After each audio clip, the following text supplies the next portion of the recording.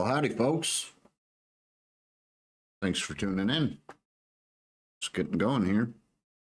I think I'm actually set up this time.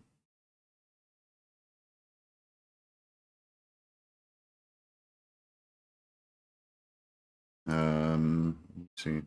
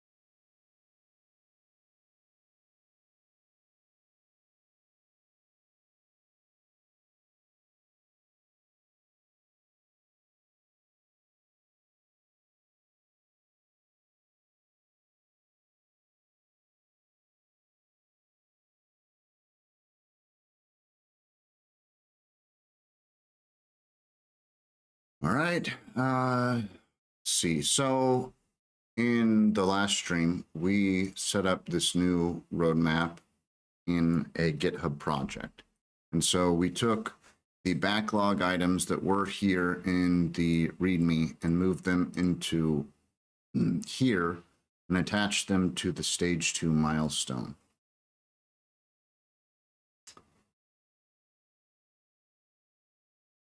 What my main focus for this stream, or at least what I want it to be, is this one. I'm actually going to pull this over because, can I not? Oh, derp. That's my bad. Derp to derp. Let's pull this over. I'm not logged in there, so I can't rearrange. So let's pull this one over.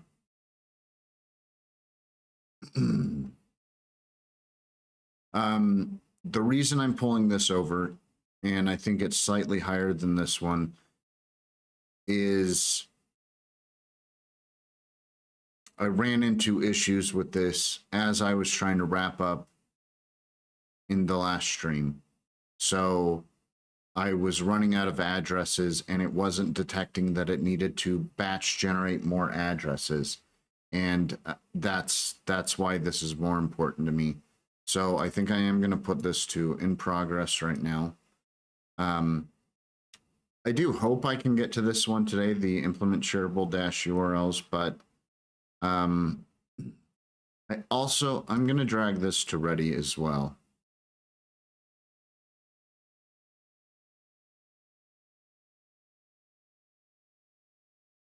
So I think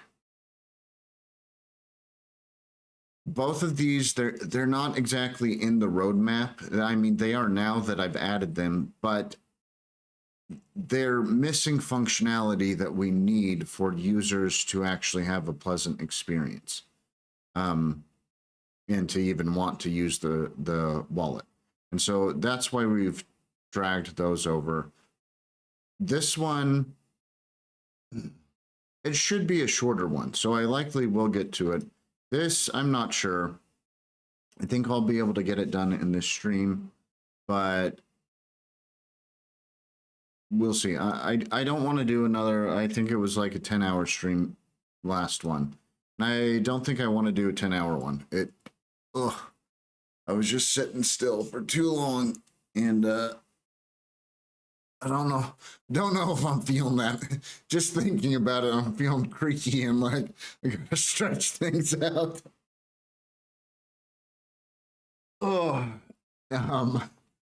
Let's see here. Oh, I should get some music going. Let me get some music going. I am not sure if he will, but maybe Ryan will join. I invited him on. We were supposed to do that in the last stream, but I wasn't able to start when I thought I was going to, so he might join in here. Maybe not. We'll see. But he had some stuff we might need to add to the roadmap or rearrange things for them. do that song. I think I like this song.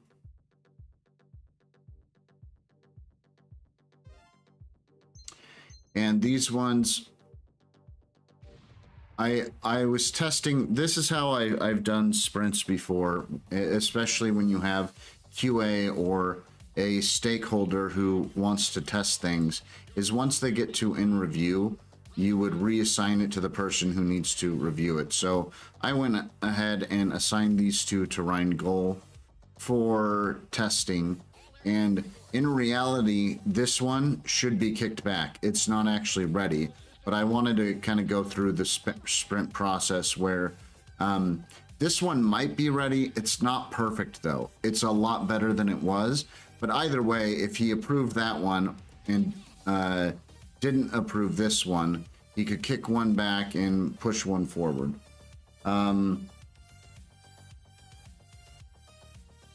Okay. He probably won't be joining today, but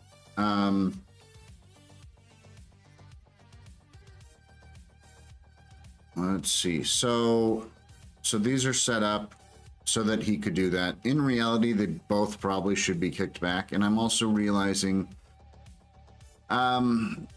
they're kind of bound together right now. They're both in the same branch. And so even if you kicked one back, it would be kind of its own thing to get it separated out enough where we could merge one. This is where had I been more in the sprint process, each one of these would be done in a different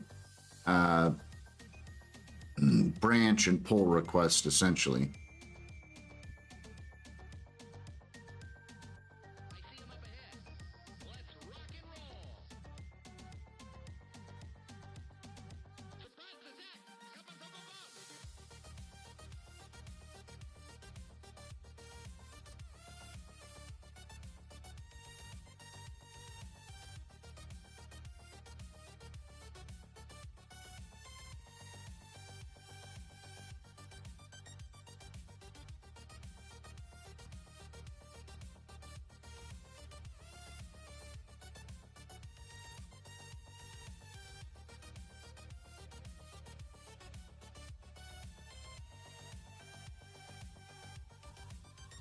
All right. So let's get into, I'm going to do batch first. I do want to maybe touch more on this, but what I want to try and fix about that is related to the batch stuff. And actually, I'm going to go in here and I'm going to add this into the iteration one. So we've got that. And I'll leave, I'm not going to pull this one and this one into iteration one yet. I'm going to leave it until I'm ready to work on it.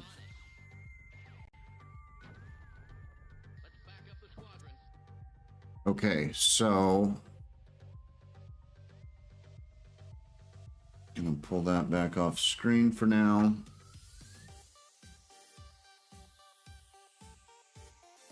Surprised it didn't update automatically, but that's not a big deal. So that's what we've got. So we need to check each address's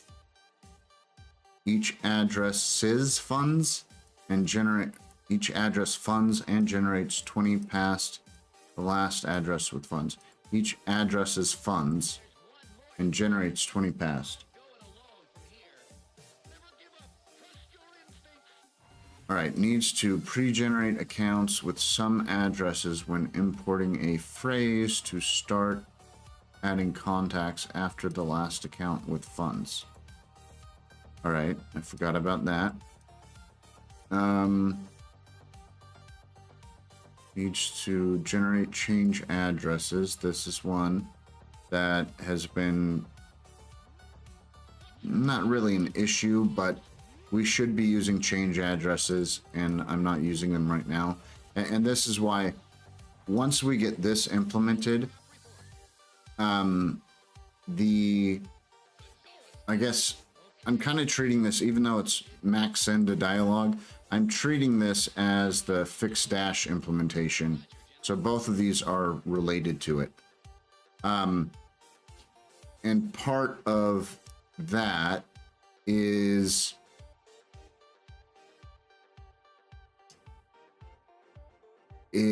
in the processes we were going over in the last stream here for wallet here and implementing dash wallet.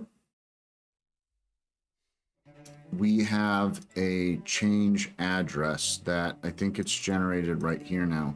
So now in this derived TX function or TX wallet function,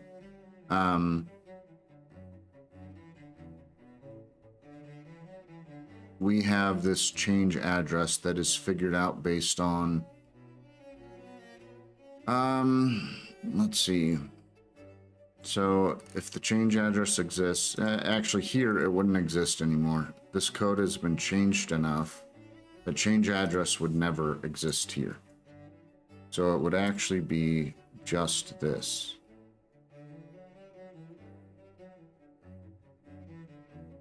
Okay, but either way, we take either the fund addresses and we grab the first address, which works, but it's not ideal for privacy reasons. And here we also take, let's see, temp wallet. Okay, so we don't do that. We use the temp wallet address. So we actually derive the wallet data, but we are doing a derive here. There's just a chance that there's going to be multiple. So what we will likely need to do in here is derive the change address, because this HD path right there, this would have change right here, essentially.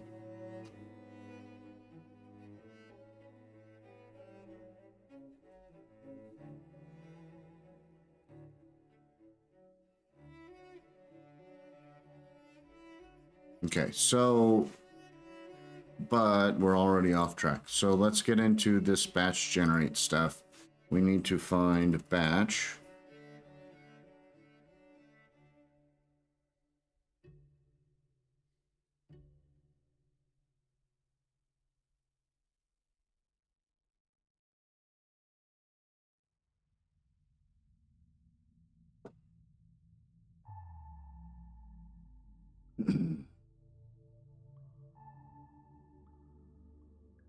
So I think this one is used in another one. Yeah, batch gen account adders.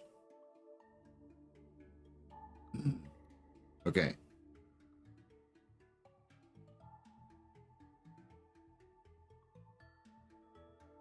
So I think this isn't used in as many places now as it once was because we wrapped things.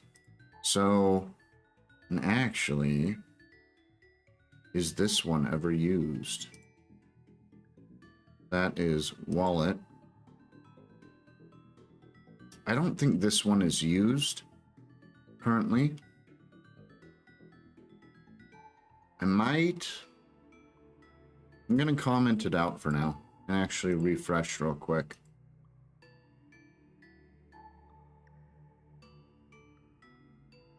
Still working. Yeah, I don't think this one is used. I think it used to be here and then we ended up moving it over to wallet. So I'm not liking that though. Generally, I prefer the definitions to come before the use cases.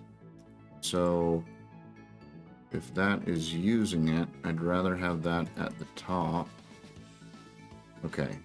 The 511, 583, 844.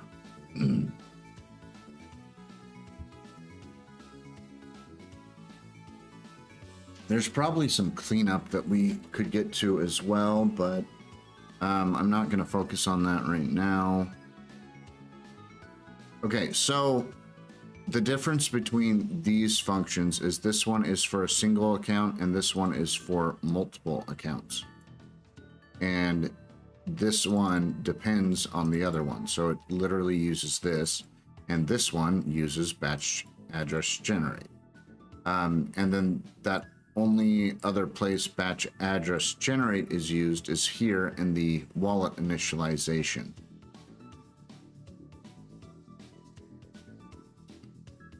So what might be useful is to modify the main function here.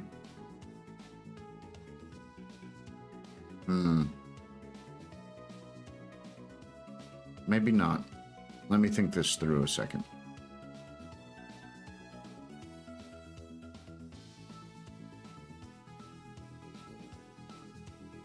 I was thinking instead of defaulting to use whenever you batch generate, maybe we should do both the receive and the change.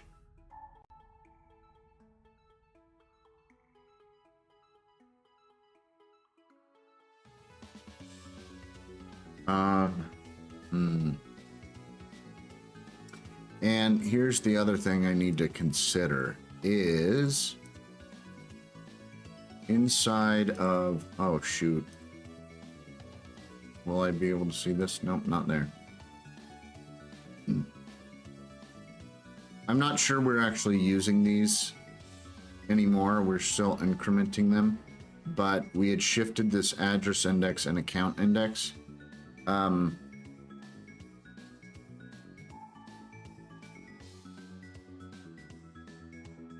We might need to track receive versus change.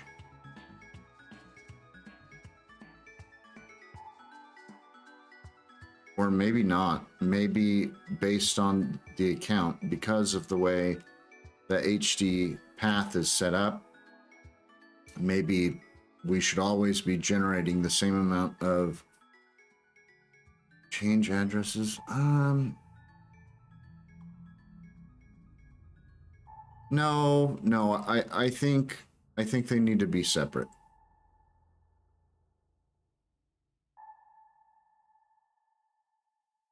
So all of these addresses shown here are essentially our addresses. They're not addresses for our contacts, in the sense that any of these could receive funds from any of our contacts, and we need to be able to detect those funds.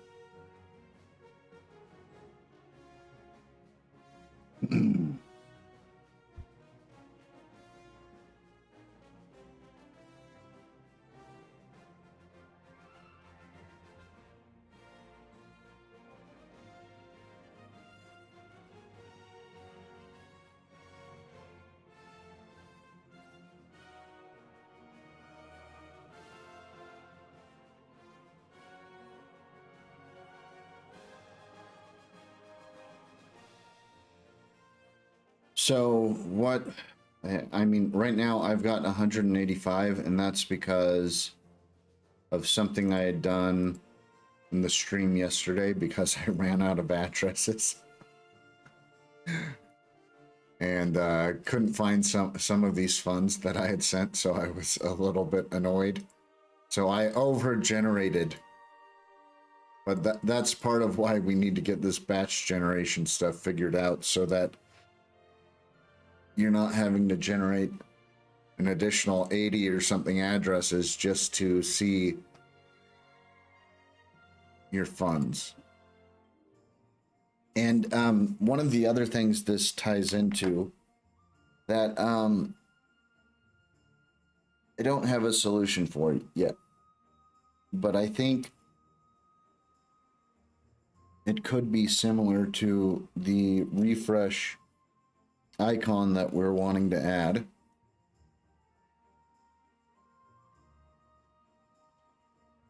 So right now, if you click this, like we'll see, if I clear this and click that, you'll see it updates. Instead of doing it like that, we need some sort of refresh icon so the user knows they can click that button and it will refresh the balances.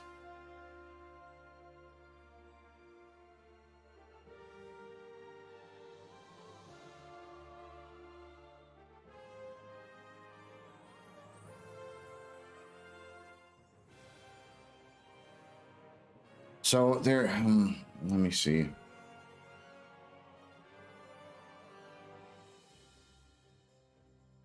There are several things I'm trying to think through here, so I'm quieter than I should be. I should be talking through this, but there's, and this is why I kept a to-do list actually that I recently deleted. Maybe I'll try to be more responsible. Let's see. Instead of doing a to-do list like I was doing, let me see here. That work? Okay. So I will pull this over. This is something Kool-Aid J86 is actually good at that I'm terrible at. I don't normally do this.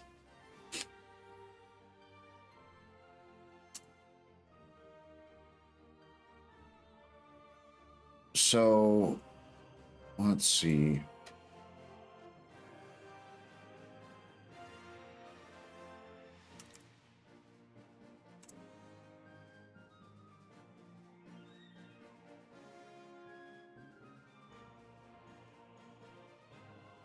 Okay, move this over here. Actually, let me resize this. Out there. All right. Now, I can align this a little bit better. Resize that. Okay. So, what I'm trying to think through here is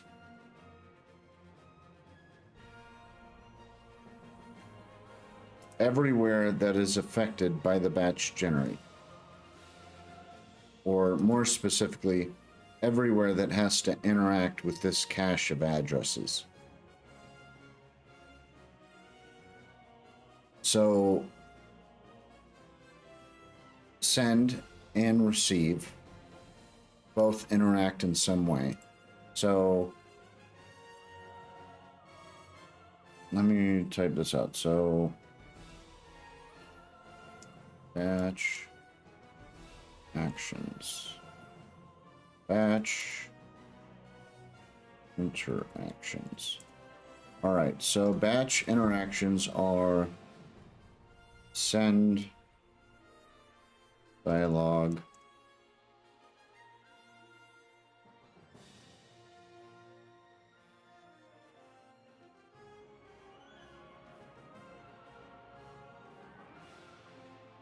selects next address index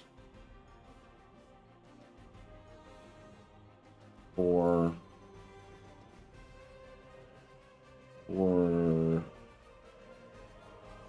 contact or main wallet.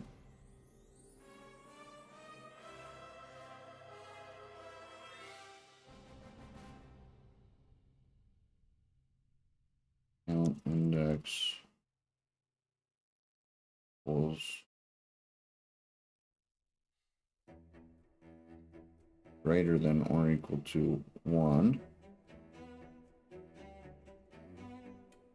or main wallet. Count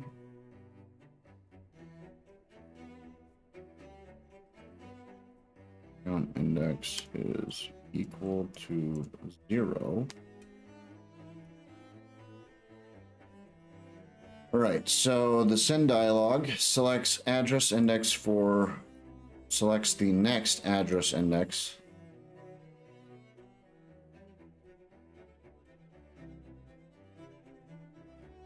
For contact, account index greater than 1, or main wallet account index is equal to 0.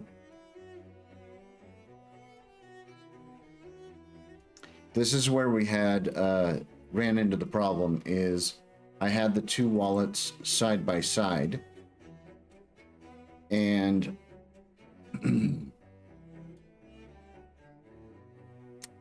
this one kept, well, I mean, both of them would have gotten there eventually, but as I was doing a lot of the sending from this one that I'm considering the main window, my JoJo wallet here, I was sending to the next address index. And so it would have started at like 0 or 1. And I got up past 20. And so once I got past 20, the other wallet, do I still have that open? Let me see here.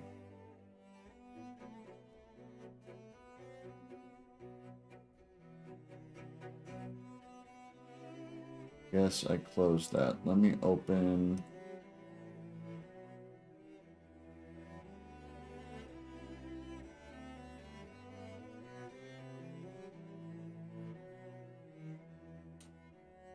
Okay, and I think I was using this phrase.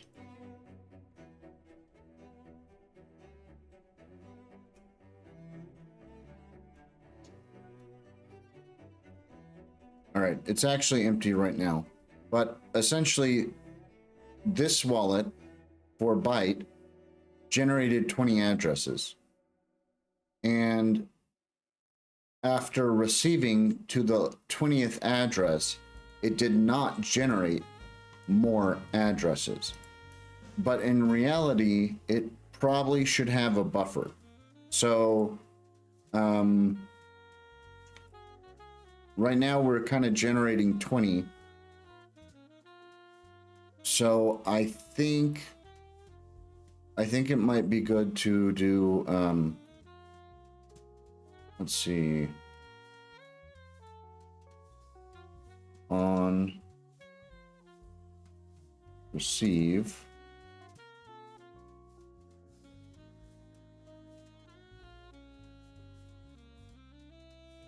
We need to check current address index for contact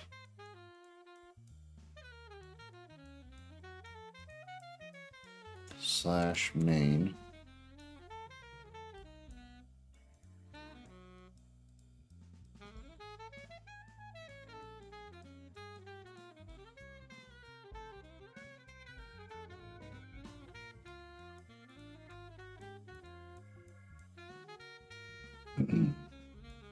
So on receive, we need to check current address index for contact / main.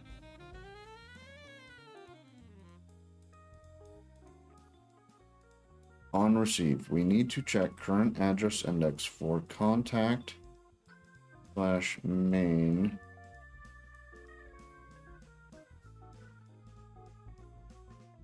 Sorry, I got a message and it threw off my train of thought.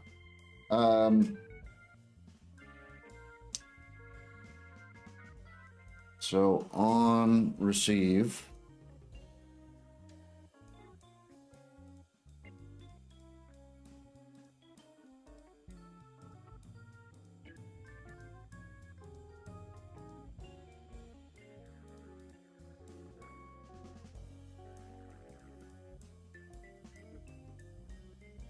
we need to maybe let's not. So on receive in the WebSocket, or when, oh my gosh, I did it again. When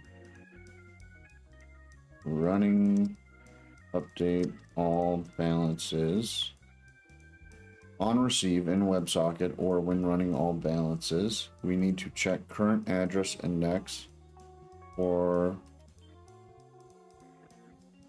contact account index.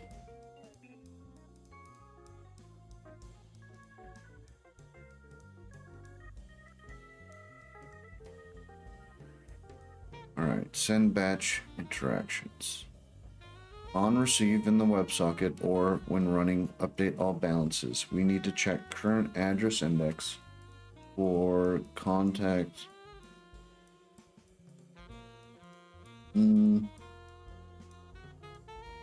Let's say at the account index. We need to check current address index at the account index.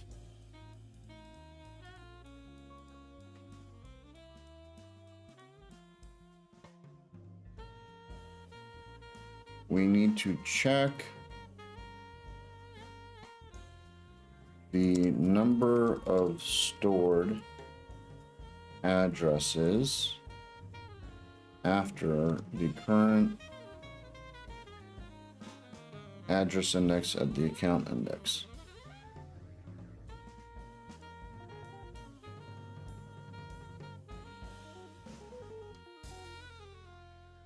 If it's within,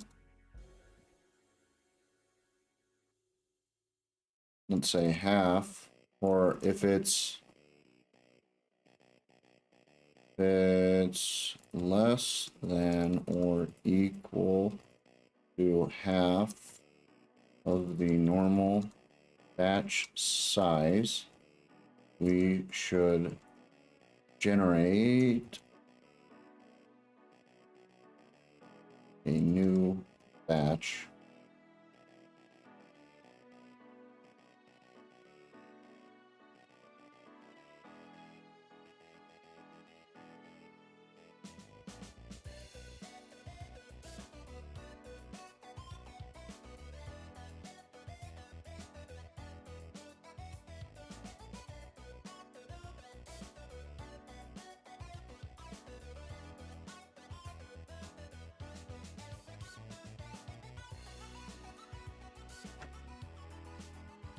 Okay, so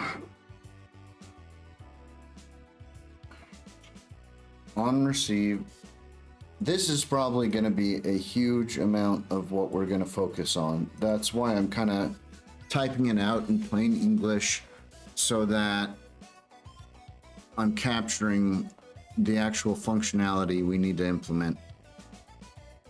And this is where normally I would use the to-do list in the code, but this at least allows people to see the thought process and should be better going forward. So on receive in WebSocket or when running update all balances, we need to check the number of stored addresses after the current address index at the account index. If it's less than or equal to half of the normal batch size, we need to generate a new batch.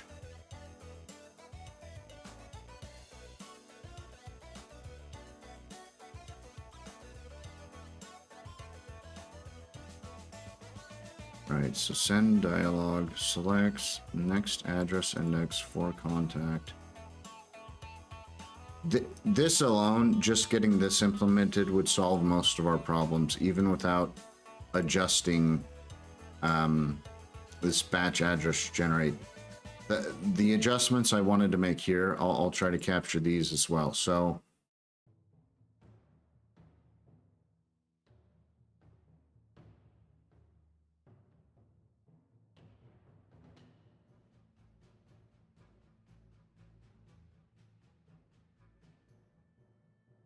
send dialog selects next address index for contact, account index, or main wallet account index. And this is actually something we need to add. Let me should also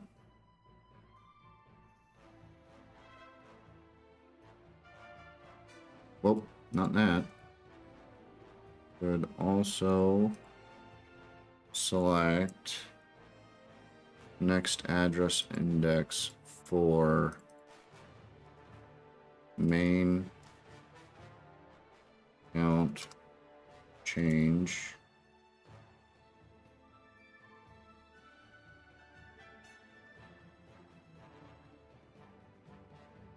zero.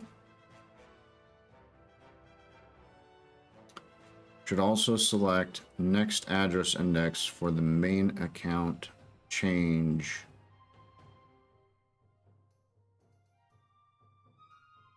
for the main account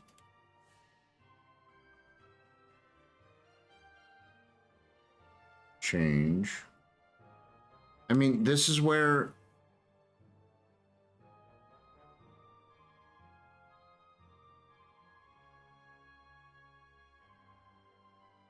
And also select next address index for main account index. Change, which is you know what? I might do this real quick. I think I used to have this in here, but then I removed it. And now I think it would be useful again. So, especially as I'm interacting with this enough.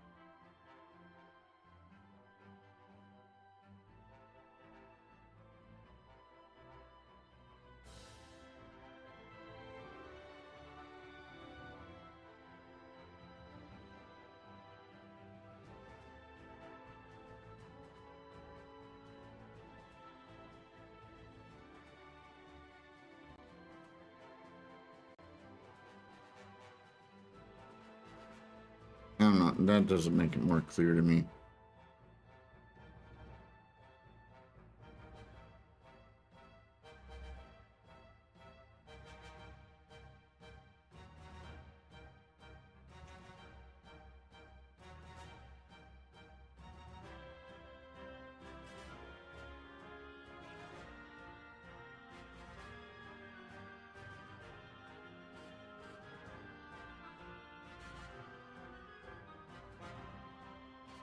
I'm actually going to drop this one. This is for dash only, so I'm just going to say 5 there.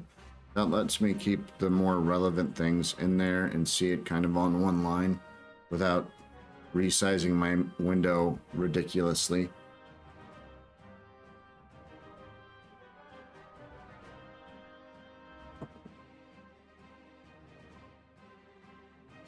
And maybe I could then add that back in. Let's see if it's, yeah.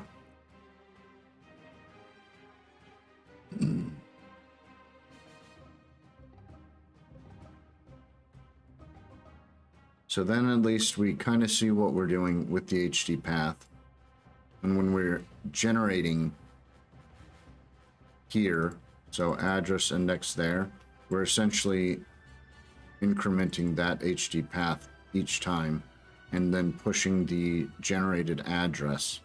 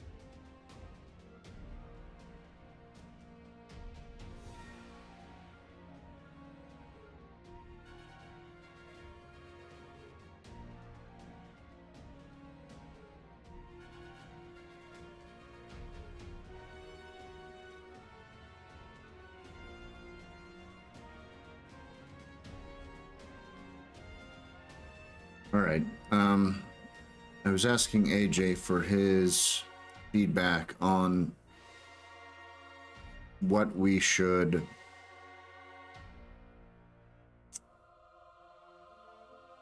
let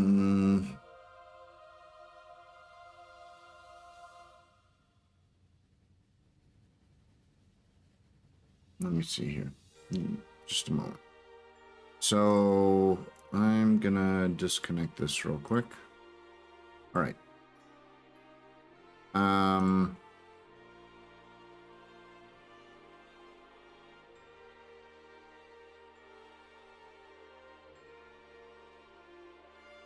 So I was thinking of implementing a selector like this one inside of the send dialog. But instead of obviously being for remembering a password, it would be something like enable standard send, non-standard send, legacy send. I thought AJ had, I also, CoolAJ86 is his username. So I thought CoolAJ86 had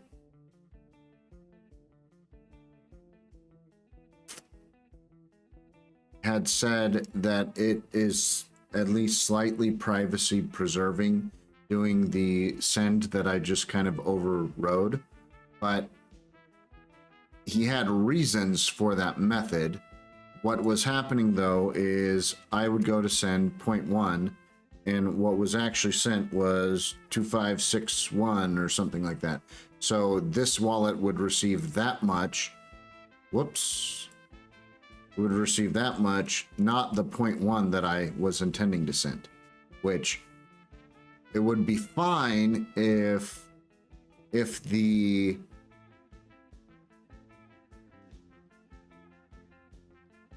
if the transaction fee, like you expect some fees, there might be a little bit lost, but that was more than double. Several times I'd go to send and it was sending more than double what I tried to send.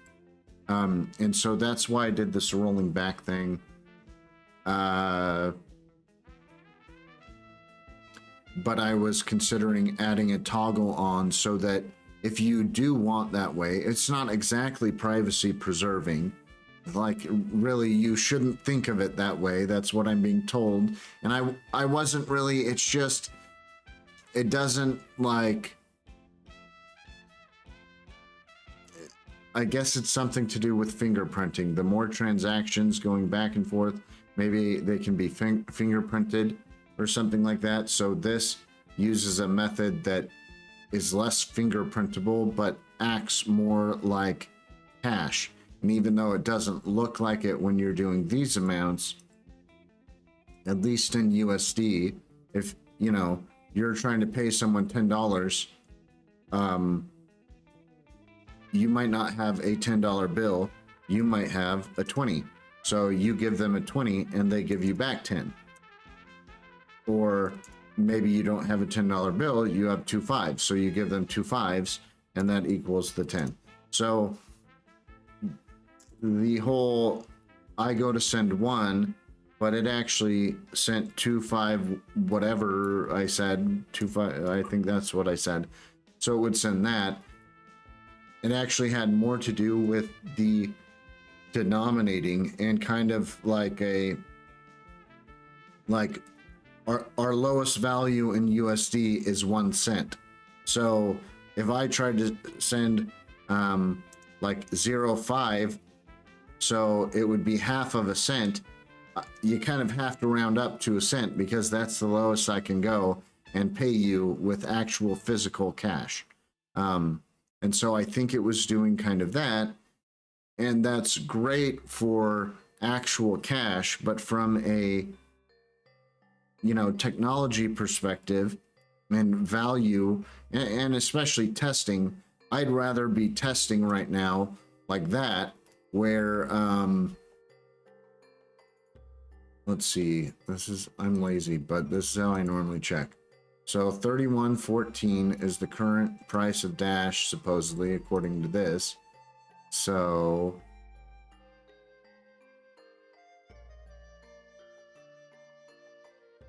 let's see, 31.14 times 0.001. Okay, so I'm essentially sending 3 cents with this transaction. But if I did point like that, I'm sending even less. So I'm sending literally a third of a cent. That would be invalid in USD. I would have to give them a penny. Like, I would have to round up so that they get an entire penny. But in Dash, I can send that exact amount. And I think that would be the expectation for this wallet. If I say send that much, it shouldn't send double that much. Even if it is still, like, at least according to USD, it would still be like less than a cent. It's still double what you intended to send. And in some instances, like, we want to integrate with CrowdNode. CrowdNode does its messaging with exact values of Dash being sent. So if we tried to send it and it didn't use the CrowdNode amounts that it's supposed to send to do the signaling, we would end up getting, we wouldn't be able to trigger everything that we need to, essentially. All right, but I digress. I'm now off topic here, so let me reset that up because we will need it at some point in the stream. I'm going to drag that back off. I'm going to close that. So that's what I've been discussing with AJ, and that's why I keep getting distracted as he's responding to me with some of the ideas there.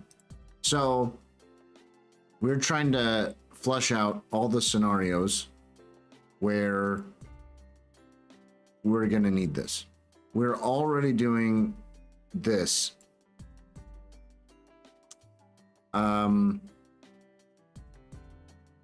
Maybe it would be better if I switch this into a checklist, because that one is done.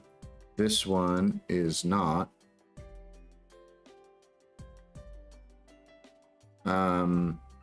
This one I do not believe is done at all.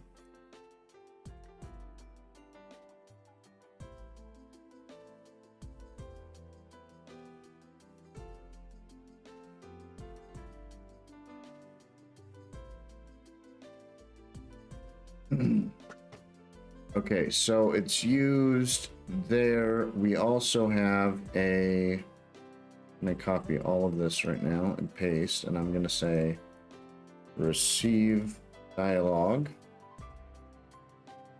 Let's see. So receive dialog selects the next address for the contact or the main wallet. It does do that, so that's already set up. I don't think we need to do more there, so I'm going to delete that one for now. Gonna go ahead and update this comment so I can save what's there, but I am gonna edit it again. I just didn't want to get in the position where I forgot to save it or something and close the tab or whatever. So receive, every time I open this, this address should change right there. So it's what, ZW67. Oh, I actually made this change. I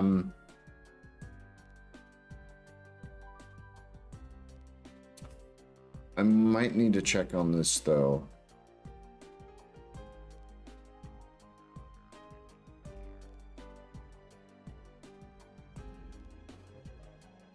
Well, so this is what I'm actually feeling is, it might be better to not automatically increment.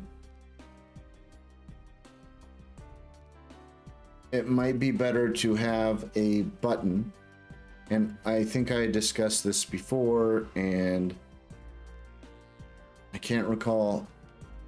Maybe I should not say discussed. I believe I talked about this on stream before, but I do not know if I discussed it with Ryan. Instead of automatically generating the new one, which is not happening here. But if I select a contact and do that, it switches. So now it's what, GB5YI, and if I do that again, it's YYI, XYYI. So it does change when I've selected a contact. I think, all right, and if I close and go back, it resets it. We do have another bug in here where I think if I select a, maybe not even select a contact, if I enter an amount, say receive, that adds this amount to the end. But if I close and then receive again, it's not actually resetting that. That should actually be a quick change, so I might fix that right now while I'm thinking about it. Okay.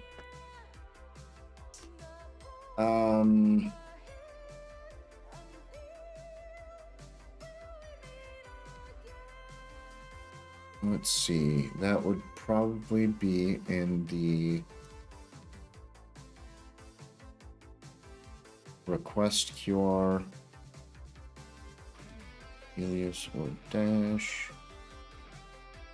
So amount.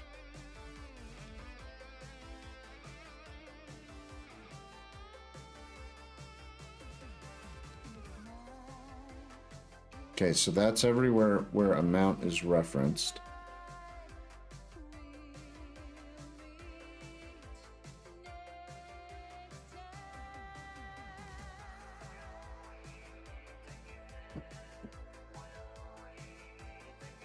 Okay, so it may actually be where we're calling this, so let's try that instead. We've got the request rig. Let's see. App dialogues, request QR.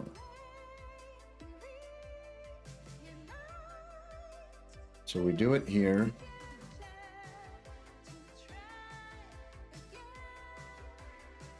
And this is inside the submit, if send or receive, if intent is receive, and there is a wallet xpub, we use that.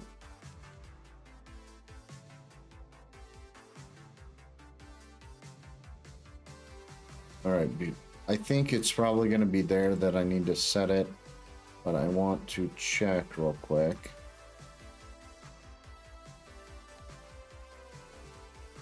So that's where it's getting amount needed. But if we, let's go back here and add amount and say amount is 0, I think that should reset it. So, receive, I'm gonna enter 0.001, receive, and close, and receive. There we go. All right, so that's fixed already. That's an easy win.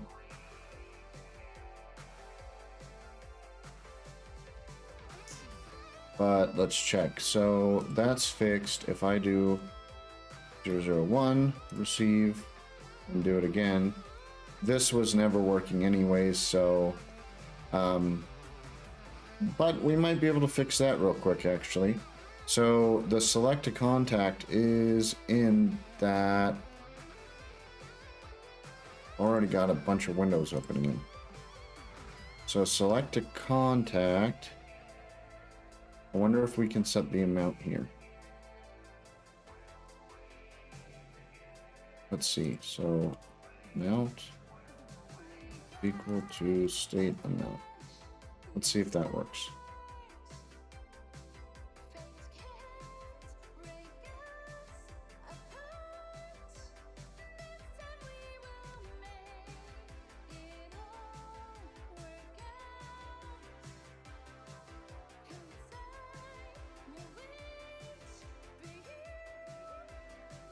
Nope. But we should be able to. That would be the send or request.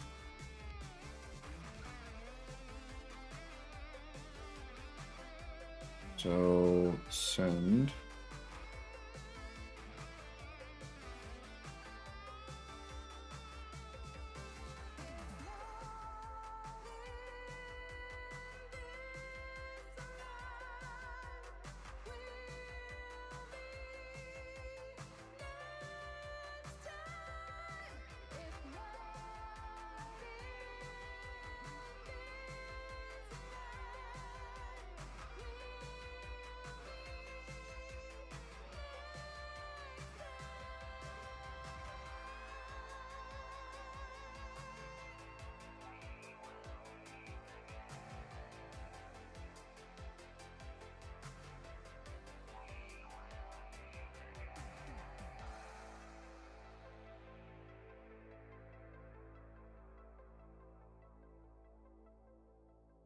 FDE intent is equal to receive.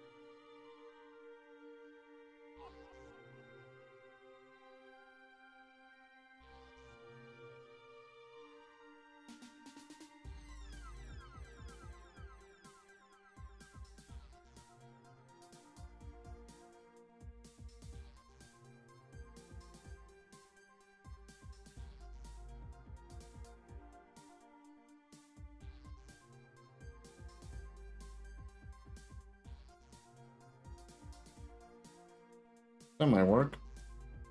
Try that out.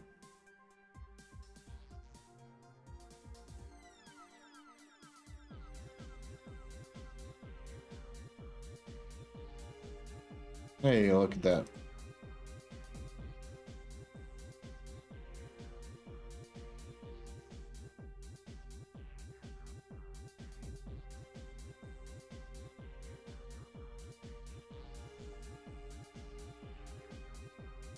Oh, that's interesting.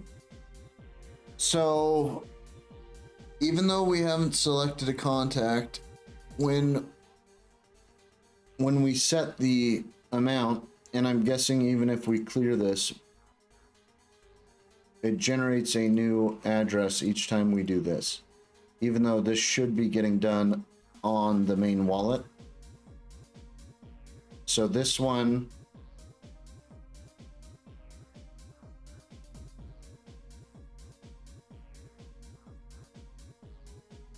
okay, we do need to modify this. I'm glad I was testing this out. So receive selects next index. So not necessarily change, but we do need to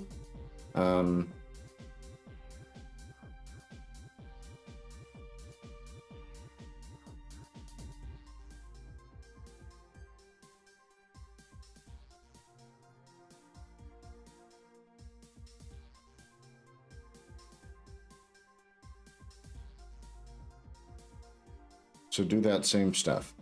So when we receive, we should check that, specifically because you could potentially share this QR code with someone and know that, you know, they're going to pay you at some point, but not receive it while you're looking at your wallet. So when you share that, you should already generate these. But if by chance you've done that and you receive funds at a later time and it gets updated either by the WebSocket or by updating all balances, which that can be triggered manually, or it can be triggered when you load the page. So if you refresh the page, it would also trigger update all balances.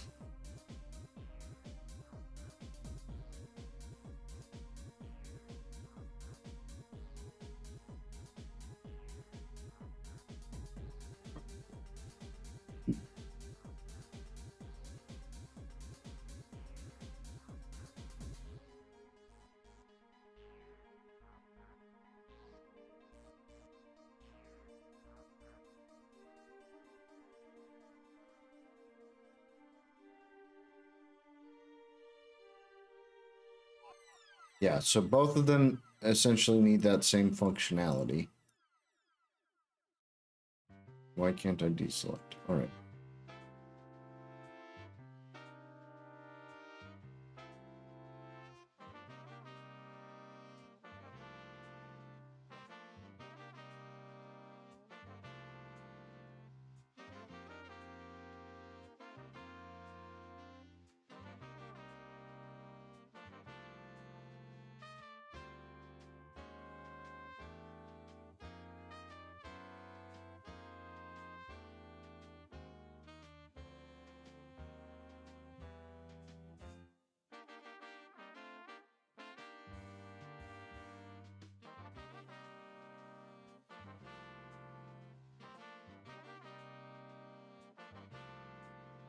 Hmm.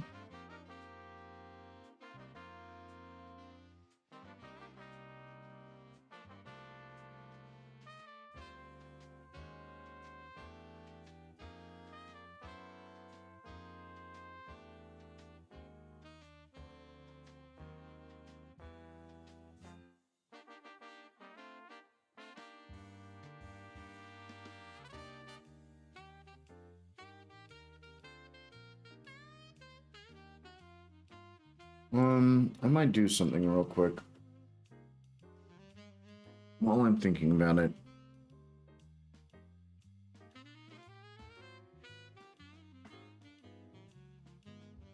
So, should be in here,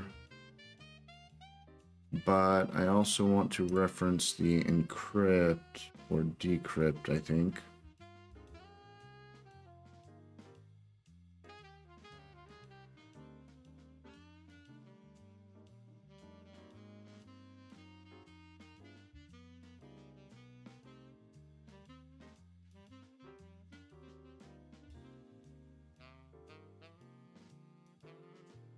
Okay, and if I go back here,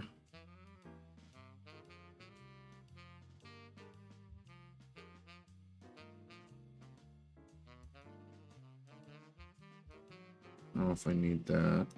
Let's see if I can drop the article.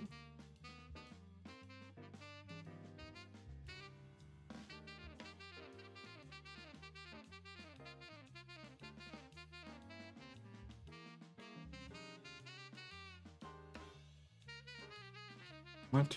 No, Control H.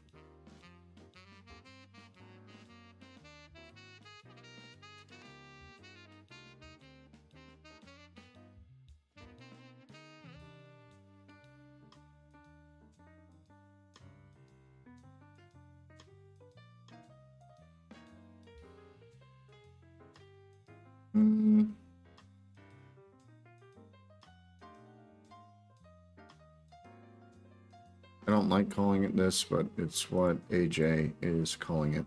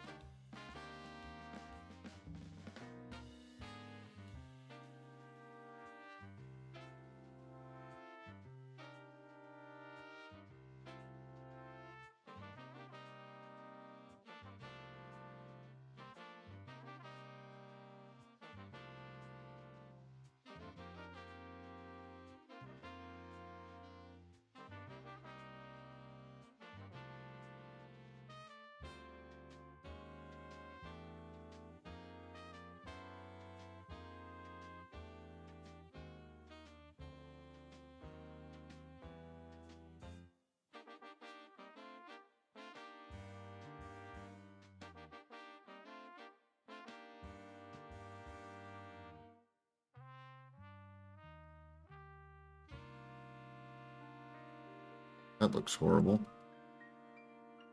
This all looks horrible.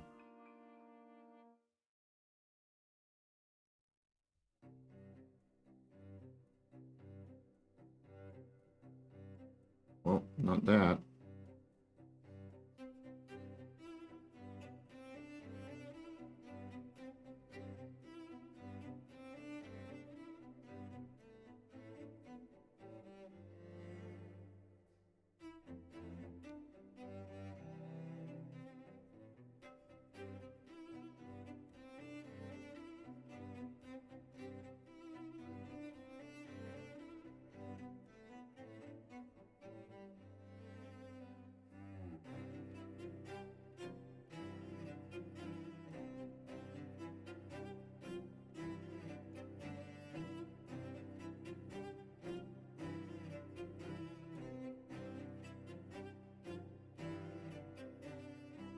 Dang it, I just saw this. Is that it?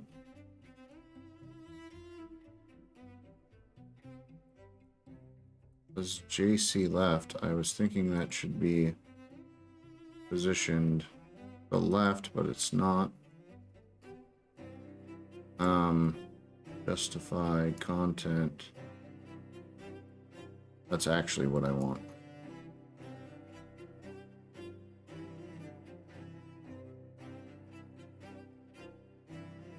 And that is on the label.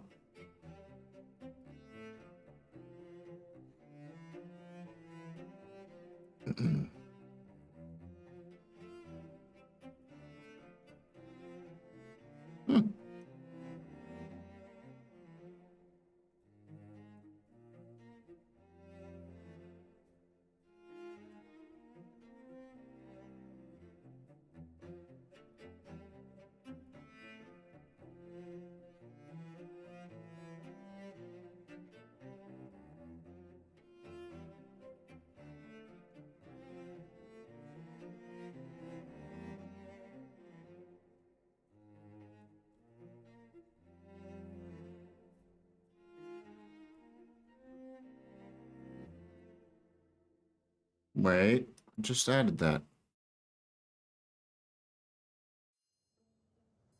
So there should be. AC end is getting over it.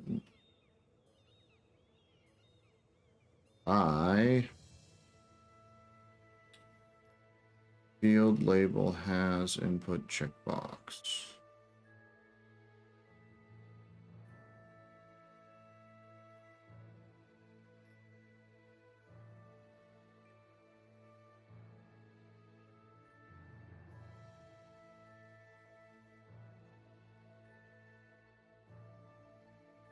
It's still getting over it. What the heck?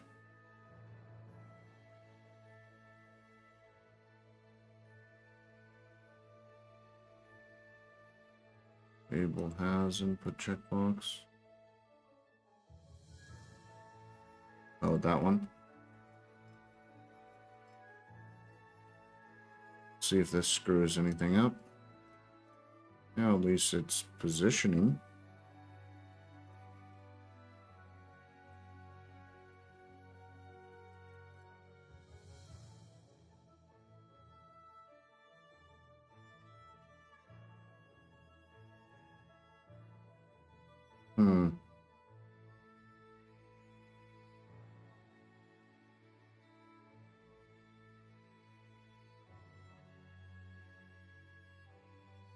And if I remove the sub.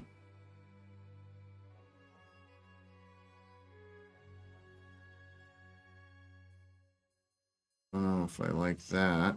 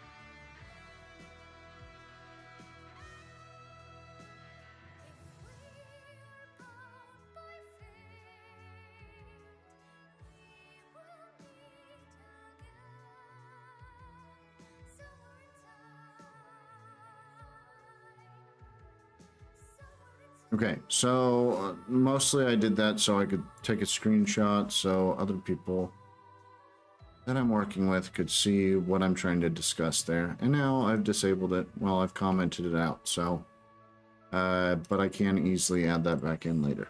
All right, let me get back on track.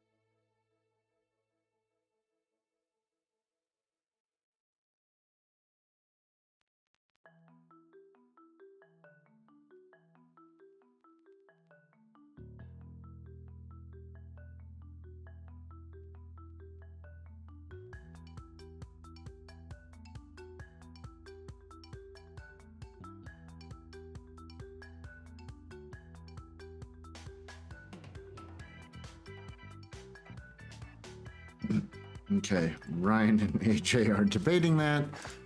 I want to focus on work while they debate.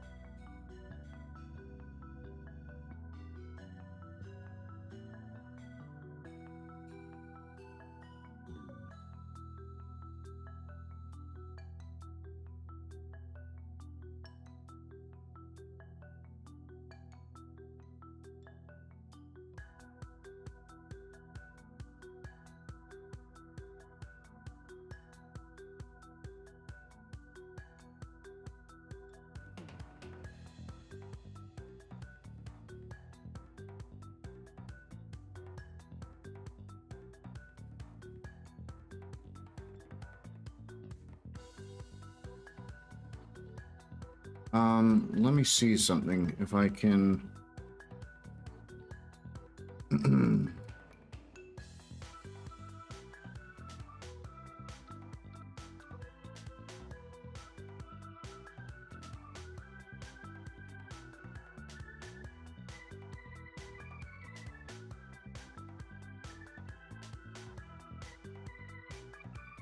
Okay. No, I just said I'm not gonna focus on this, but they're talking about it, and now I'm thinking about it. So now I'm trying this while I'm thinking about it. I wanted to swippy swap. No, not that. Down here. This. So I'm gonna disable that for now. Okay, let's refresh here. Assuming that doesn't break. All right. So now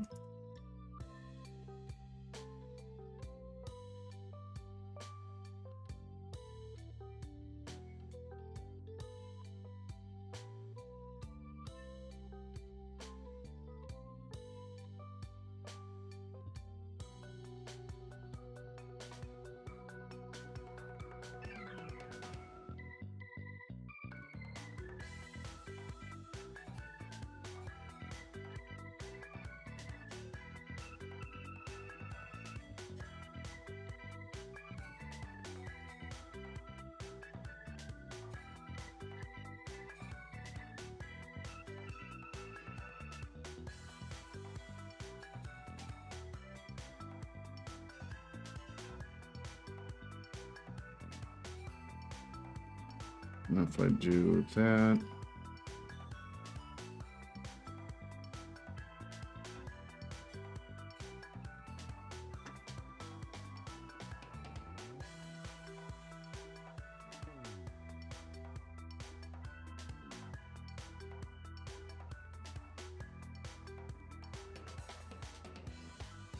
and if I go back to what we've got set up now,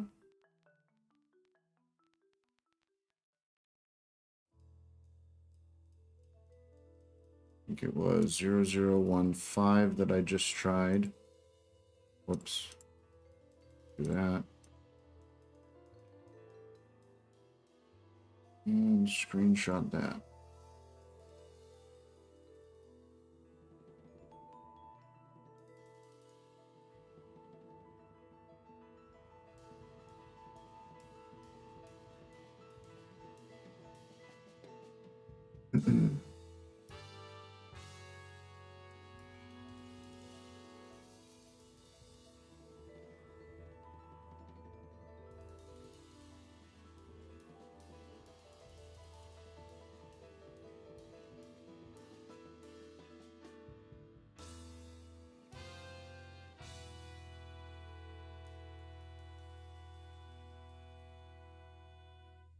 Okay, now I think I'm done.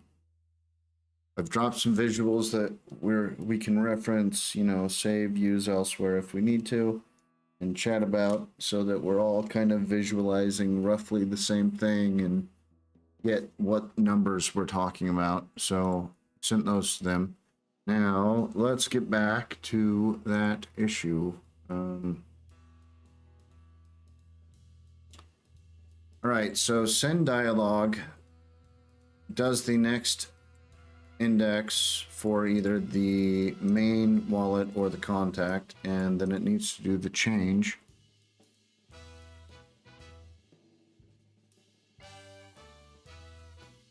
Might modify this so it's more obvious what the difference here is. So if I do, I think it's double.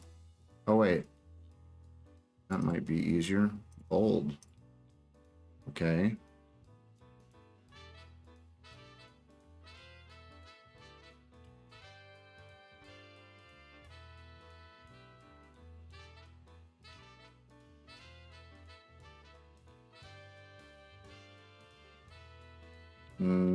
Let's do batch size equal to 20.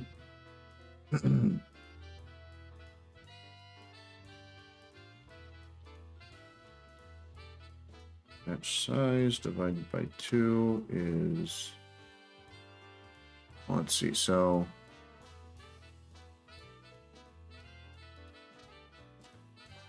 stored headers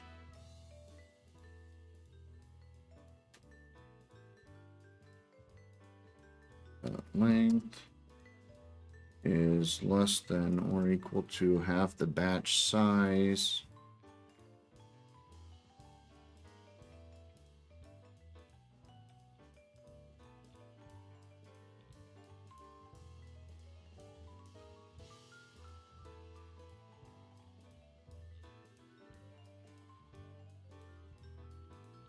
Batch size is equal to 20 if the stored address is length. Well, that's not quite right. This is more just for informational purposes, though.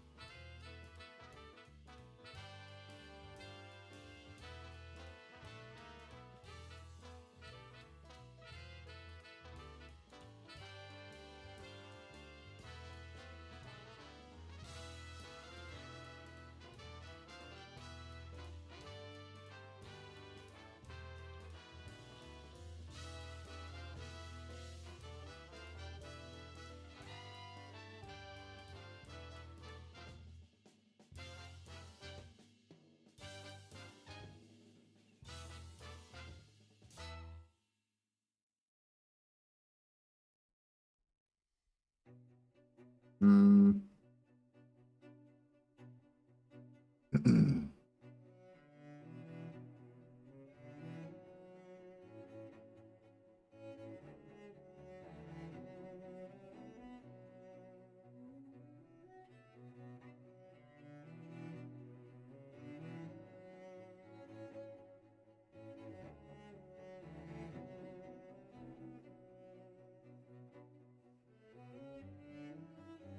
I don't know if that will work in its due.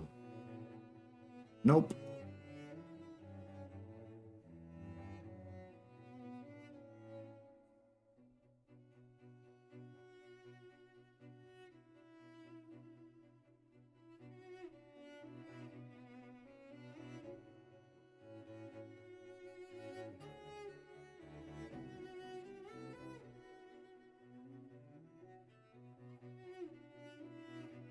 Oh no!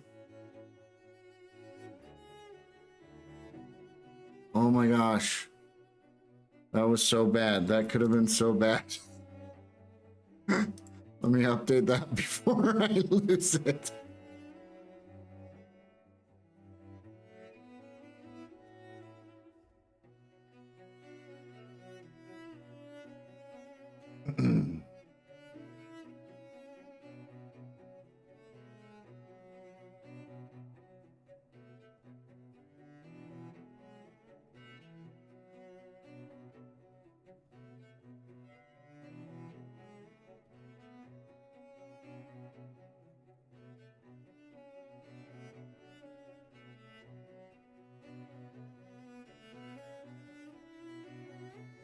If stored address length. So what we kind of want to do is if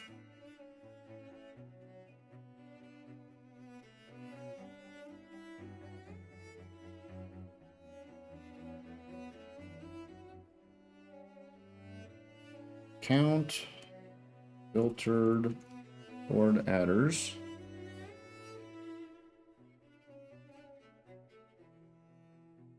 length minus count index. Okay, I think maybe hang on. Do that on a new line now. We've added more. Preview. Okay. So there we've got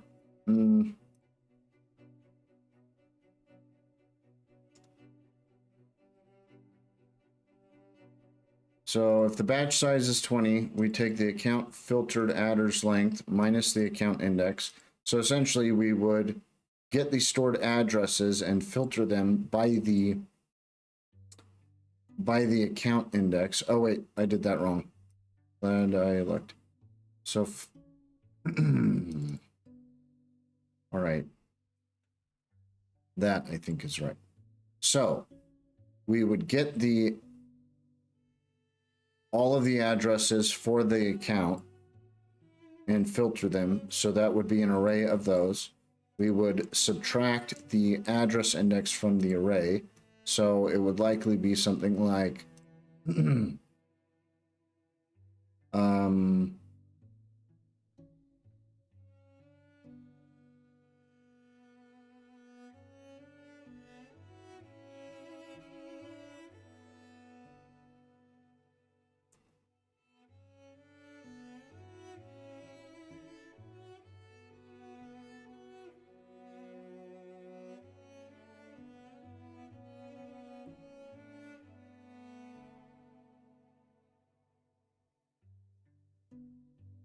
okay. So batch size would be 20. We take the filtered accounts length, we minus the address index, so it would be 9, and batch size divided by 2 would be 10. So this would be less than or equal to the batch size divided by 2. And so we would generate more, which would give us, this would then become 60, essentially. Well, actually, it would probably be 20 from that index. So it would become 51 or something like that. Or no, not 51. Wait, is that right? 51. Yeah? Yeah, I think it would be that. So it would be, this would become 51. So we would pre-generate an extra 20 on top of that index.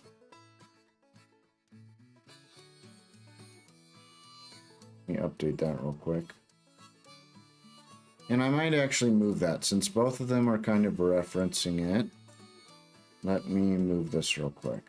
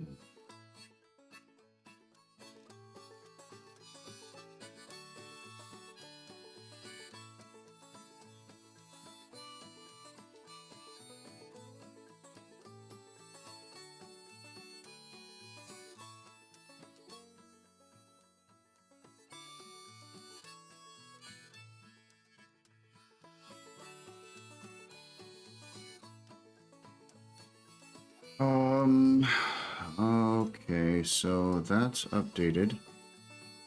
Let me see if I'm actually done updating this. Keep getting distracted by all the chat messages. Usually it's not so lively.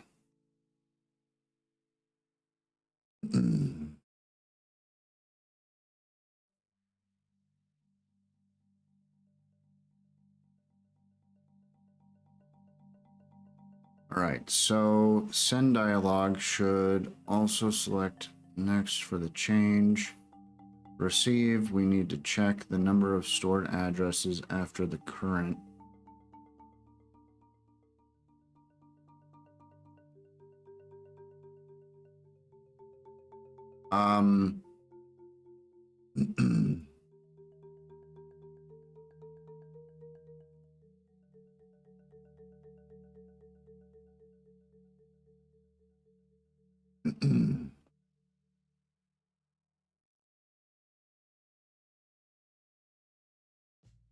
I might actually...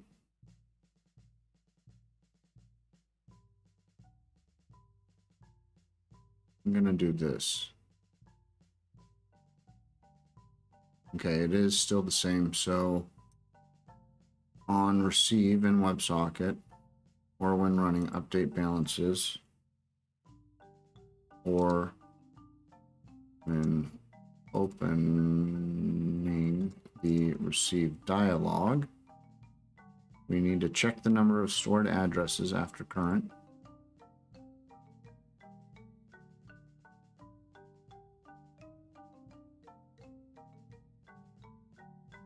is less than or equal to half the normal batch size, we should generate a new batch.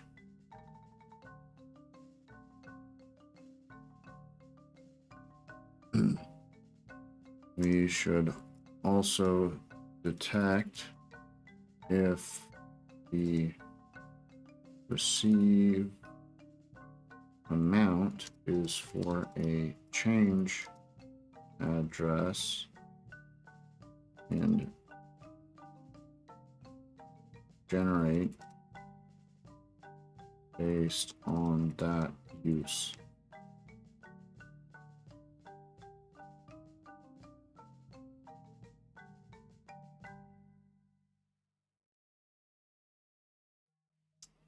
And reference, where was that?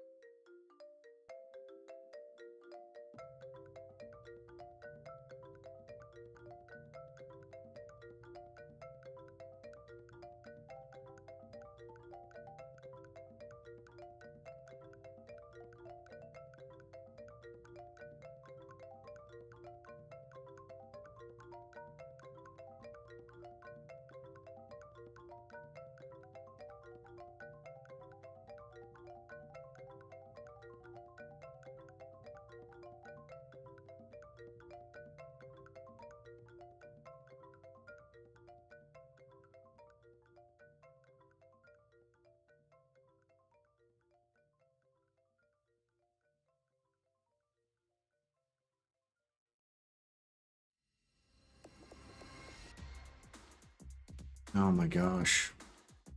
Usually I ask a question or something to Cool H86 or Ryan, and I get, you know, maybe a paragraph. This is like freaking full-on thread. There's so many messages here. I mean, I'm glad because I was wanting their input on this, but it's just funny that it's on this that it's garnered so much back and forth.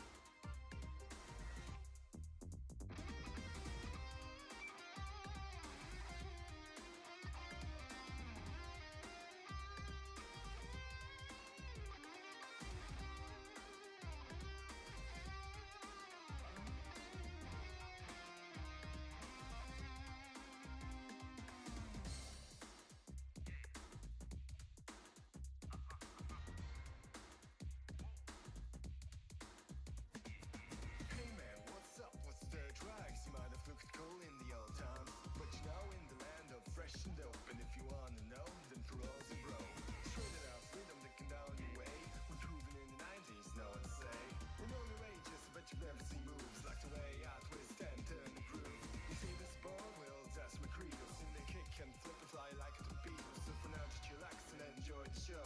I'ma swing it in, this whole world has to go.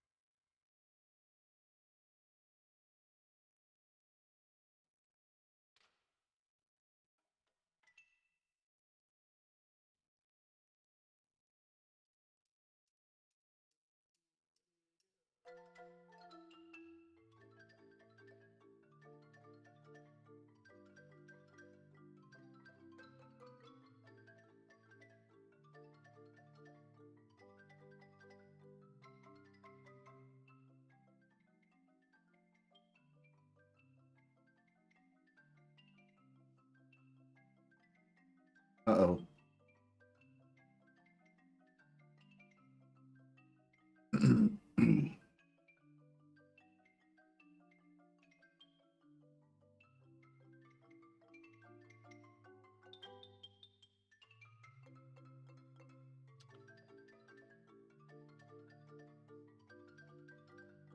All right. Got distracted again. Sweet Marie. So send dialogue. When you do this, you select who you're sending to, whatever. It should probably generate a change address as well and trigger the batch update. Receive dialogue.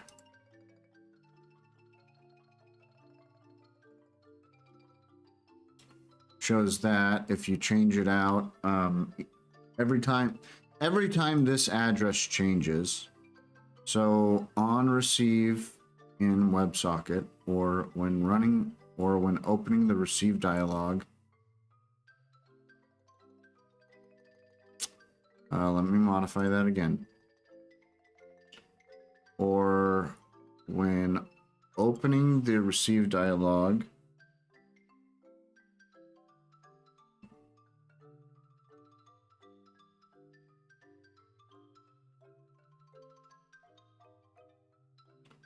on receive in WebSocket, or when running update all balances, or when opening the receive dialog,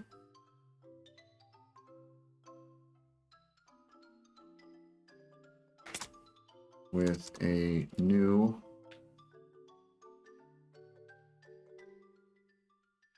address index.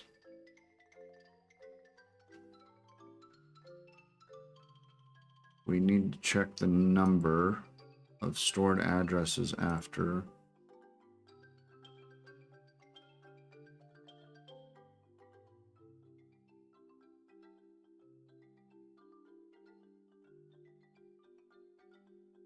On receive in WebSocket, or when running update all balances, or when opening the receive dialog with a new address index, we need to check the number of stored addresses after current address index at the account index. If it's less than or equal to half of the normal batch size, we should generate a new batch.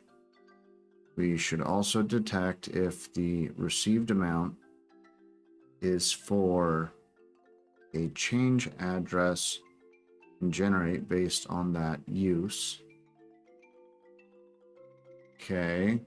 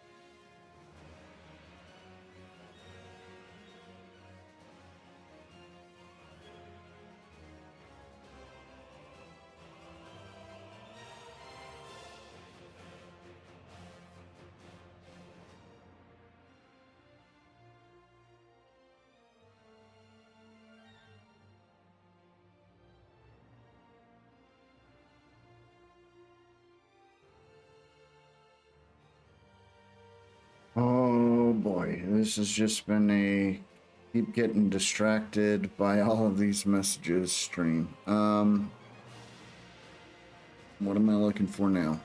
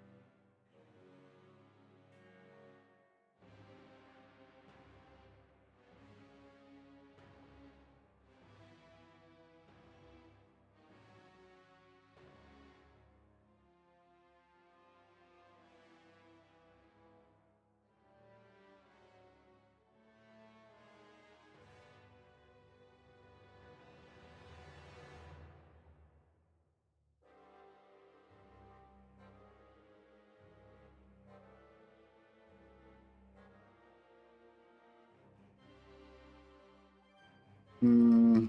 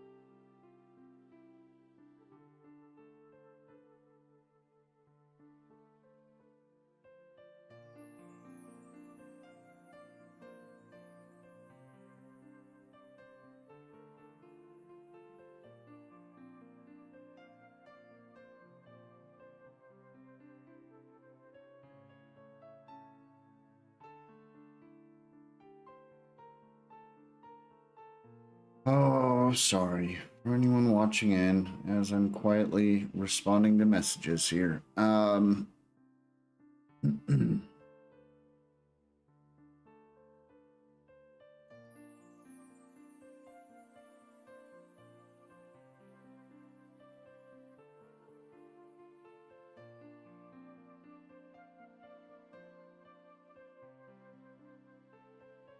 Let me.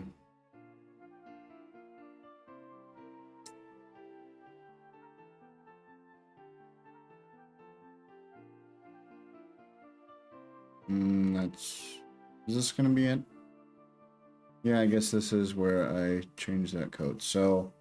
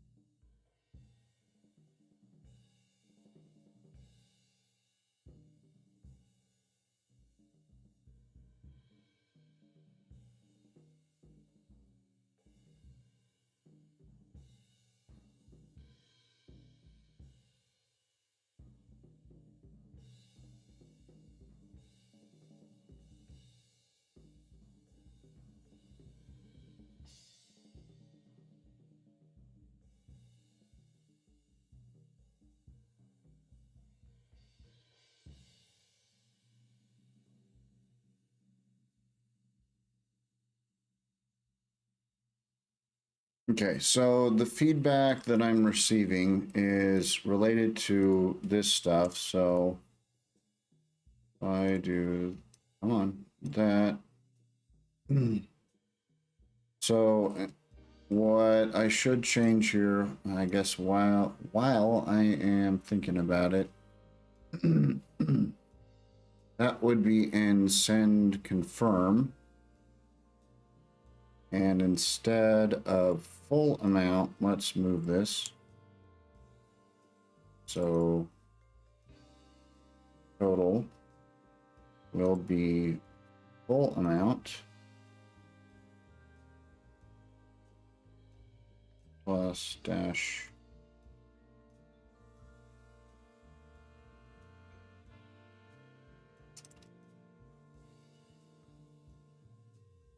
Okay, so I think if I do that,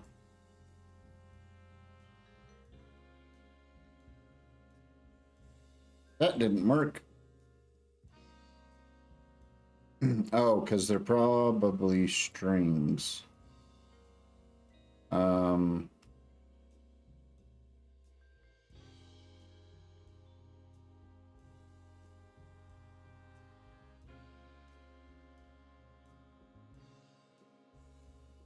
Try that out.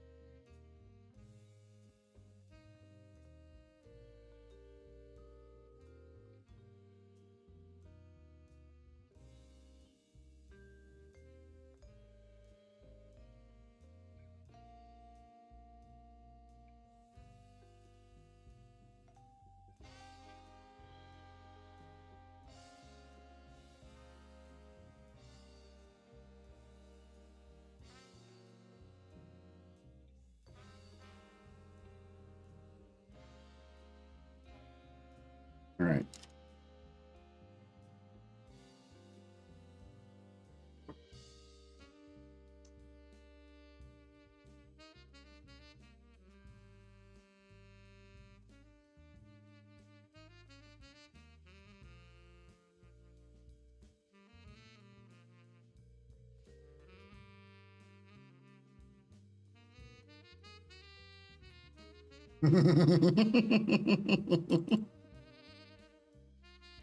Literally, Ryan and Cool AJ86 both say it's not an estimated fee.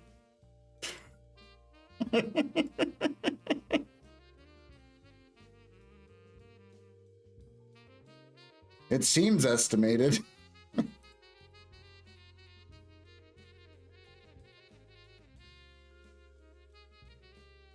We don't actually know whether it's going to be precise or not. And then it seems estimated in my book.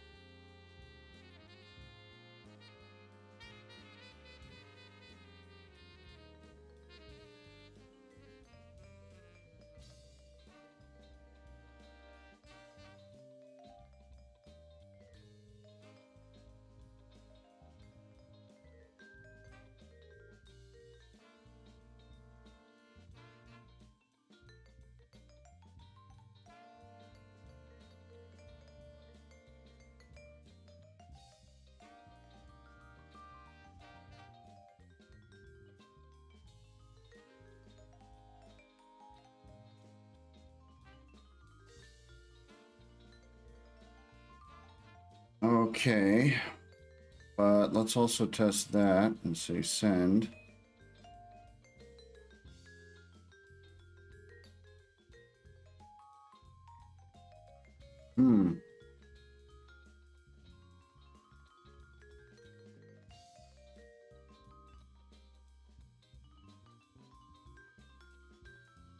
Okay, so this is where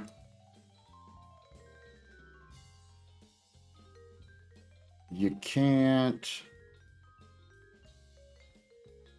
I mean, it kind of makes sense, but let's refresh this without that addition. So send, pull, there, send. So that's what byte should receive.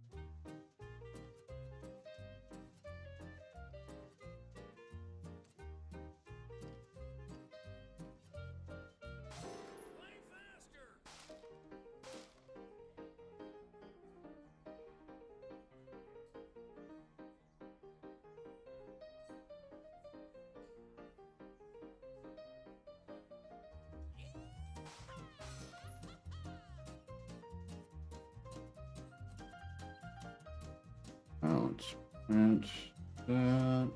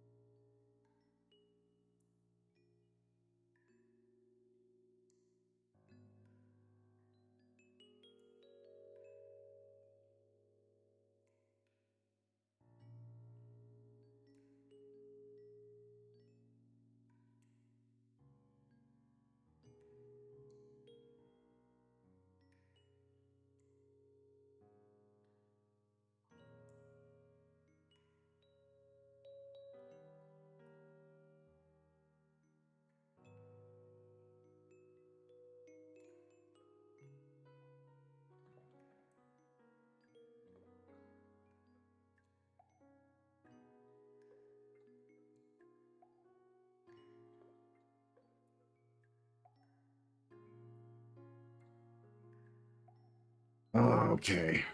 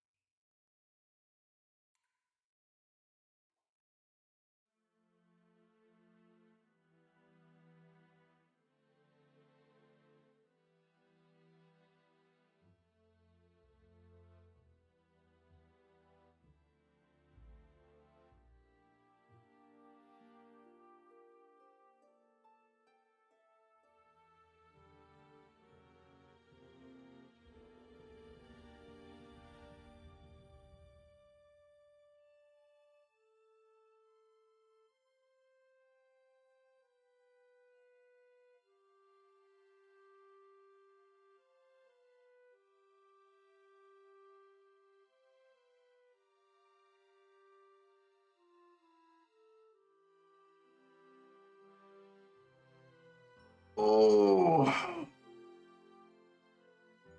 Well, this has probably not been an entertaining stream to anyone as I'm chatting a bunch off screen. My apologies.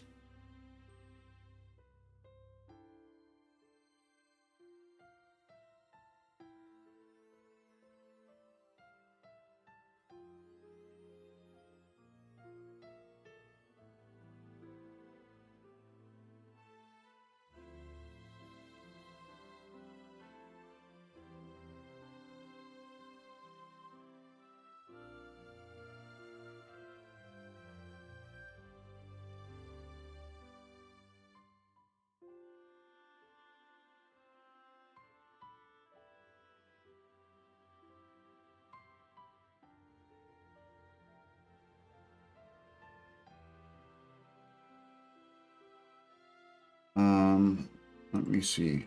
So Ryan's saying rename amount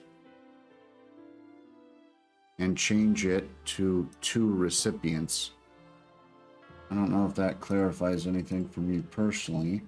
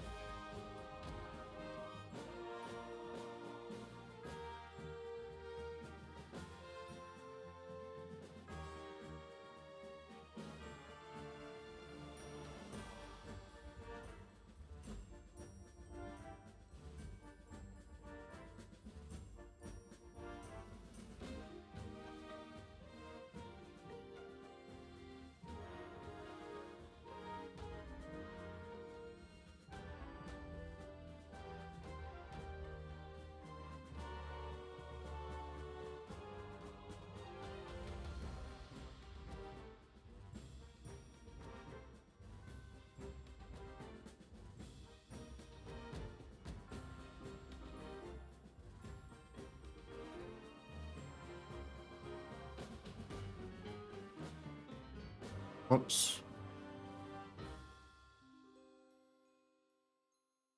Oh wait, did I reverse that somehow?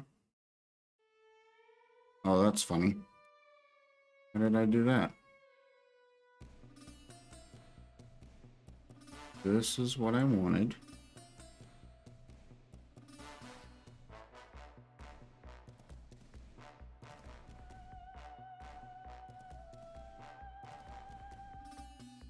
Okay.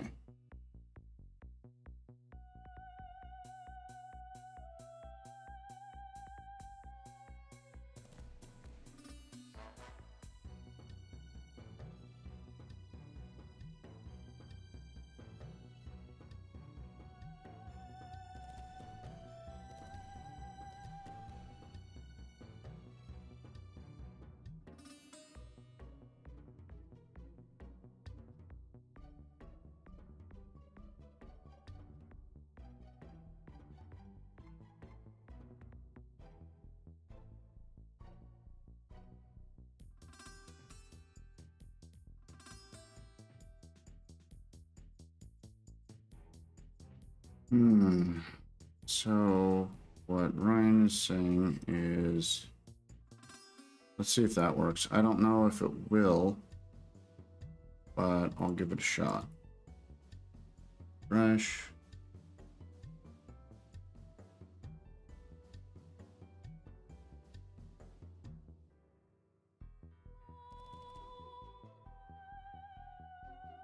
That's funny.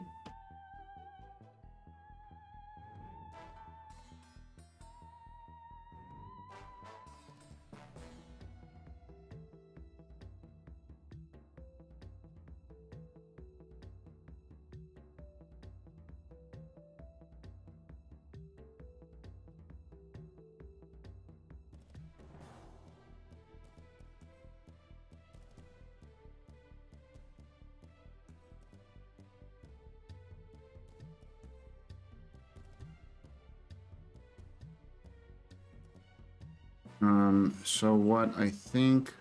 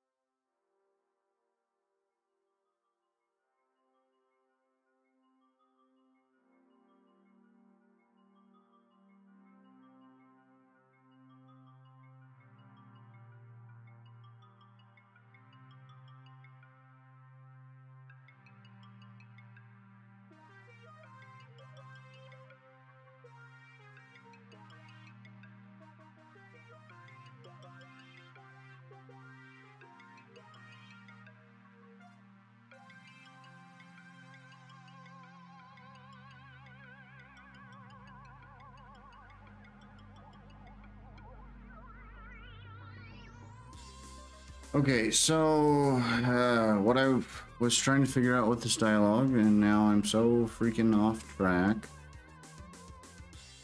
is essentially this. So full amount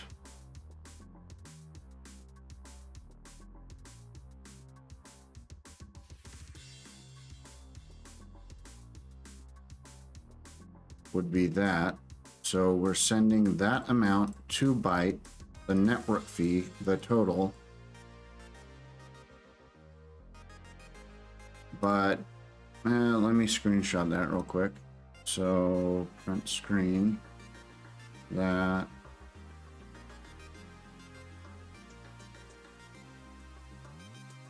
Okay, and if I do instead do halvesies.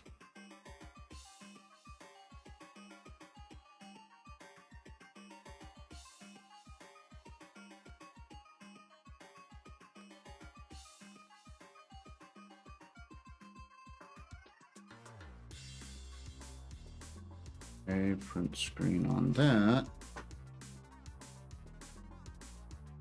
Wonder. Oh, cool. Wasn't sure if I could paste twice to the same message. And The other thing I wanted to test would be going back down here and switching that off again. So let's do that. Send, half, send.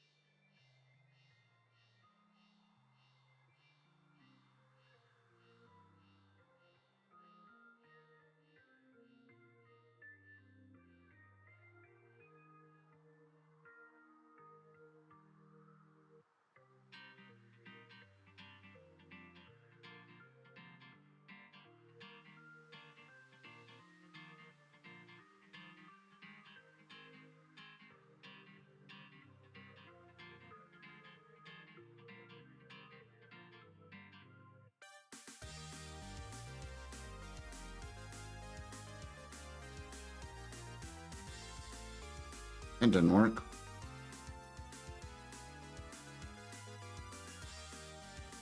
Full amount is there. No amount.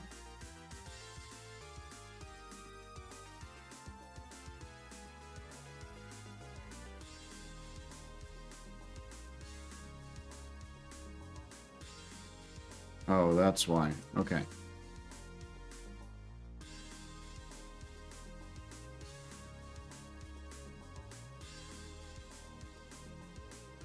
That ain't right.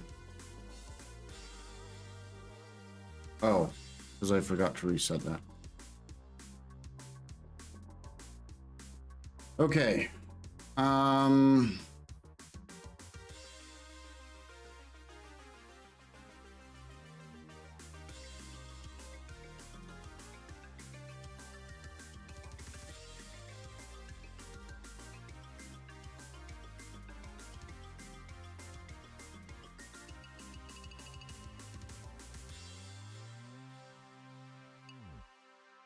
Okay, let's do that so it can visualize what I'm talking about.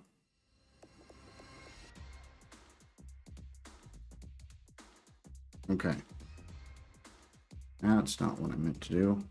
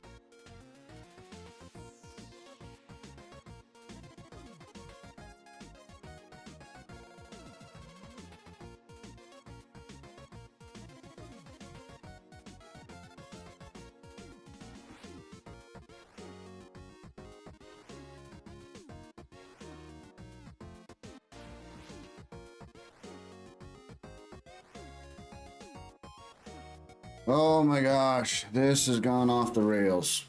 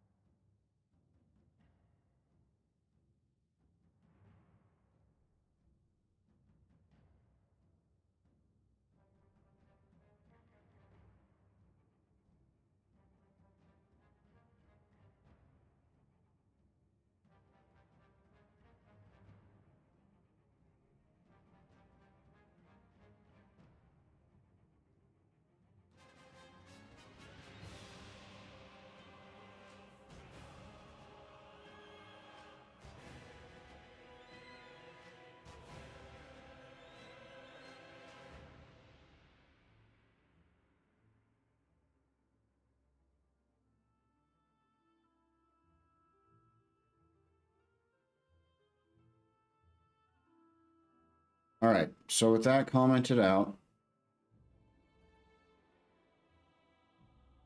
and the other stuff re-enabled, it will be more exact. So the full amount is actually fine here. I'm not going to implement the rest of the toggle stuff. That'll need more work, and I've already done more than I intended to on this. But now at least says send that much to byte. I might...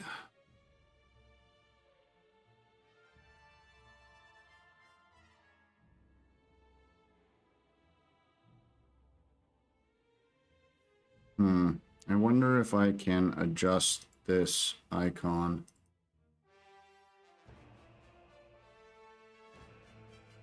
Ah, it's a little bit better. Maybe let's try 20 and 20.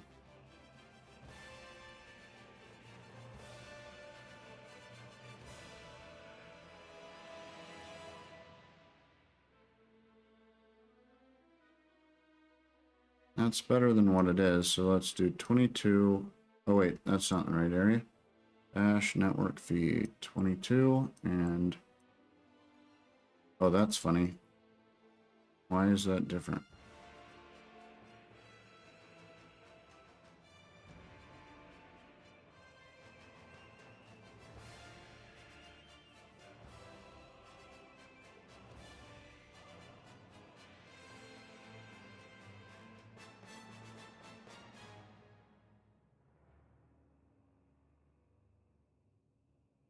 Right, send that much, 2 byte, dash network fee.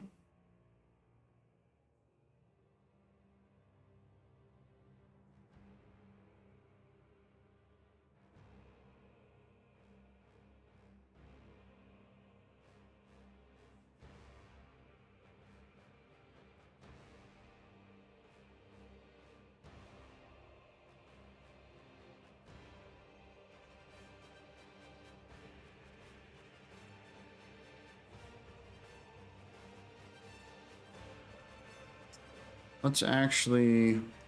I'm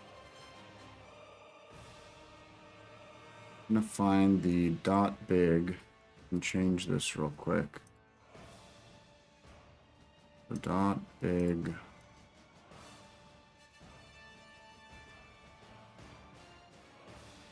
Why do I have that? Oh, that's the same place. Okay. All right, that makes more sense. So I'm gonna copy that and say dot mid and make this, I'm gonna try just 1 off the bat and maybe 500.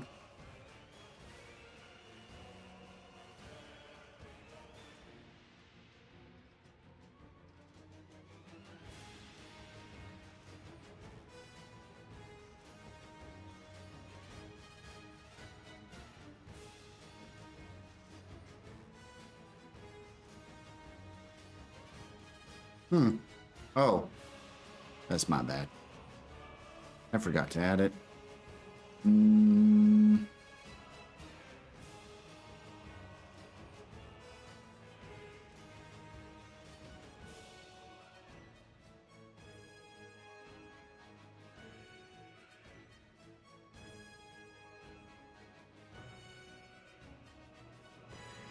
That's a little bit better.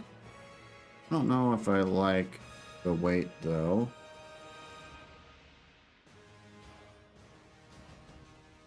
$400,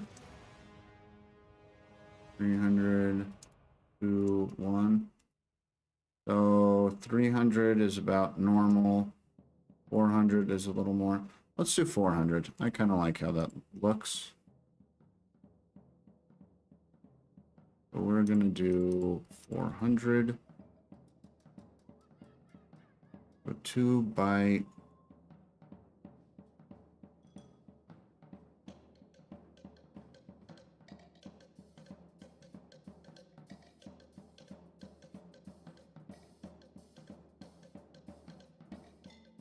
I almost feel like it may be worth sizing this down. Like maybe we'll do that for now and test that. Let's see.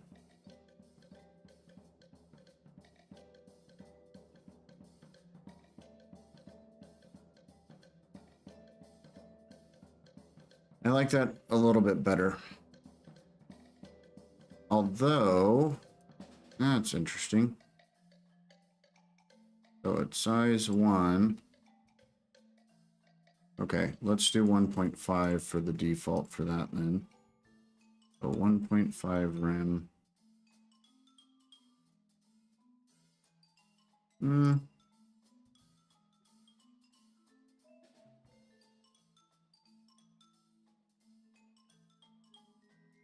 Yeah, let's do 1.5. So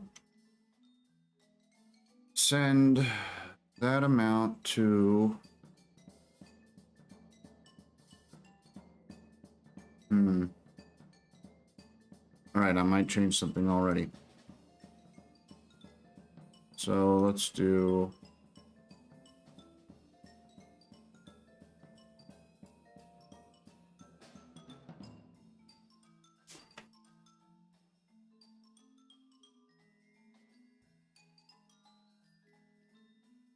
that will be small.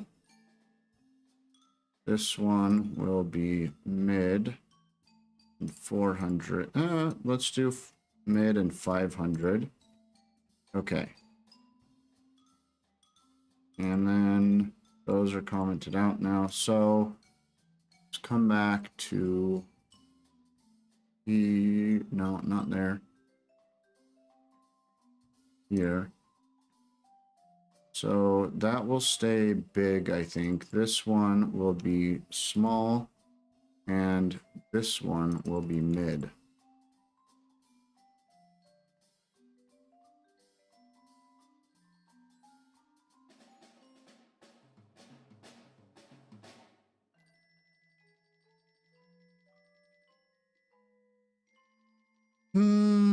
Let's do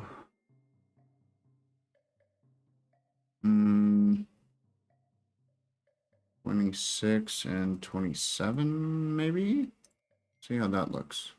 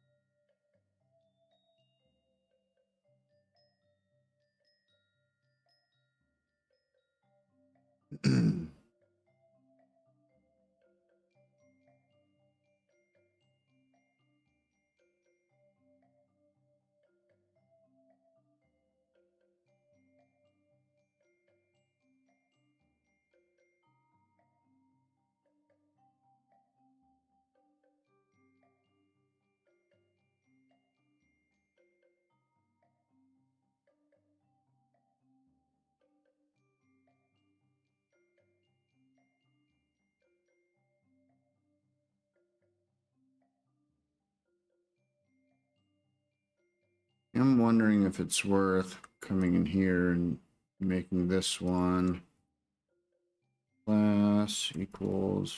I'll try mid first.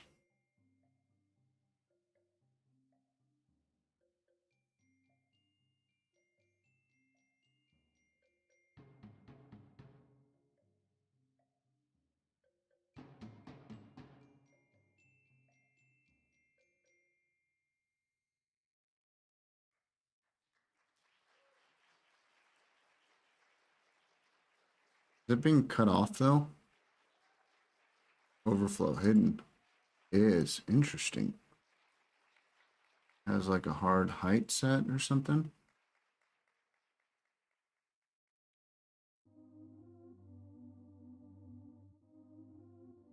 Is this because of like space between? Interesting.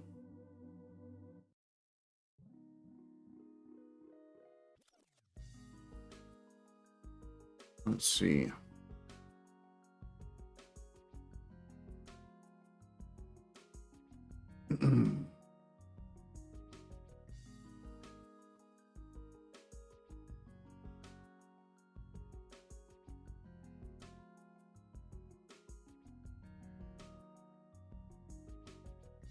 That was not what I anticipated.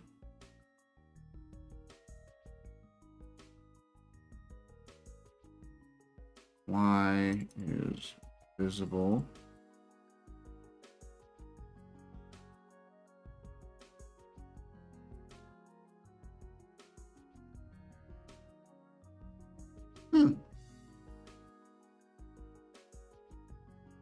I think visible is supposed to get rid of those.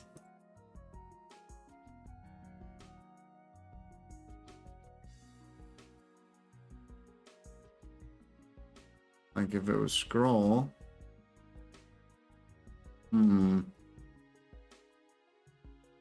That's odd. Okay, I guess we'll keep it hidden.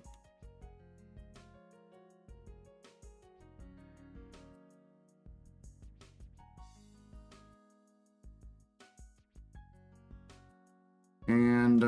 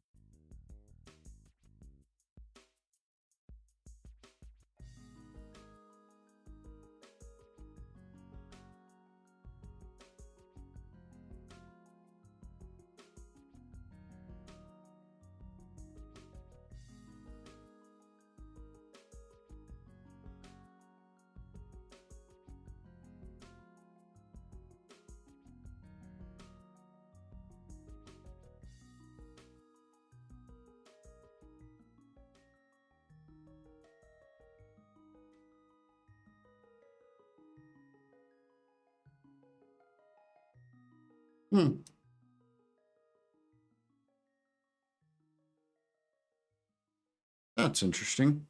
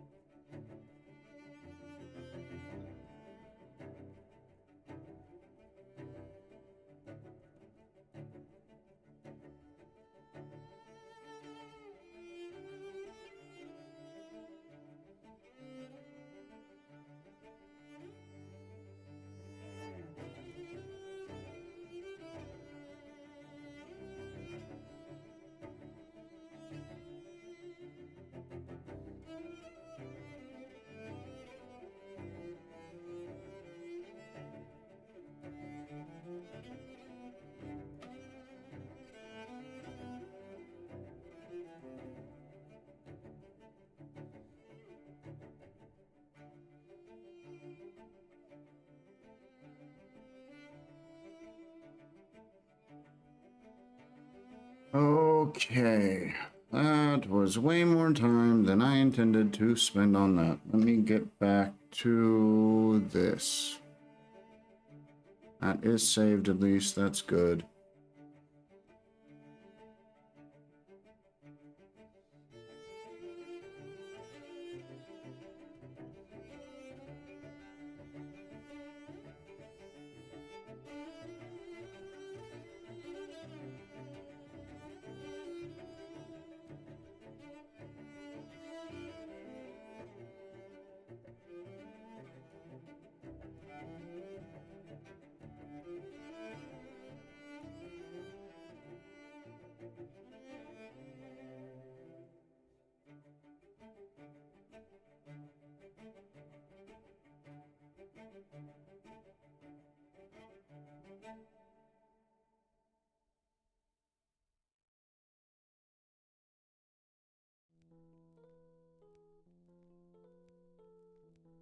All right. Ryan doesn't like the sizes I chose.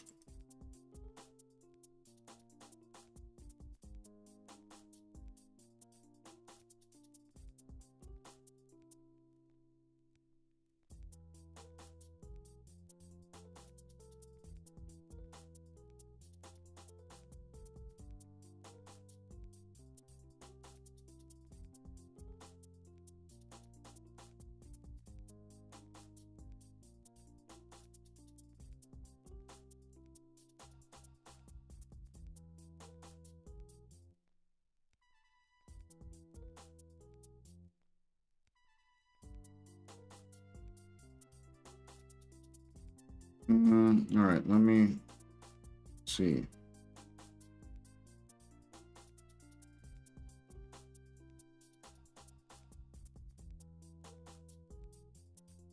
So he's saying 2.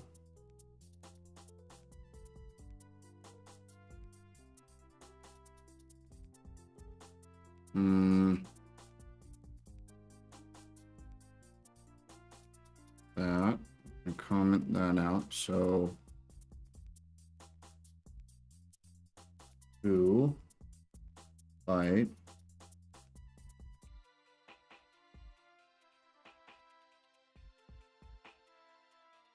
I don't like that. Oh well, at least I don't think I'll like it. 2 byte, that, the number, dash network fee, total.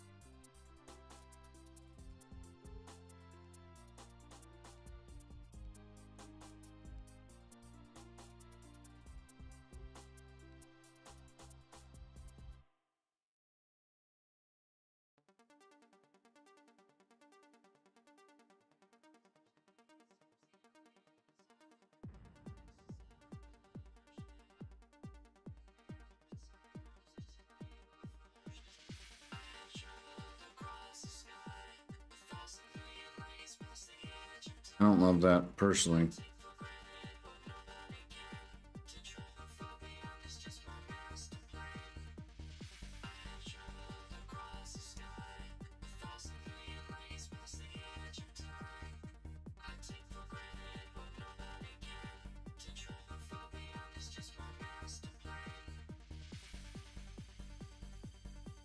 I want to try the mid one this time. So mid there and mid here.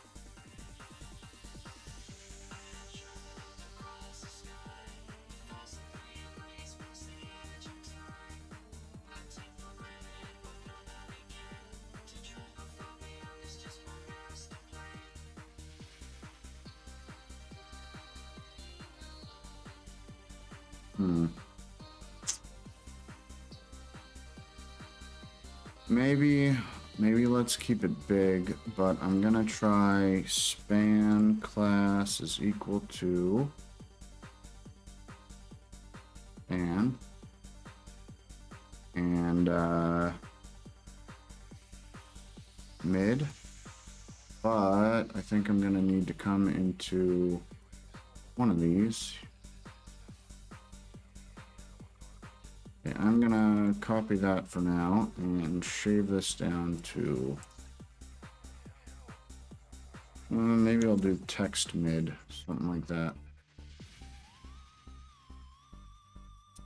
And then we'll come back to this one and say text mid. Let's try that.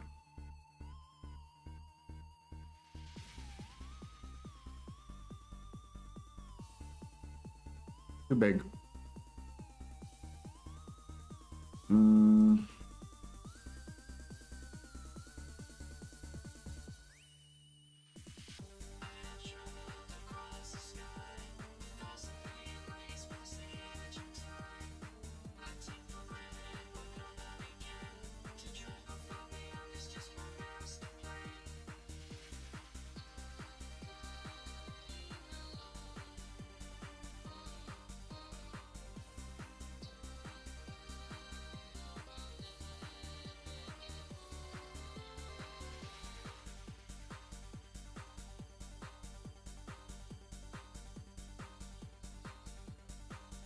Yeah, that don't look good either.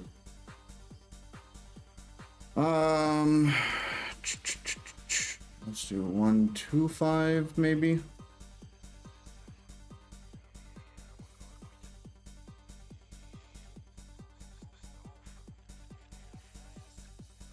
Man, let's tinker with it right here. Oh wait, it didn't get the 125. Oh, it's because I'm a derp.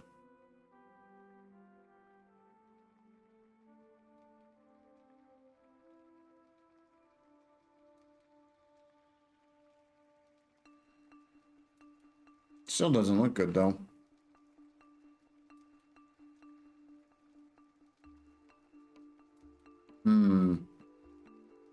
I wonder.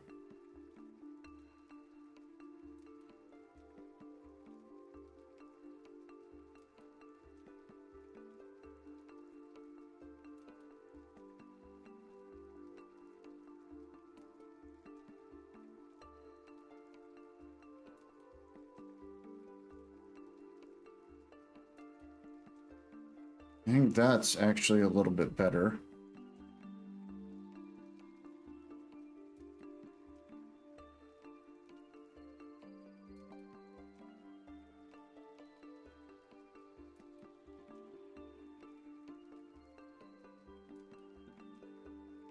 That's not.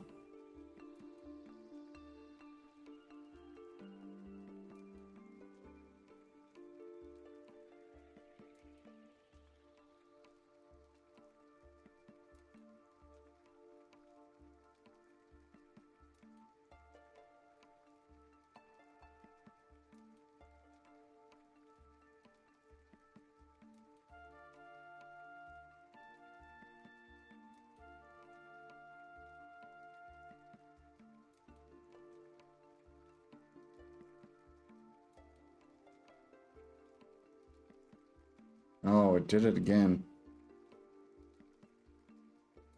I probably should have investigated that and not just refreshed.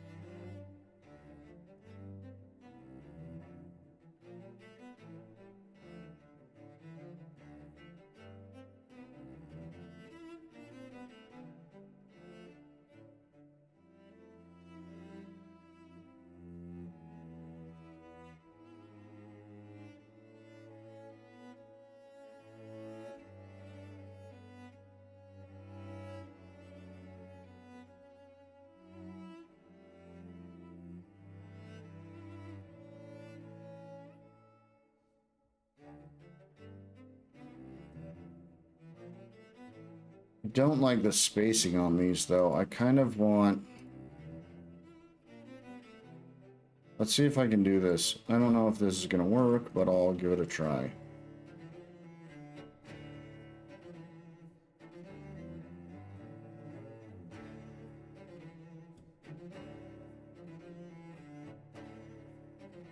That didn't work.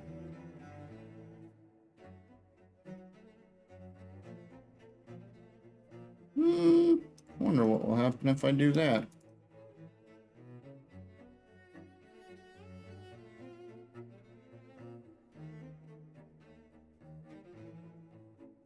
That ain't better.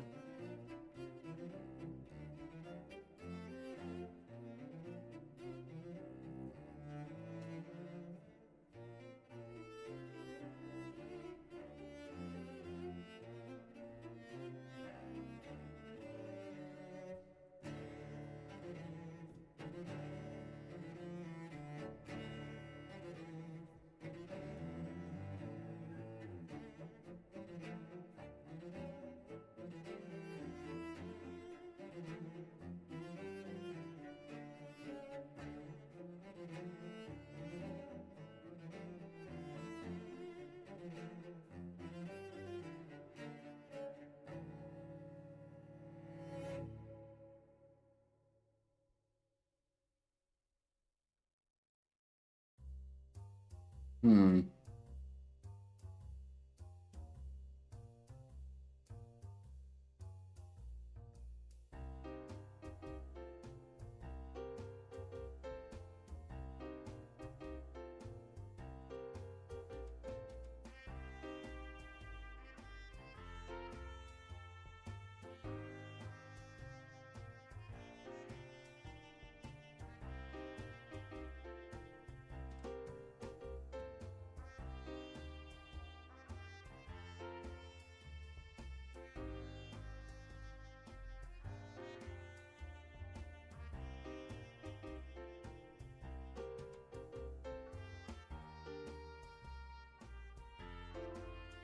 That kind of worked. Spacing ain't great.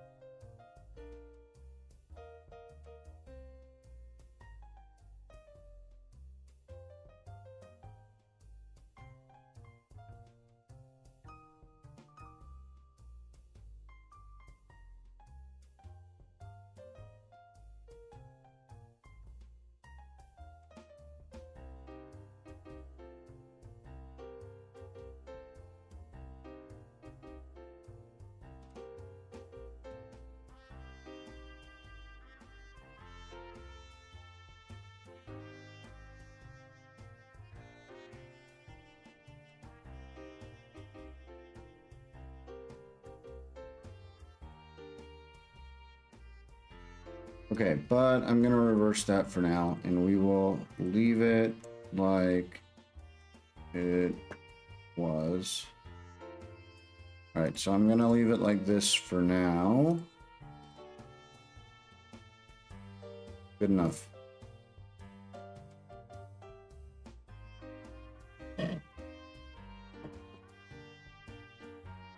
Hmm.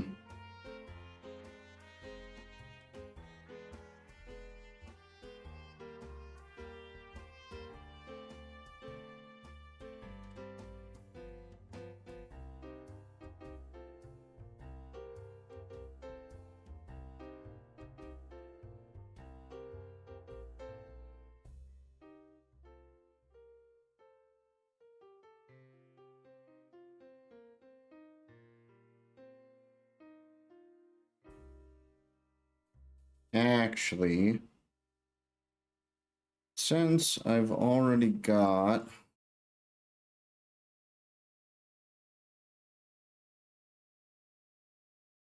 changes in here, let's right near here do that.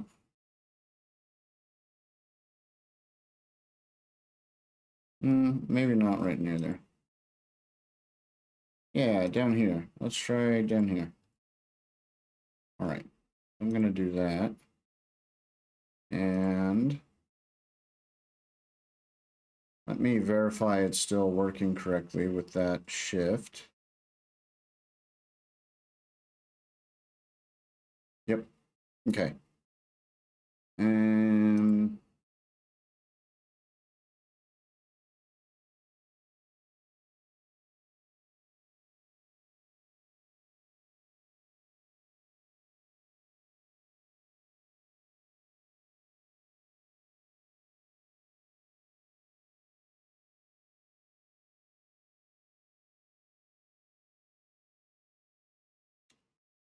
change adder, derive TX wallet.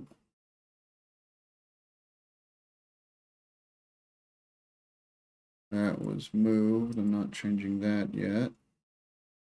Date amount.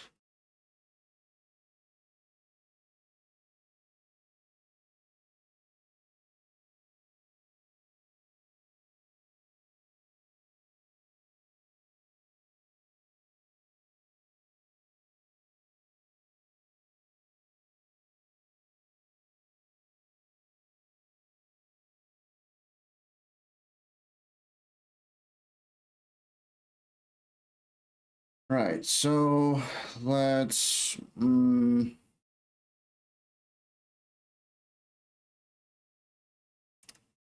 this is not exactly a fix, but it is mostly style changes. I'm going to call it style UI.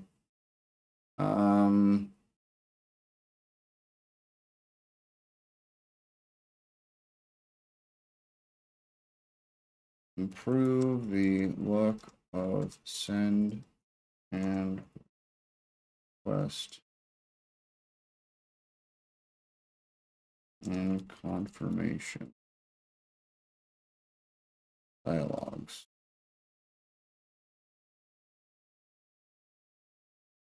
All right.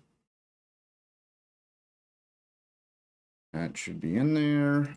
And if we come back here,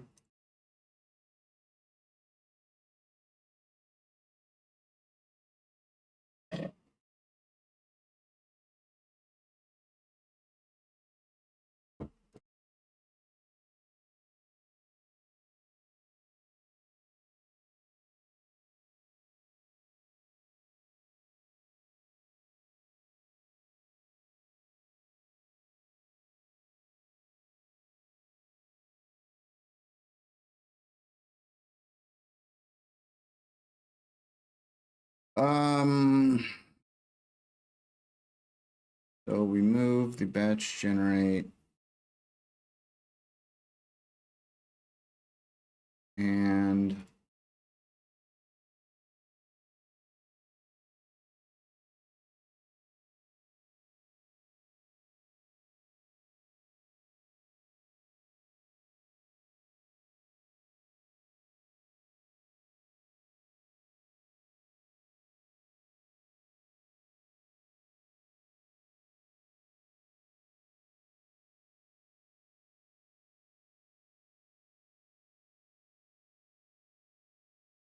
disable utils batch address generate.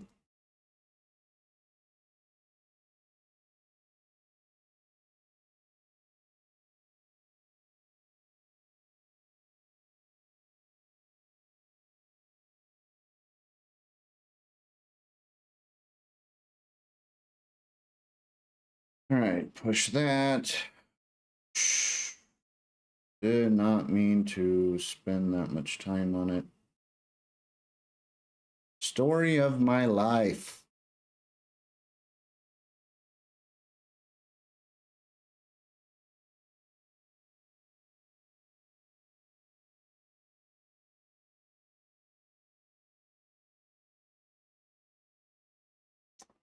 That's not what I want.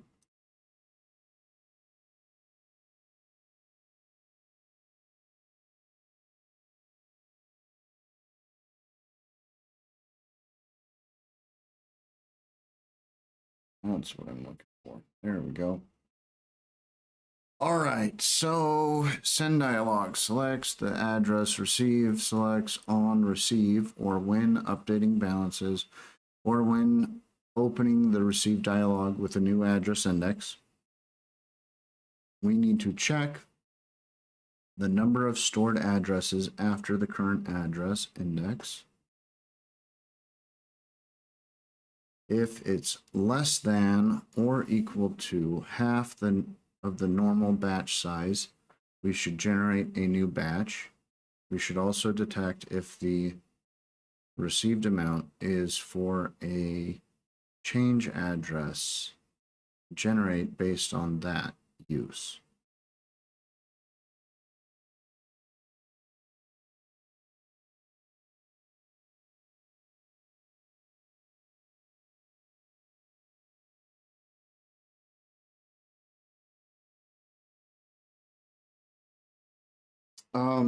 Which makes me think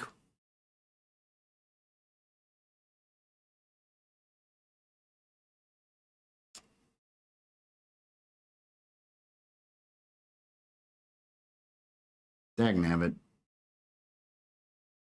We're gonna have to make that change as well. We're not storing the use right now. We're only storing the account index and the address index. So we need to update this to store the use.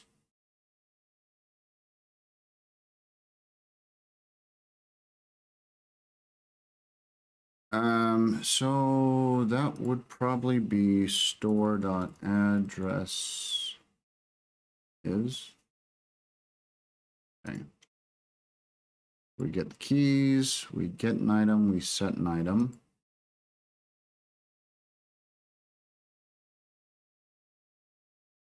Those are just updating the insight data. And this is probably where we want some of it. So get item address, then a or that, set item.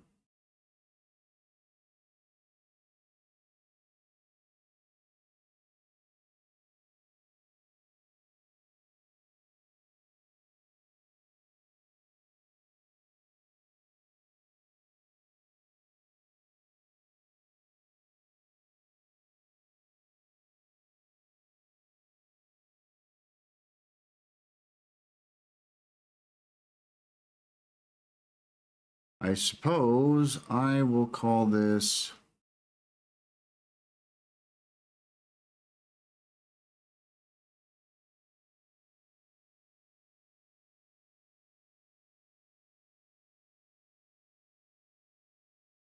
use. I don't like that because this could be use index or use index. I don't love that naming, but I don't know if I've got a better one for it.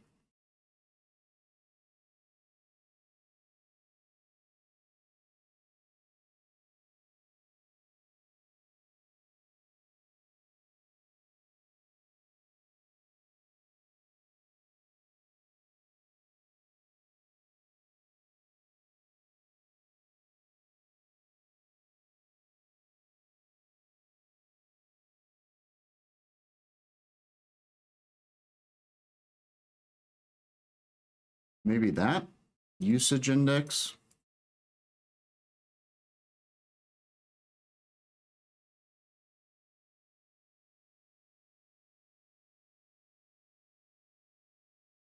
And then we could do count index, usage index.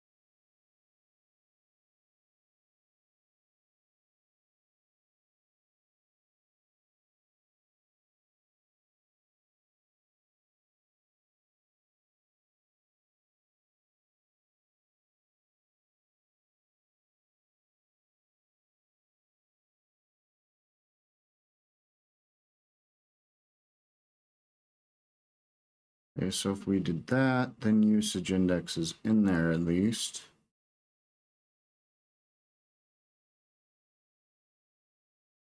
Which means then if we come back here,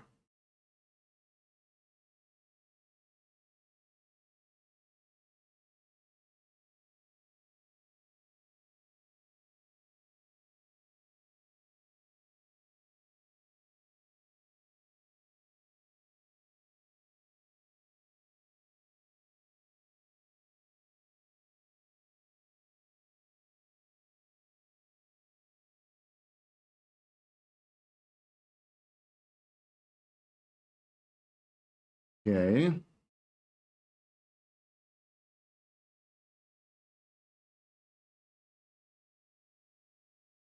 That's a get. Set is set the address with ADDR.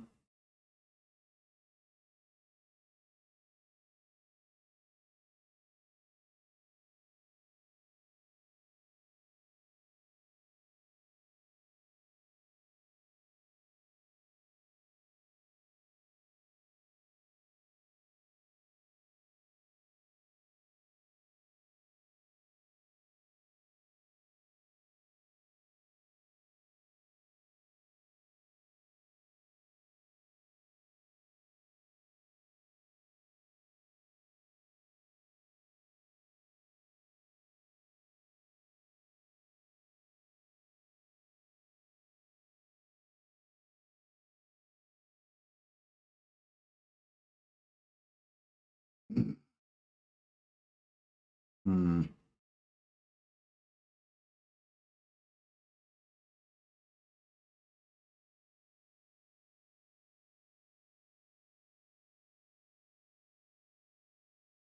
That should be fine, I think, there.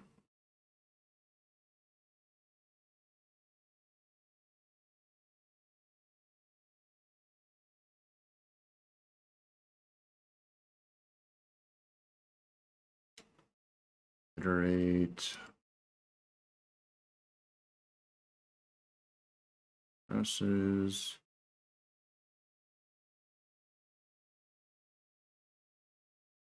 Batch address generate.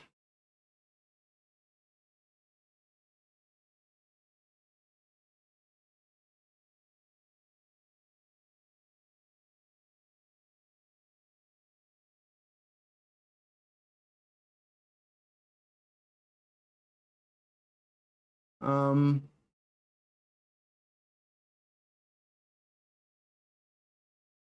that might catch all or most of what I needed to.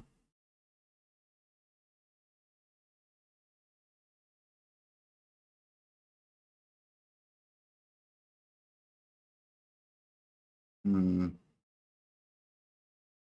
Did the music stop already? Hmm. Thought that should have played longer.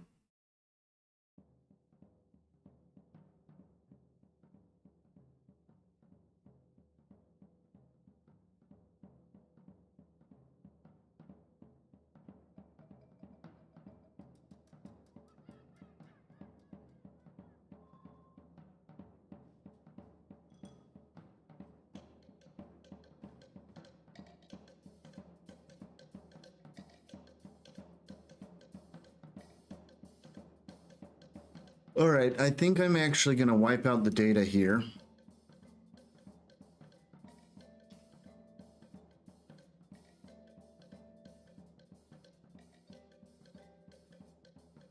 And refresh.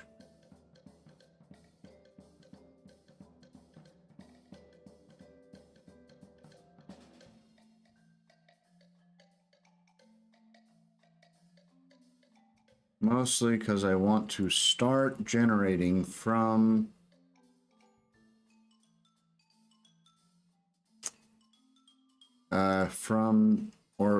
with the use. So I want to see if the usage is in here now.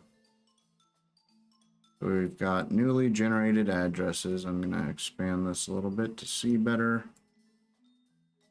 usage index, usage index. Okay, that's good. But I do think we need to come back into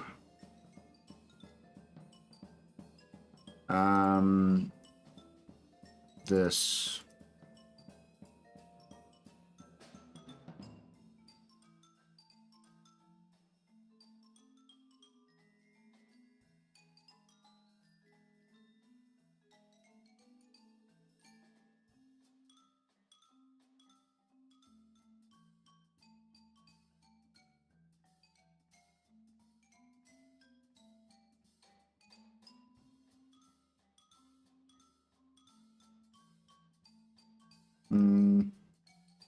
I'm actually curious if we can do this. So let's say, oh wait, no. So I debate having this set up where instead of having the usage defined, it just does both usages. At least on initial load, it would be good if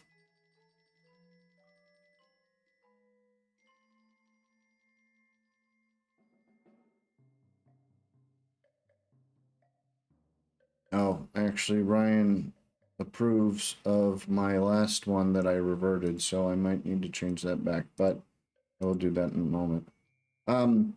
So I debate, since we're already doing a loop, rather than doing a loop and then doing another loop with almost the exact same data, it's tempting to just have this in here be like X key receive and X key change. Because if we have it set up this way, we could do like this.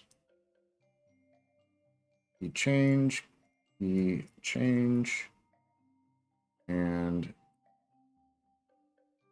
key change, and change address. Okay. So we could do it like that.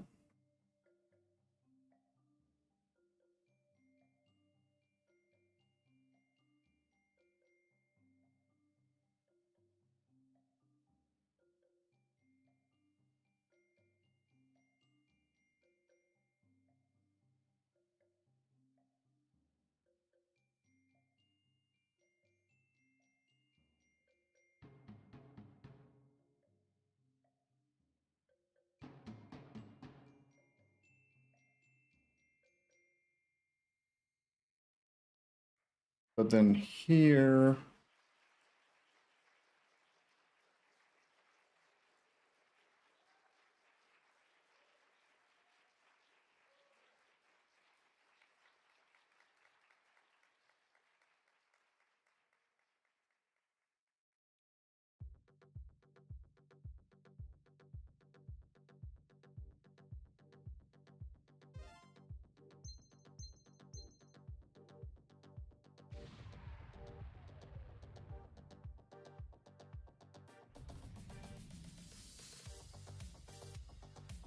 It's about time you showed up, Fox.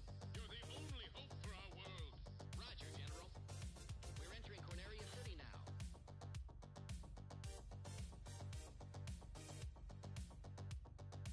All aircraft report. okay. So we could do it like that. And now batch generate, Systems go. at least for the initial. Check your G diffuser system. Would generate all of the. Open the So right now we only have 20 addresses, and that means they are all let me see, is it, oh wait, okay. So actually be receive and change.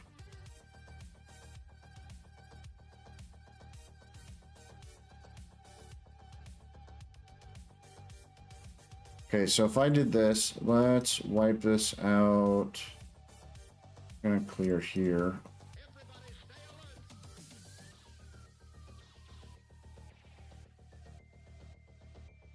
right, so if we do it like this, we re-add this, set Jojo and our password, and encrypt. Okay, so now instead of 20, we should have 40. If we go into IndexedDB here and we look at addresses, there you go, total entries 40. So this should be a mix of usage index 0 and usage index 1. Exactly like that. So we should have account index 0, address index 0. I mean, these aren't matching like that, but I wonder. No, I don't think I can actually search by the data inside of DevTools here, which kind of sucks. But so with this, we're getting all of our change addresses initially loaded, and we're getting all of our receive addresses initially loaded. The problem with this is there are instances where we would want to only do one of them.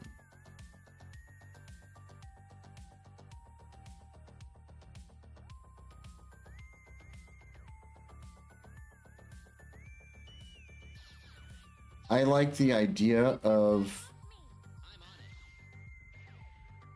using the same loop rather than doing a loop and then so if I don't do it this way, we would basically have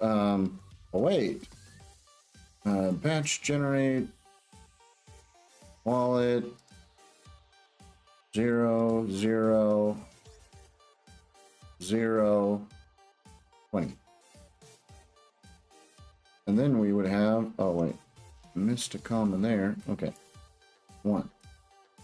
So we would have both of those, and it would essentially run almost all the exact same stuff in a loop and run a loop of 20, and then do that exact same loop of 20 again. That to me is not ideal. It's inefficient. I would prefer, since it's so similar, to use the same one, but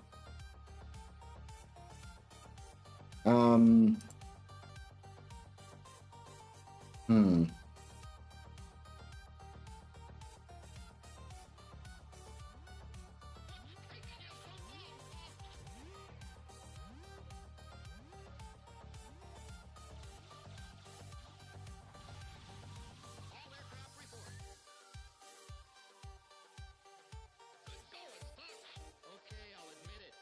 You did good, Fox. Fox, we are in your debt. Roger, General. oh, and I missed that. So we would also need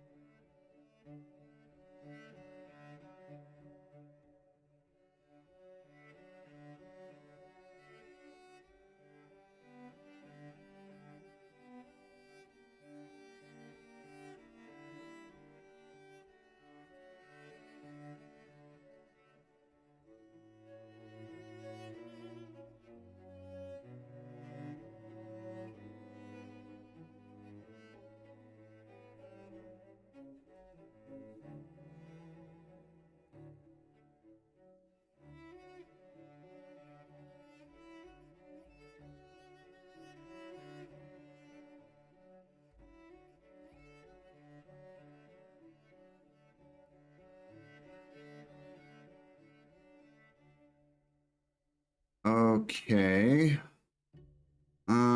Decisions. We could also turn this into indexes and make an array that defaults to maybe both of them, and then it could be overridden.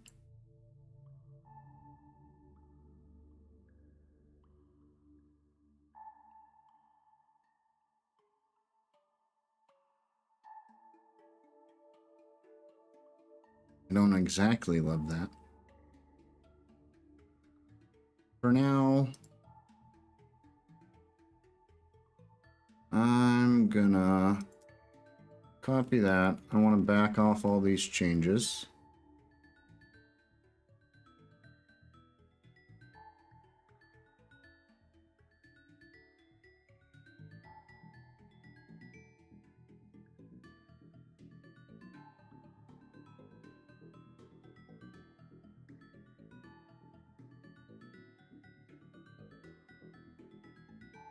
I think that was what it was.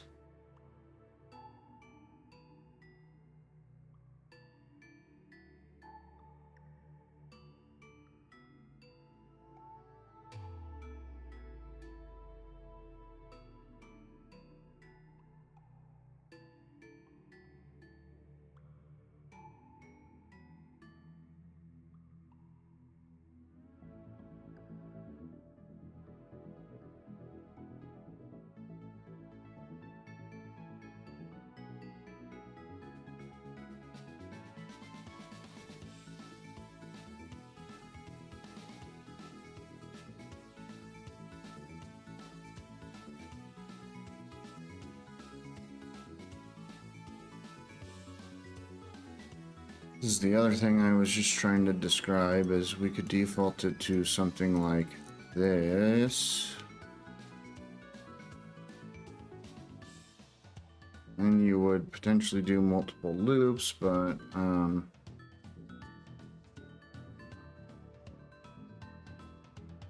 see, I don't like that already. I don't want to have to loop over that.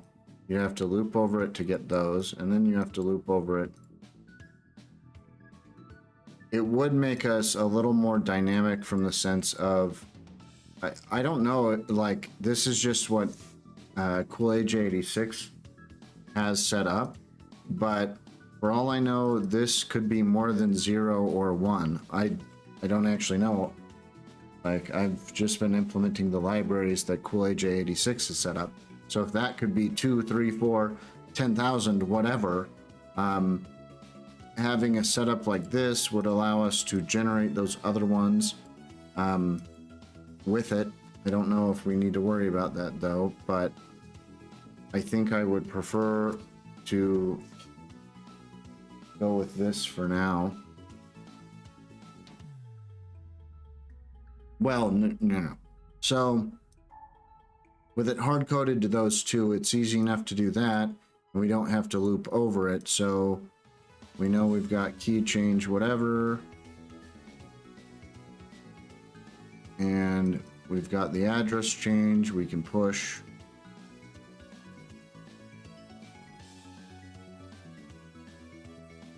Both of those.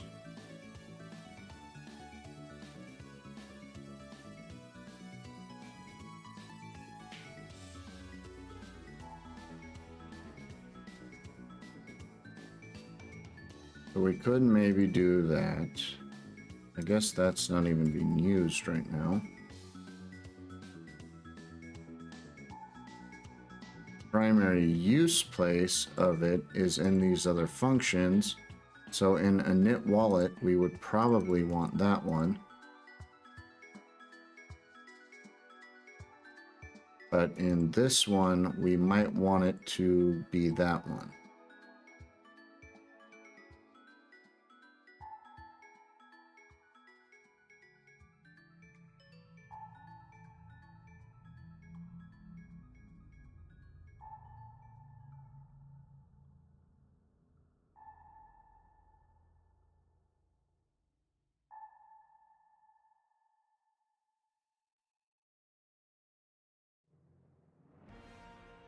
We could also simplify the code here and Let's copy this real quick.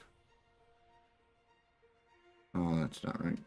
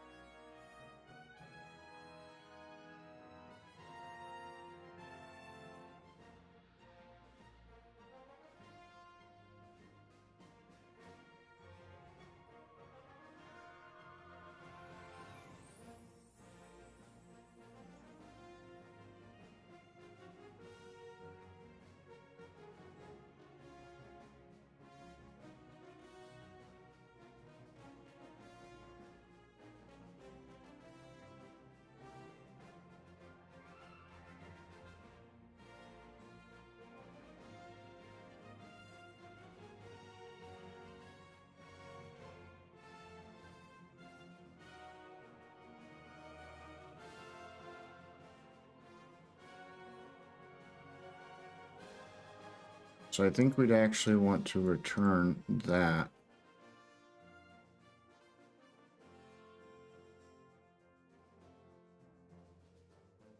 And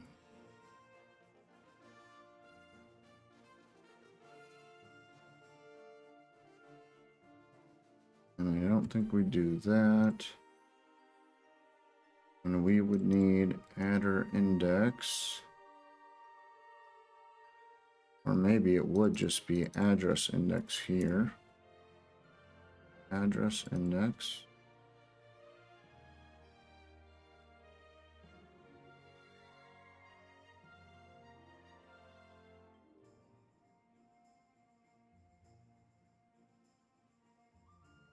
I don't think we'd want defaults in this scenario though. So we want to make sure they provide it.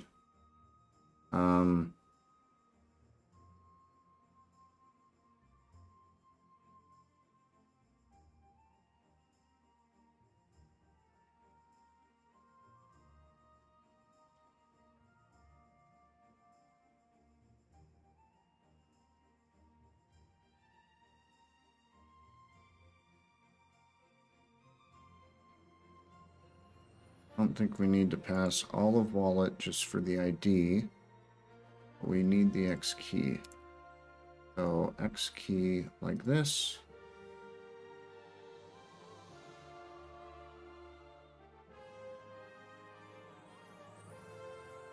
Then I think we could do match generate wallet ID.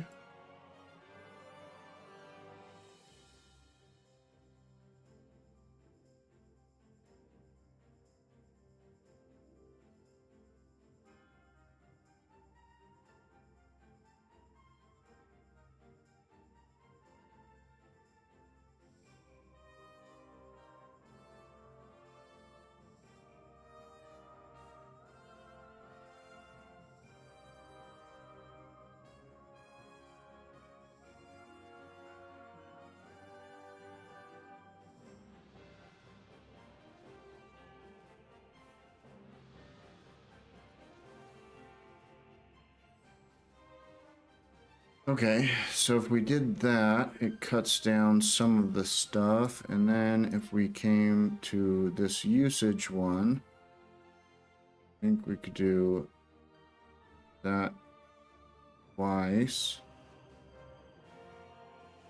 It would be X key receive and X key change.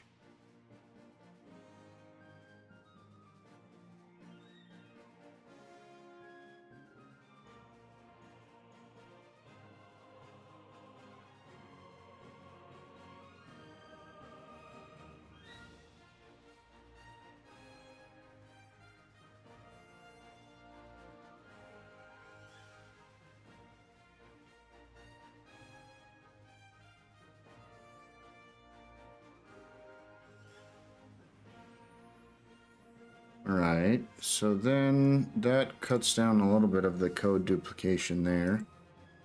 Not doing that.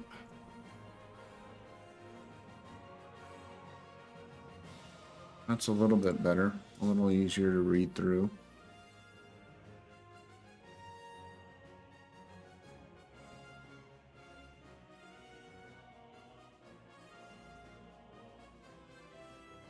Okay, so then where batch address generate is still used.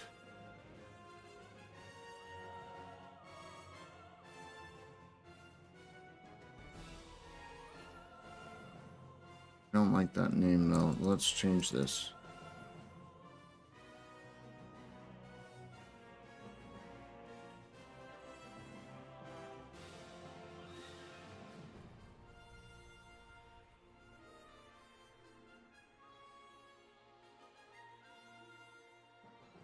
Okay, so now it's a little easier to find the batch address generate. Uses the generate address iterator. Okay. Batch count address generate. Let's see where this one is used. I know it's used right below it, right there. Okay, so there. Those addresses and final index. Are they used beyond just logged? Doesn't really look like that is. Yeah, it doesn't look like those values are used beyond just being logged. At least there. Then it gets passed into the send or receive one. And oh, that's good because it's in send or receive that I think we need to add some of this functionality. And then in the submit and send or receive. So when you submit the send or receive dialog and the intent is receive, we do batch generate account addresses.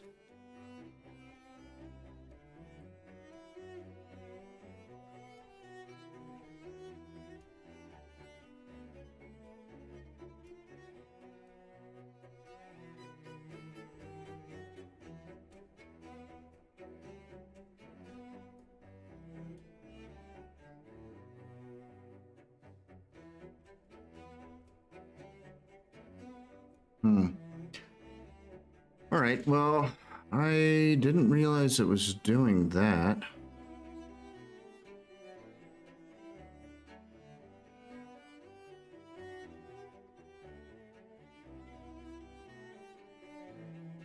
Okay, and then inside wallet is where it's defined. And send or request, it also does something like that. And this is happening inside of the receive again. That is a little bit concerning.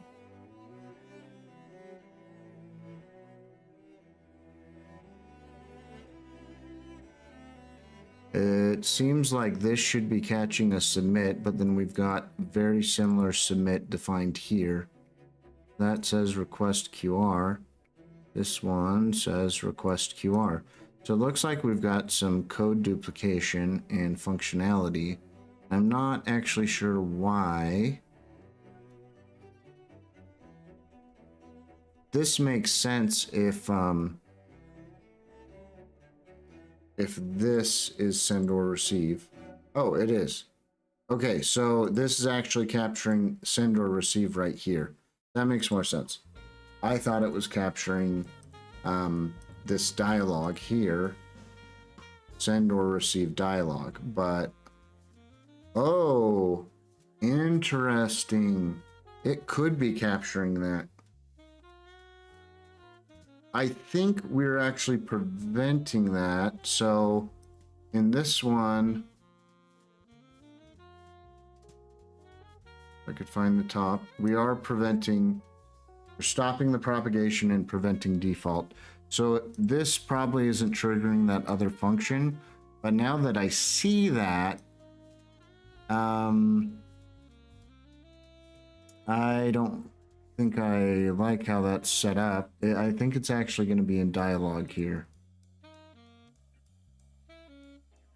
Dialogue. So we get the name that is set for the form somewhere in here.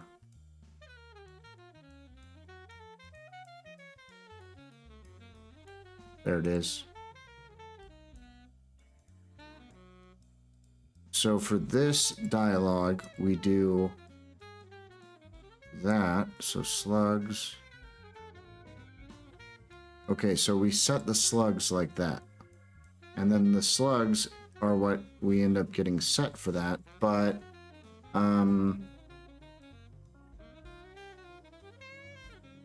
it might be worthwhile to flippy flop this and do,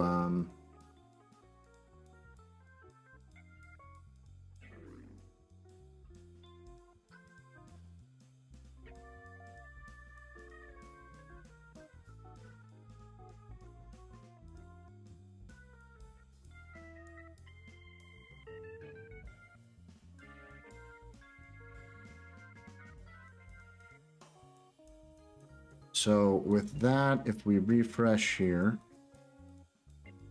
and we open that again, now we should oh, that didn't work. Why didn't that work?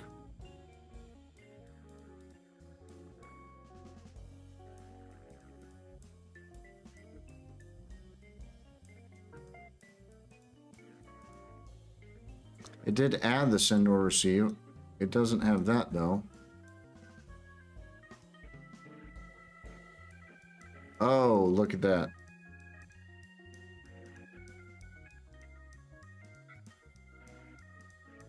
Let's try that again.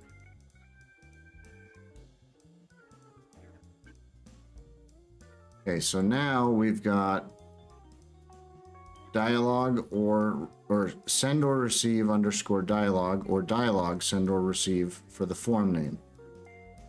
So now with that, if we look here, this one is still send or receive. All right, I like that better. It should be a little safer going forward, just so we don't have any unintentional collisions there.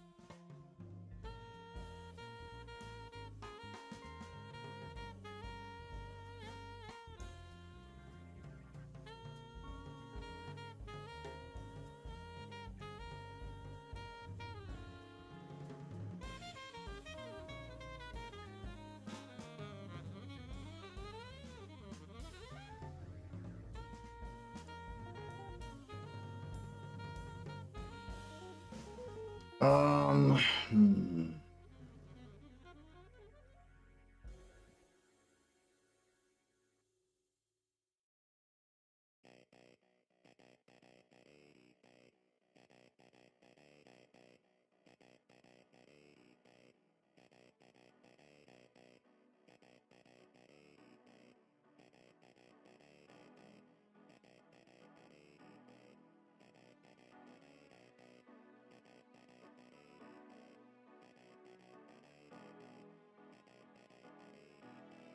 Oh, that threw me off. I was looking at the batch generate account addresses. So we are doing it at least for the receive. We're trying to generate more addresses.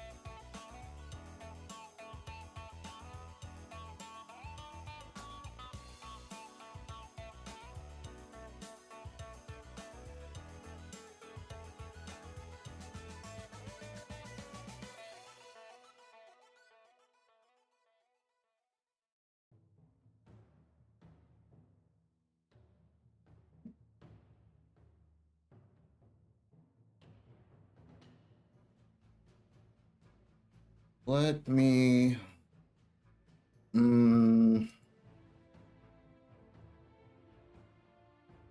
Oh, hey, look at that. That's very similar to the function I described. Account address's length is less than or equal to the address index. The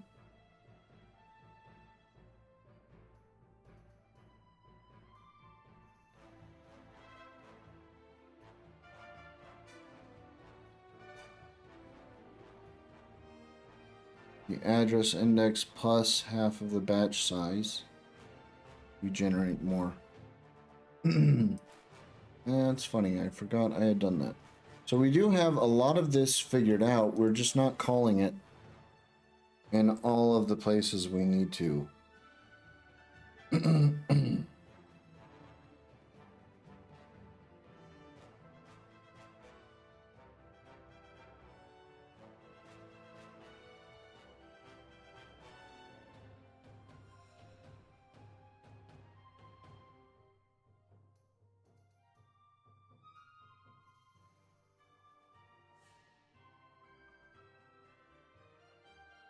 Although,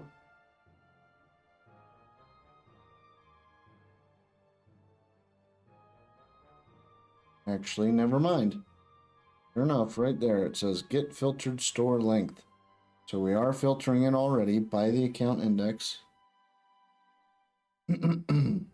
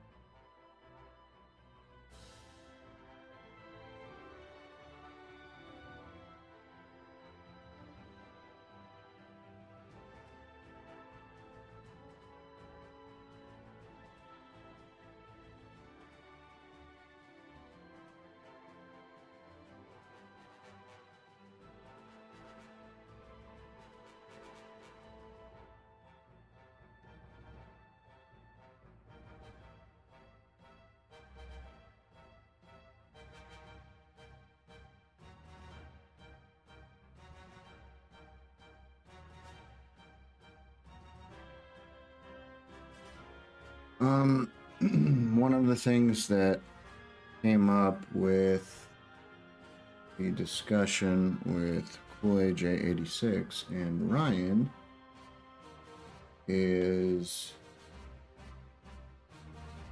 possibly a new setting. So I want to find, I know I had an issue for this. There it is.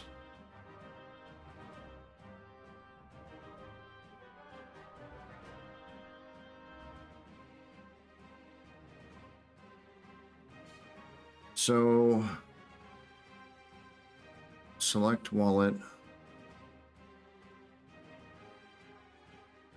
set alias, light mode, dark mode, for sending, prefer. Okay. So I did have this in here.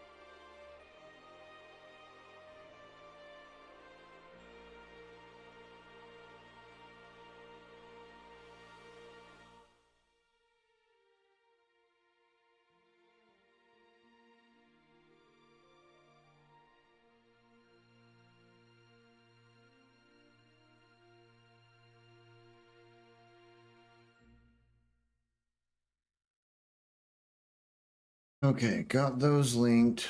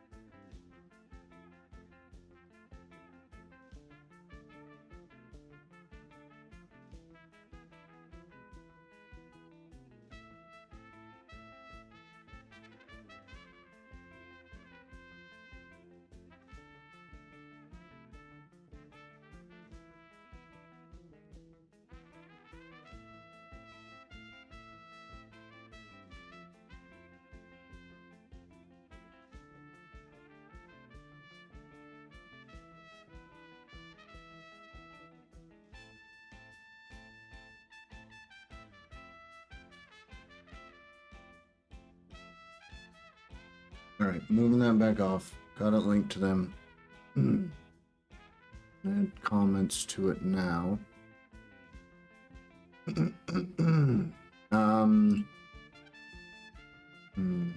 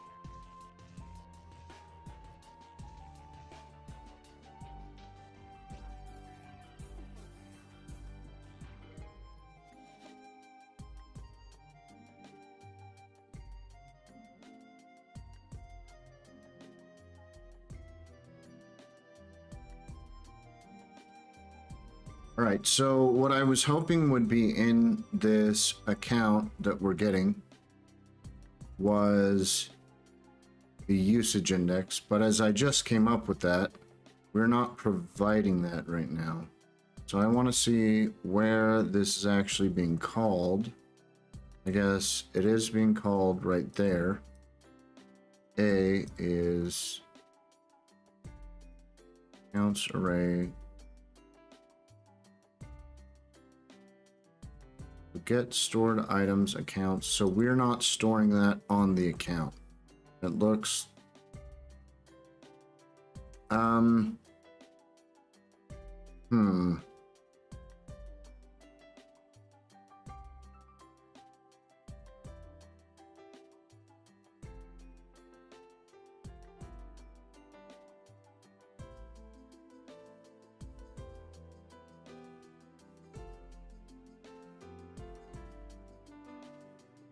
Okay, so we call it here with temp account. Set item. First we temp wallet, get the temp wallet, which is from the accounts. Okay, so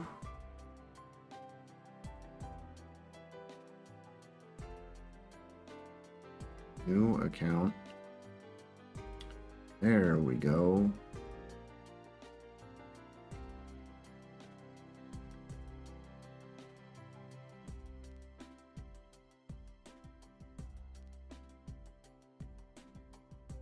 This is where it might be good to have like a usage.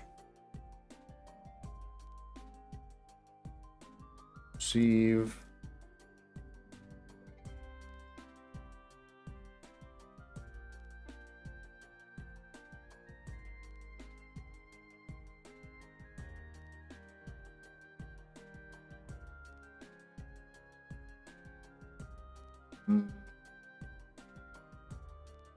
So if we did them labeled, we could do that and just like that.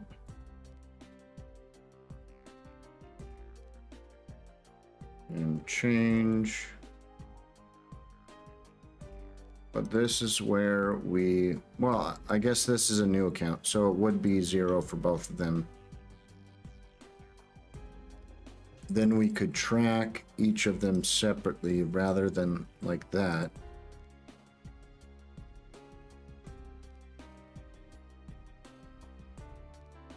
Or we could do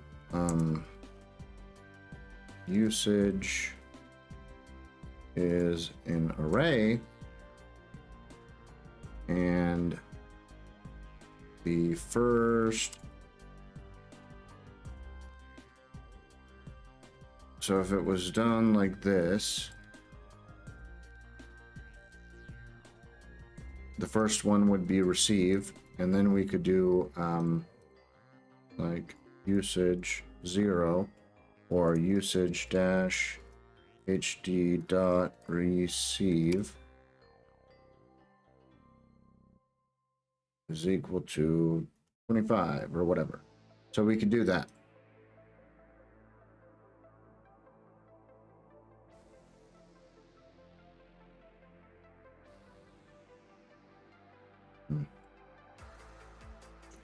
Which would I prefer?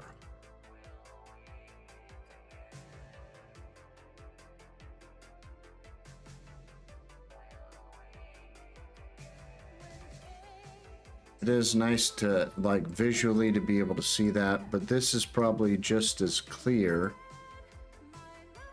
And it also gives us the option that if there ever is an index beyond the receive and change, we support it already. I think I'm going to go with this option right now.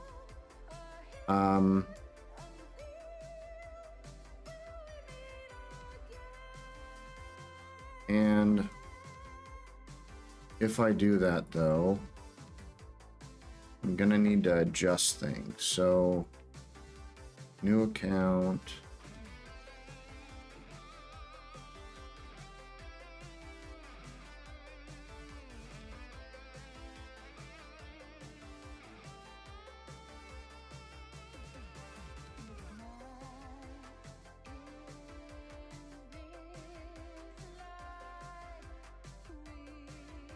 This one does the new account. So inside of batch generate addresses, we've got account, and we expect the account index.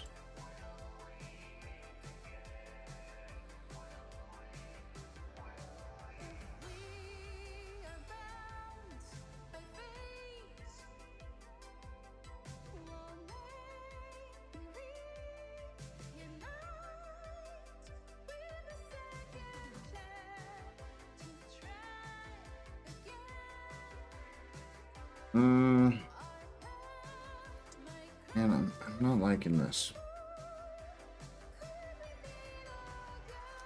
Thinking this is gonna break a lot if I do it that way.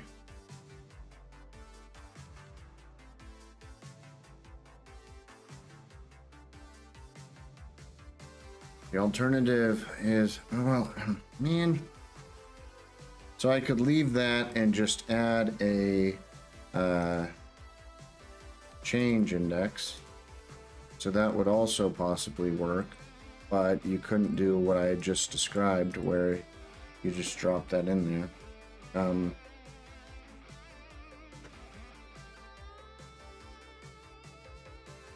But then in here, let's see.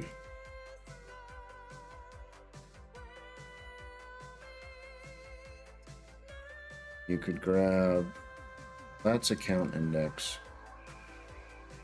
The account address index.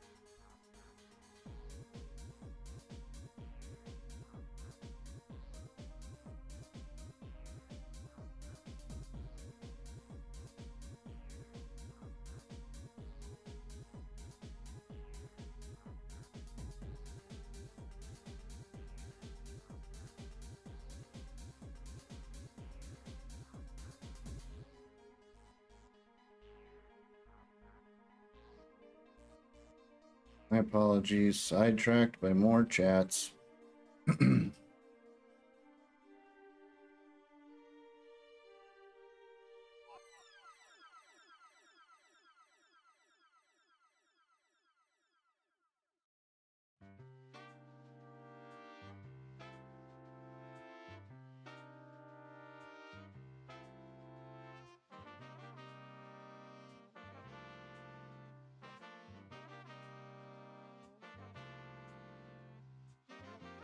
Okay, so what I was trying to do is in the accounts that we store, get the usage index stored or tracked. Right now we have address index, but essentially we need to store that per usage.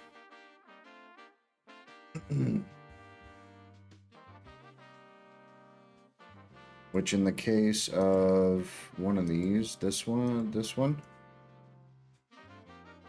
might work, but does complicate our lives a little bit, I think. Because then here,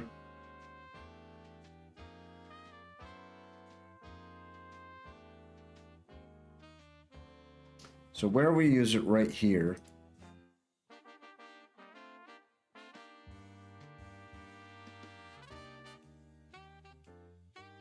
wouldn't quite work, I don't think. Batch gen account adders is inside of accounts.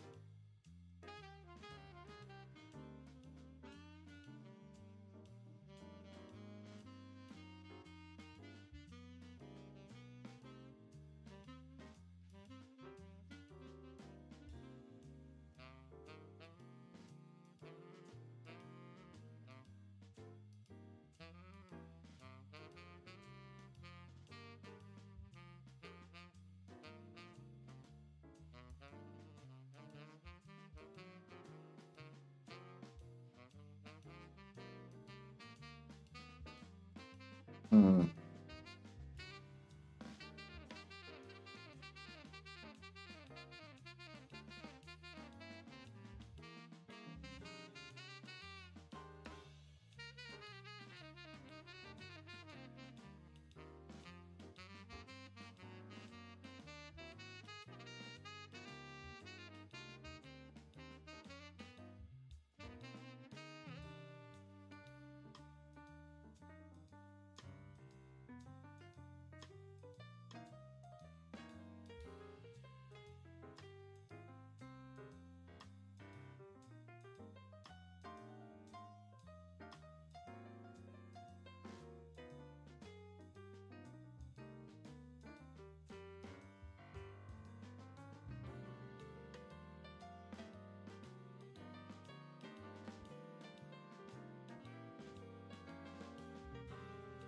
Right, so that shows we've got, is that right? Why is that showed twice? Batch gen adders. Did I refresh before I remove that? There we go. Oh, that's because we're not generating a new account. So this is only on the new account that we generate, derive a new wallet. Let's go into derive wallet use.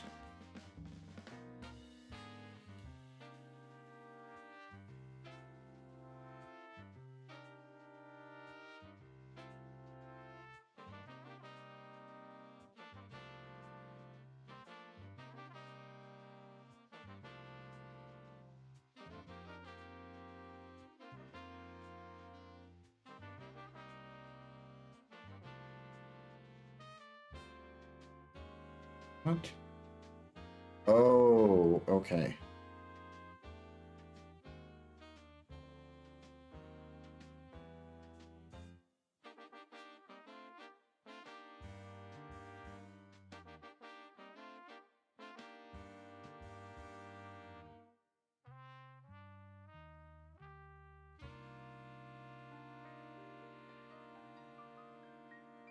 So the issue is our type.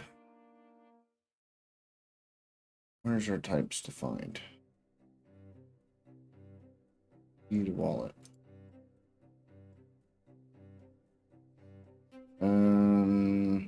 Types.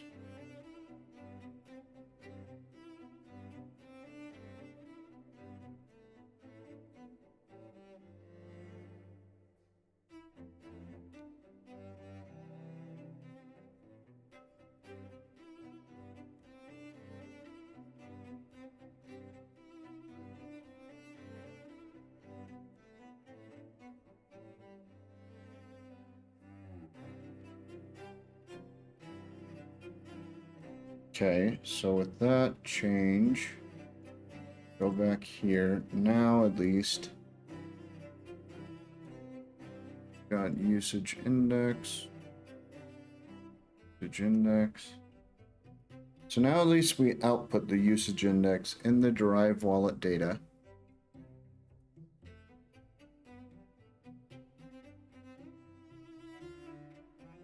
Which we weren't doing before.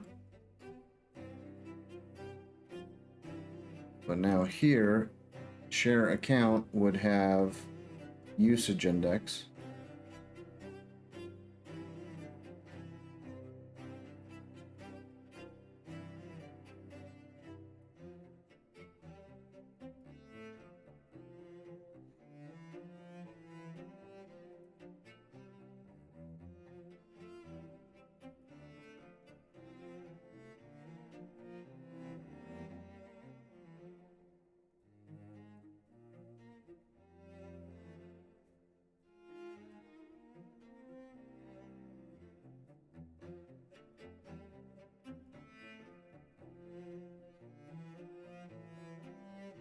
However, I don't know if we really need that, but I do want access to it in case we do.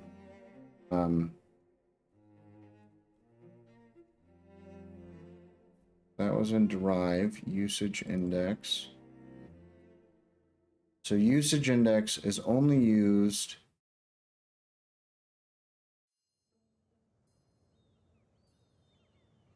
you are doing a phrase.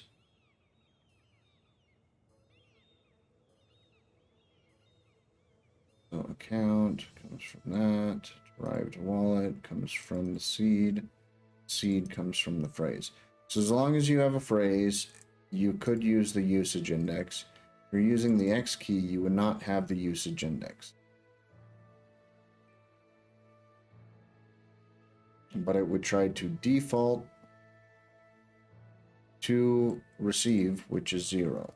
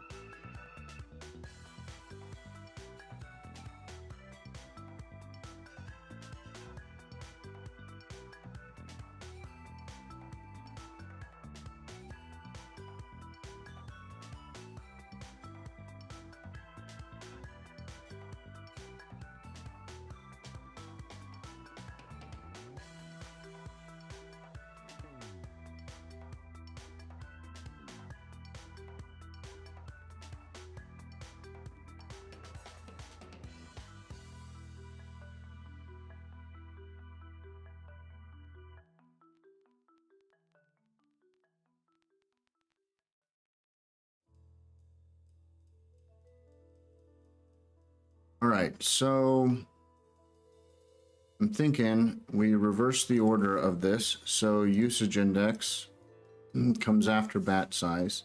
That means we don't need to redefine these if a batch size is set.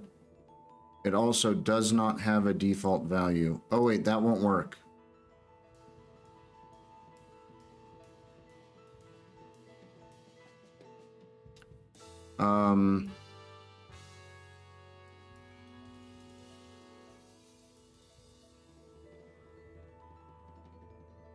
I'm forgetting stuff.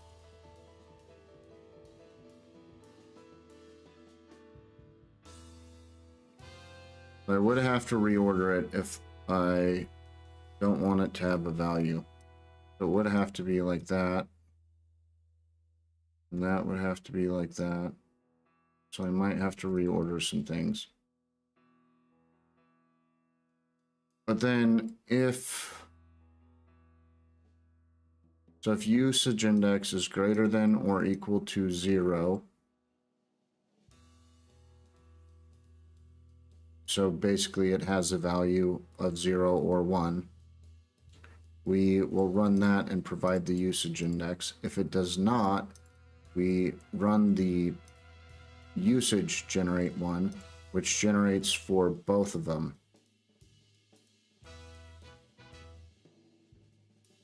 So change and for receive.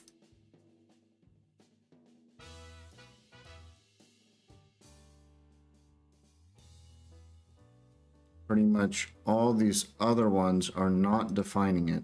So, I mean, most of the usage there is not defining it in the first place. That's why I was kind of doing that, so that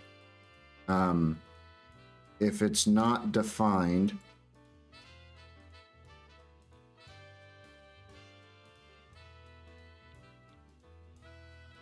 we assume we need to generate both.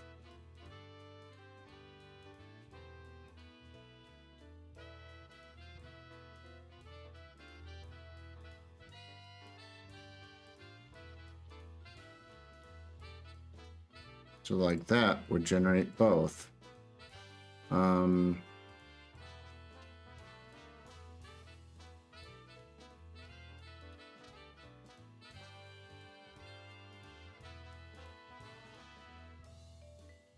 That might break, actually. I'm not sure. We could also default it to null or something, or -1. So this would probably prevent it from breaking. If we did -1 is the default.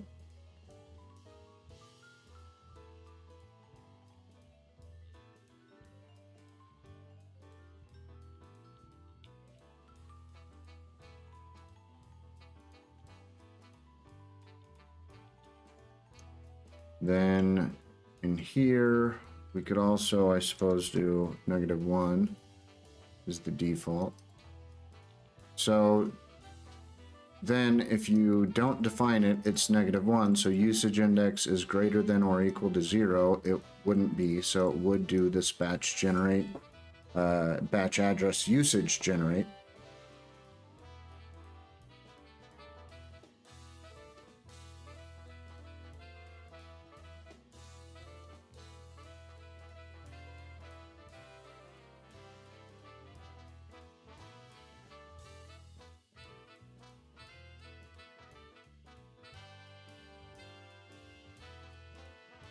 But this would be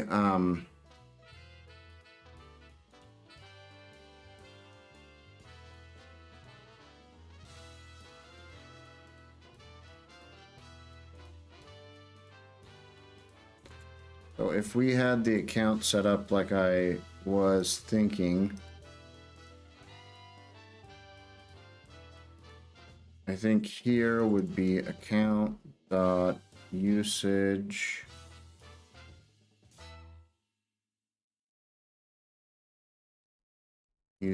index, something like that.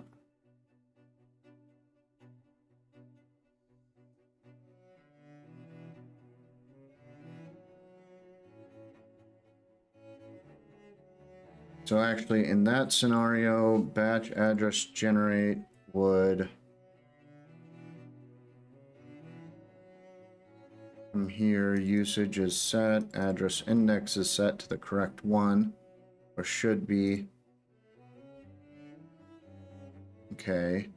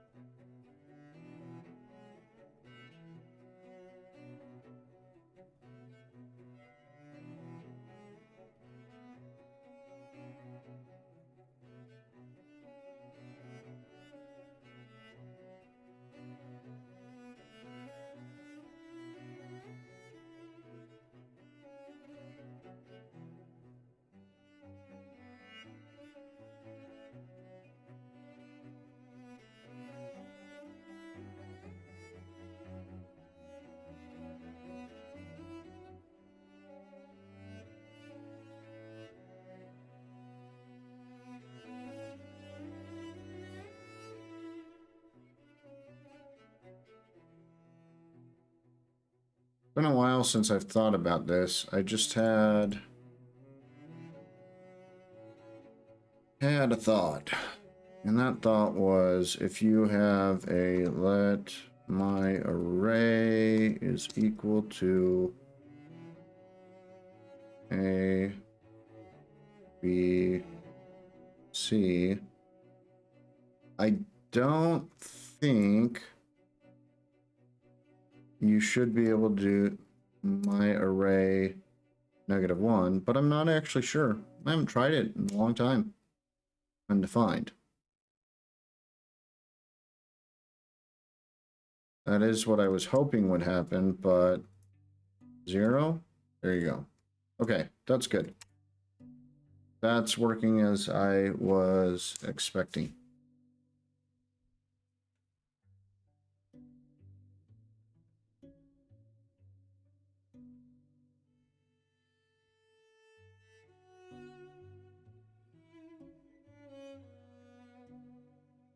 Yeah, because if this returned the last item, all of this would be a little bit messed up, actually.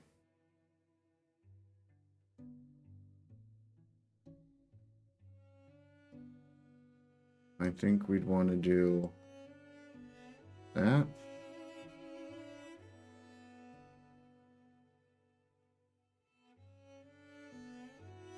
Okay, so if accounts adder's length is less than or equal to the adder usage plus the batch size divided by 2, then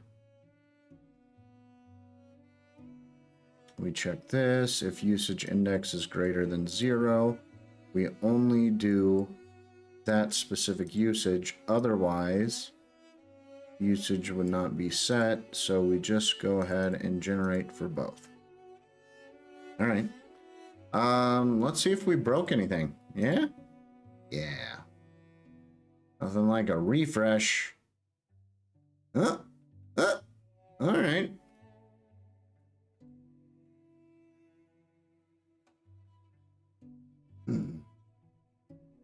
So we did run that. It did run.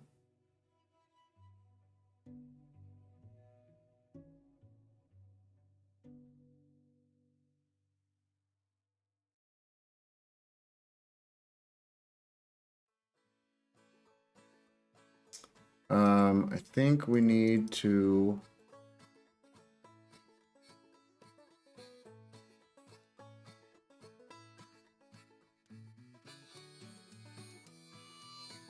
What am I thinking of?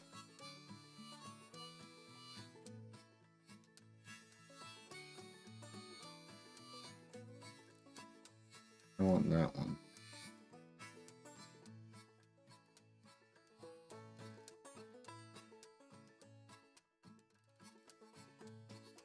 I'm leaning towards that.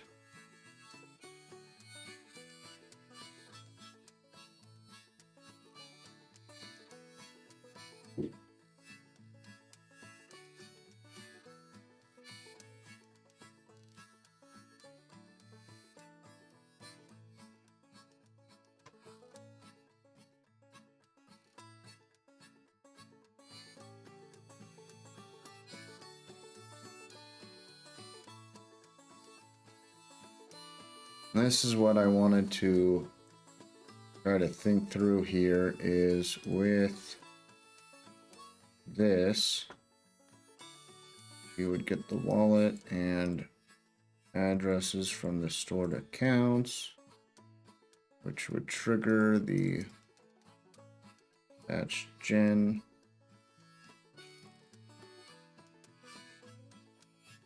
Then we grab that, but that won't exist anymore. So address index there, but we've already replaced that. So that might work. That may have actually worked straight up.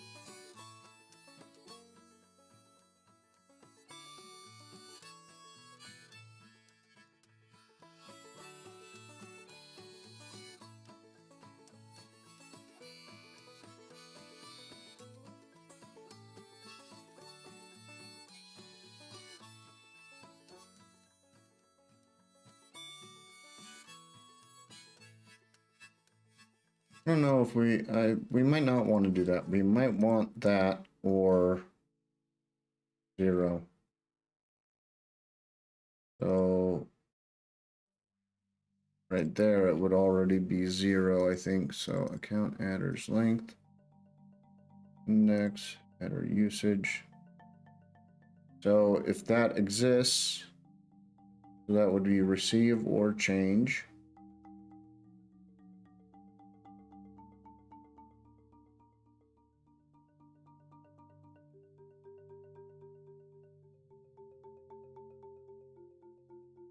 Otherwise, we default to 0. This might work. And if the length, we reset that anyways.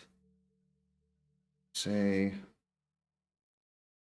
count adders length is equal to 0. So there are no account adders.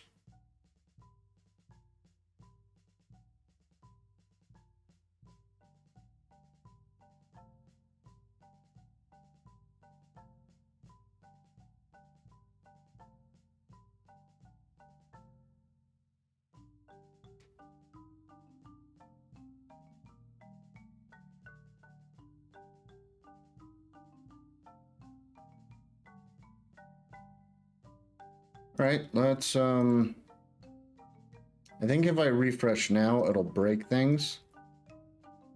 Maybe? No? Didn't break things. But we want to wipe this out because we want to see if it's going to set the data correctly. Let's go in here to application. We're gonna clear that and reset. All right, and add existing.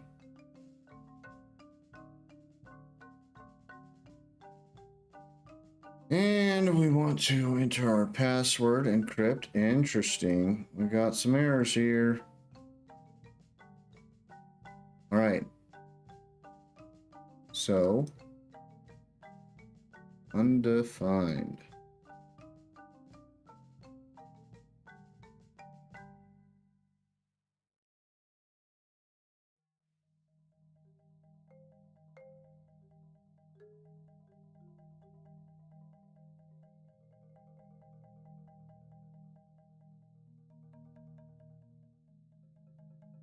So batch address usage generate. Okay. Undefined used as a key. Account index, address index.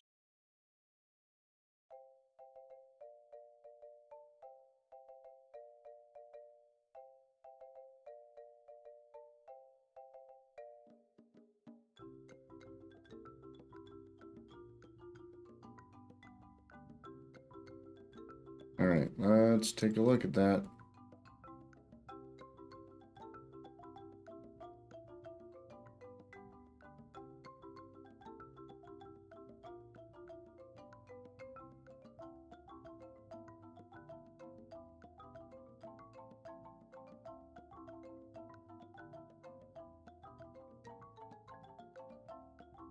Hmm.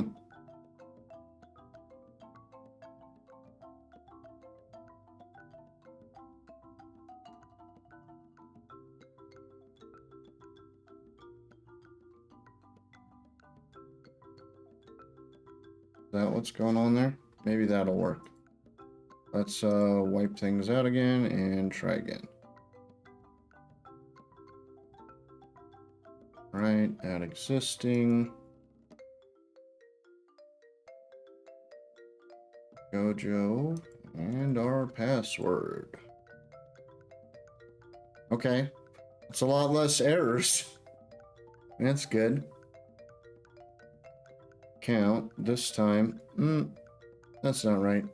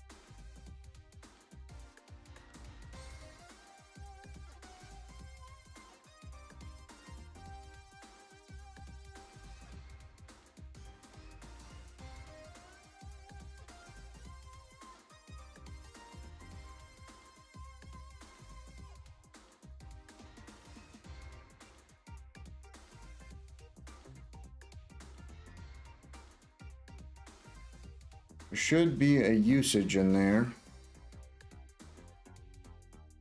Assuming that is getting set where I think it is. Batch gen.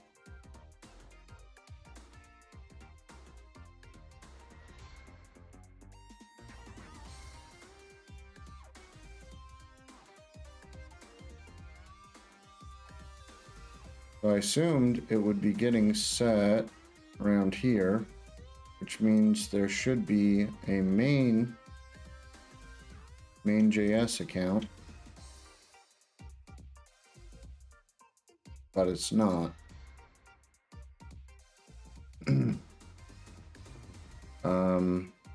Oh, that's in contact. That would be why. Never mind. I'm a derp.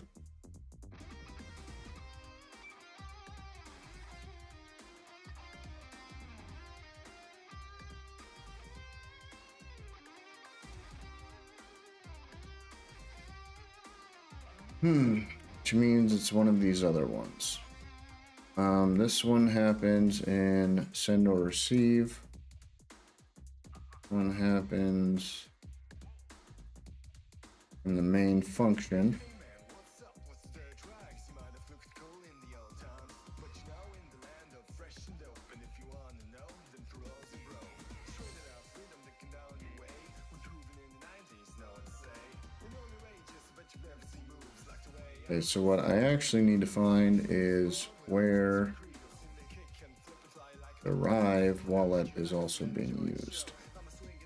The share account, that is our contact, I think. Contacts list, main, share account, okay.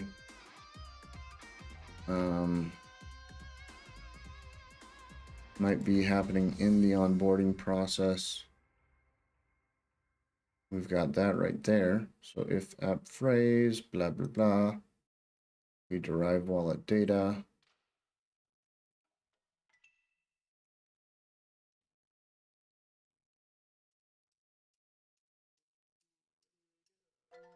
Okay, so by default, it does the usage index.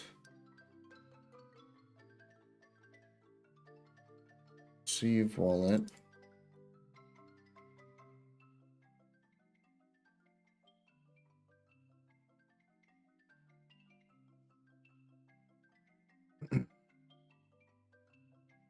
That's probably it.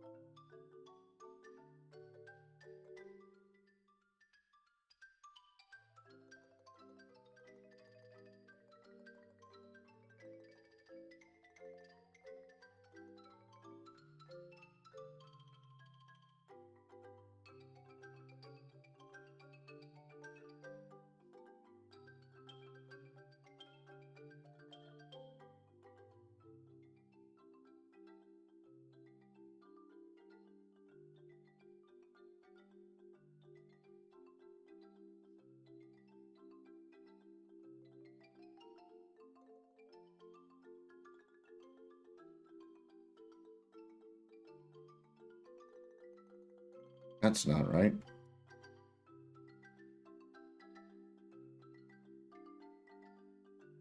Oh.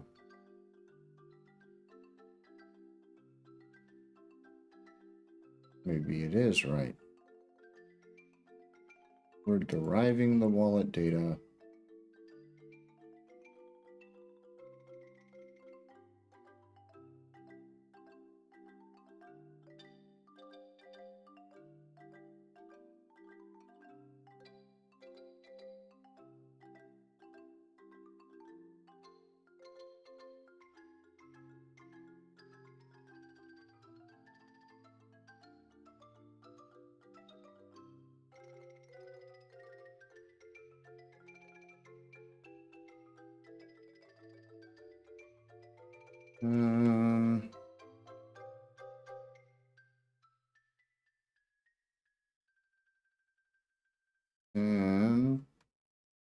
Oh my gosh, temp wallet.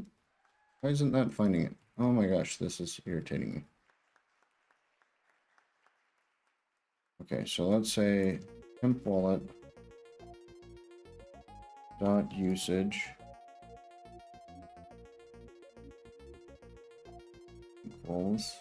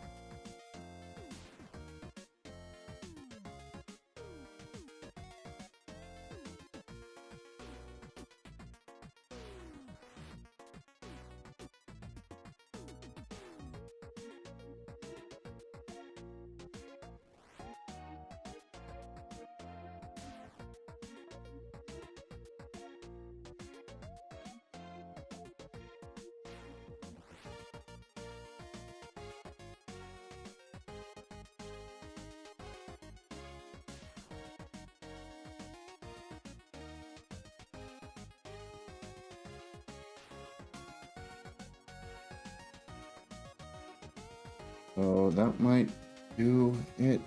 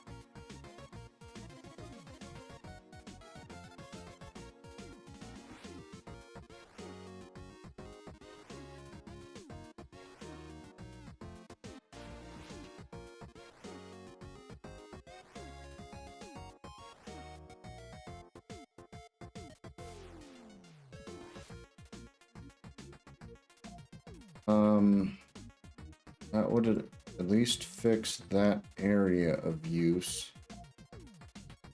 I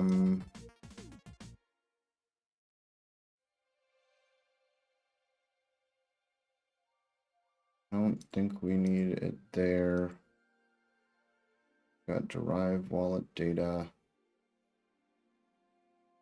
And then address index.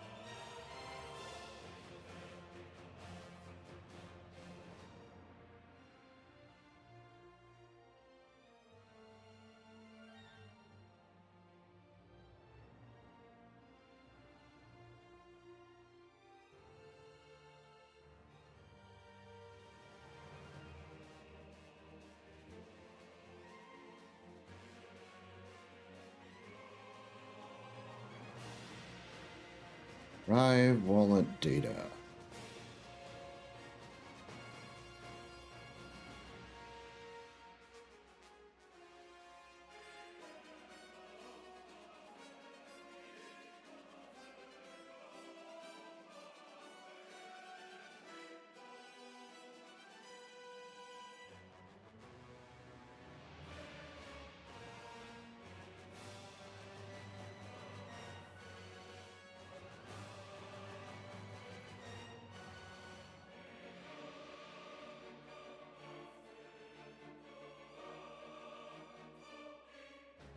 So that might be more relevant to search for.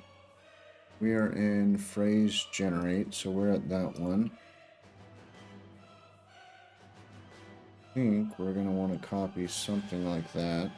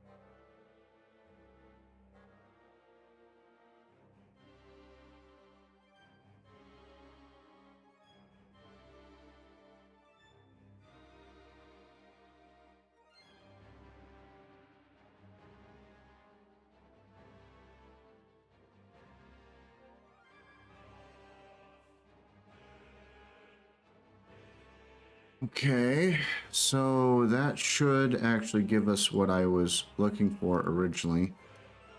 Is inside of here. When we request our own, we weren't getting this updated. So that probably relevant there. Saved. We're probably going to need to do that again right here.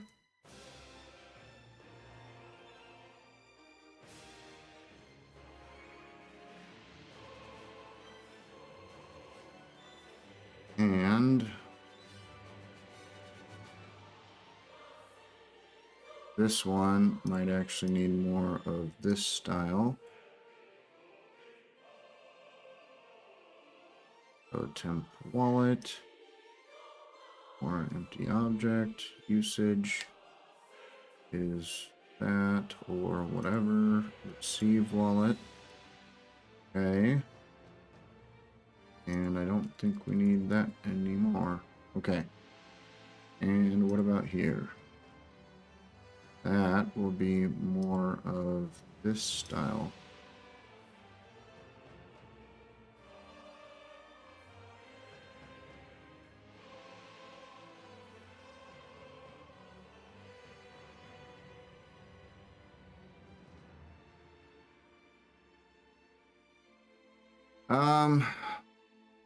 All right. Net wallet, number, account address, whatever.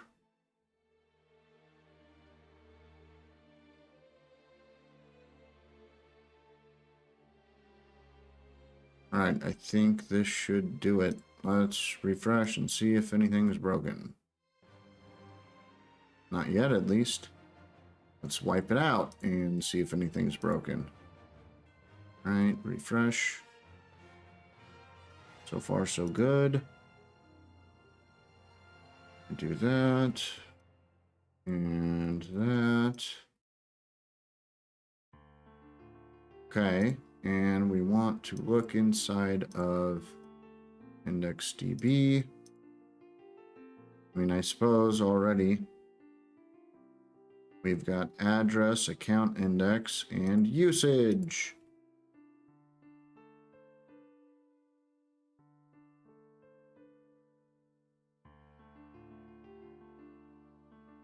If we look here, all right, that's looking right.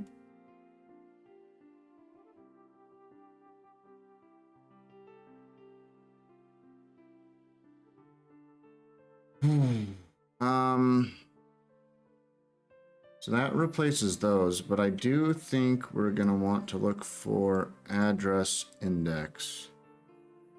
Address index. Because I got a feeling.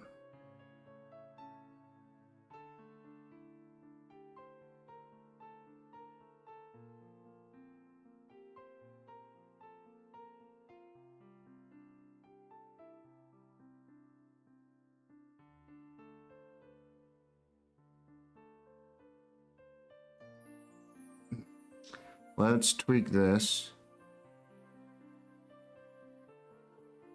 I missed that. Find this again, actually.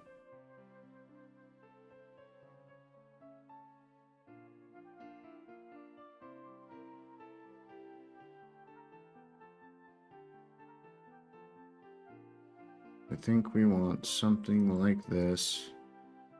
Let usage and then usage. Before I do that, so share account, address index, and share account usage. Okay. I think that will be better.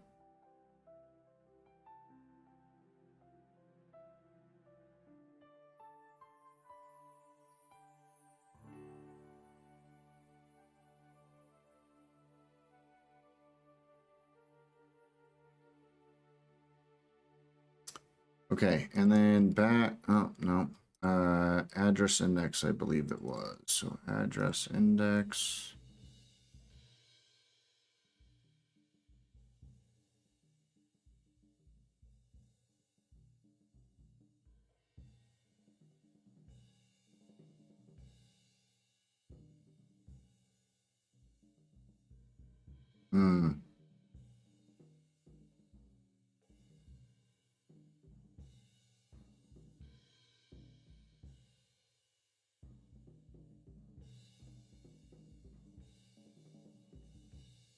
Hmm.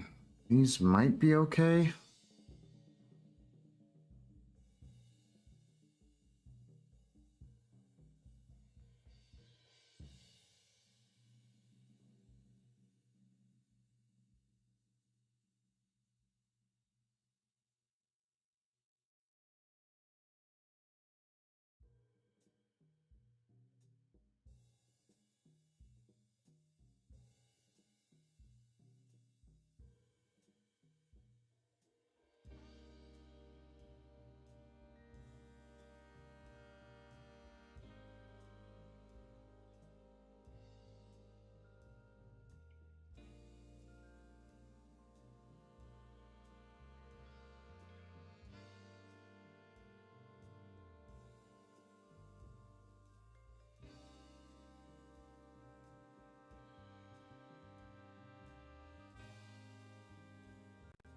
So far, I'm thinking all of these will be okay.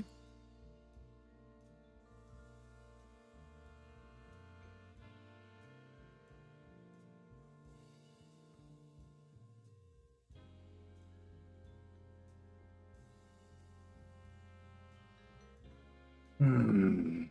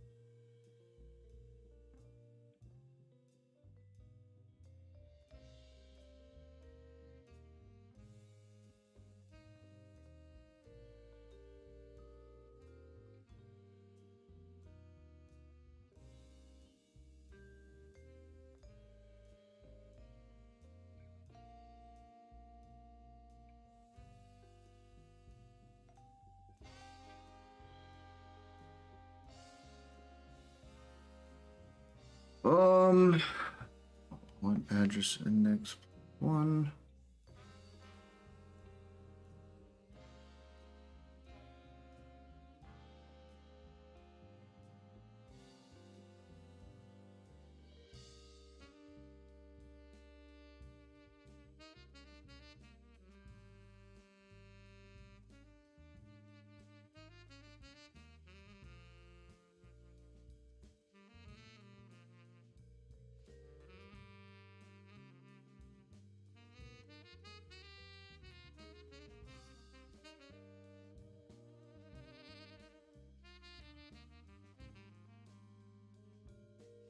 Um.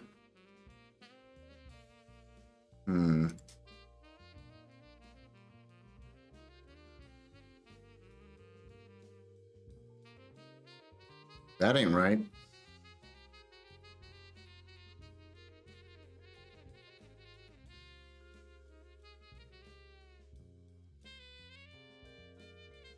All right, we got a bug.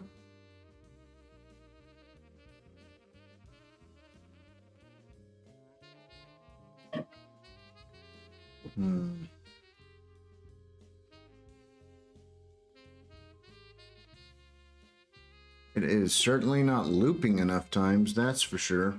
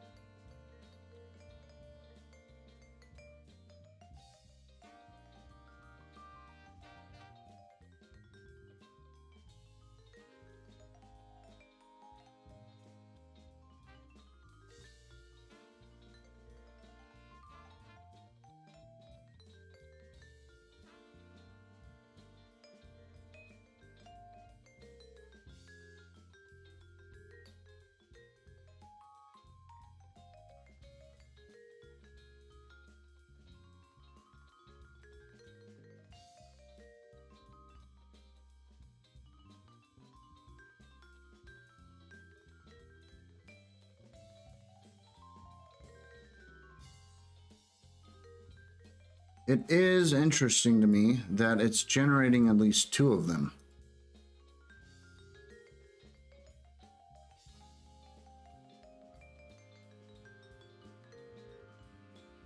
Oh, it's only generating usage index 0 and 1, and then account 1 or 0 and 0.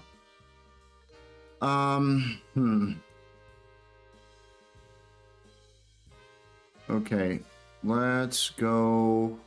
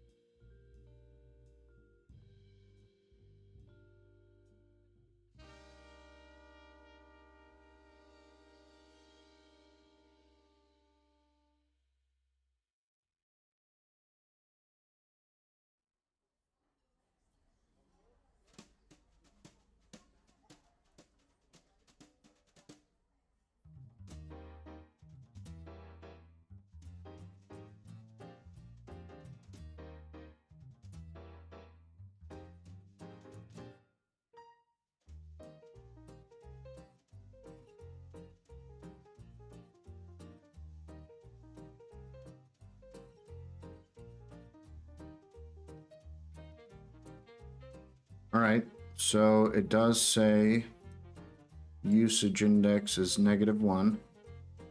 So it should trigger this one.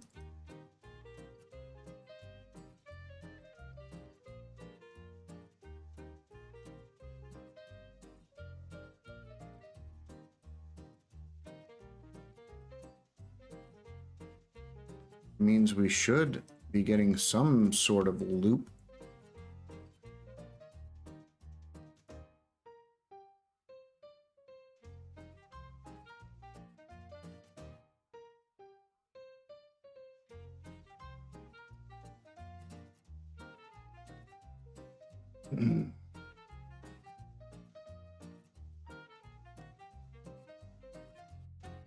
Whoa, that's not what I wanted.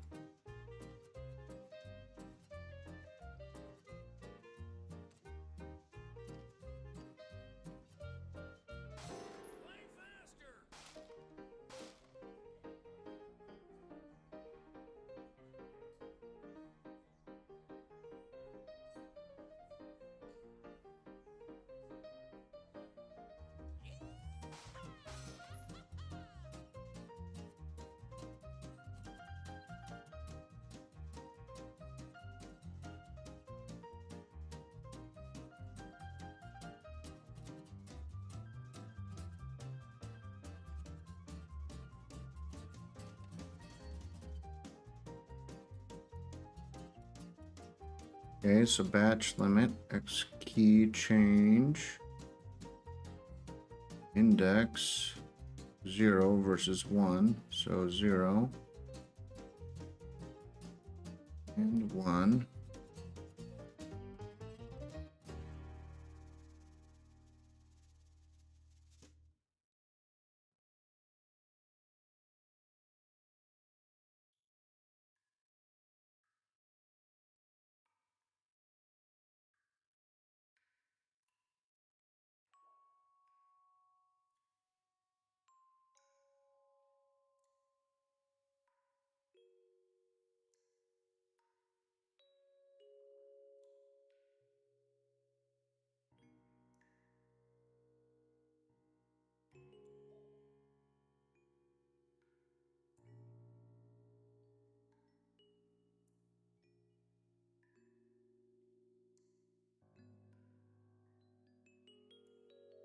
Whoops.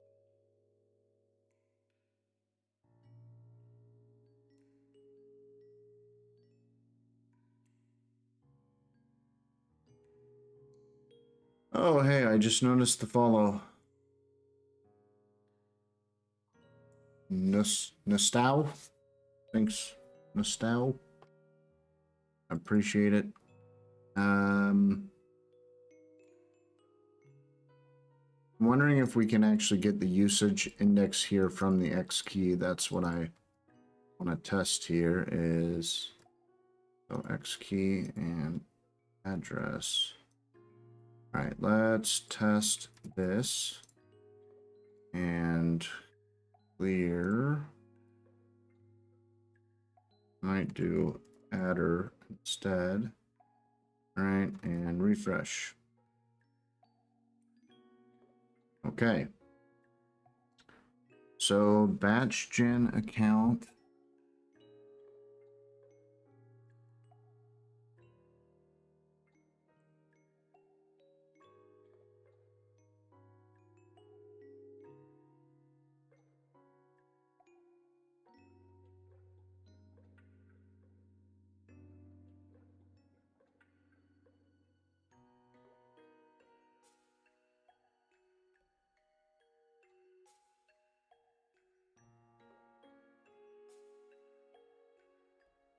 What do we got here? X key and key.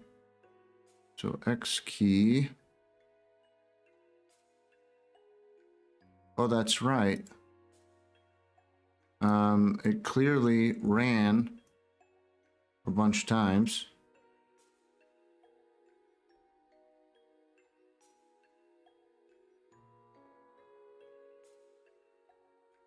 Okay, so looks like alternating. One is X key index 0, one is X key index 1. So our usage index is essentially the X key index as far as I can tell. So if instead of usage index, we did X key dot index, should work. Why is that complaining? Oh, because it's an object.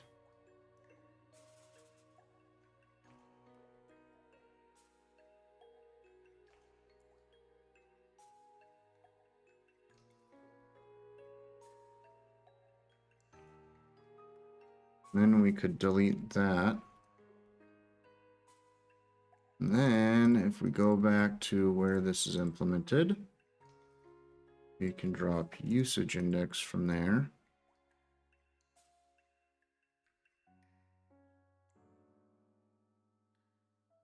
There and there. Okay.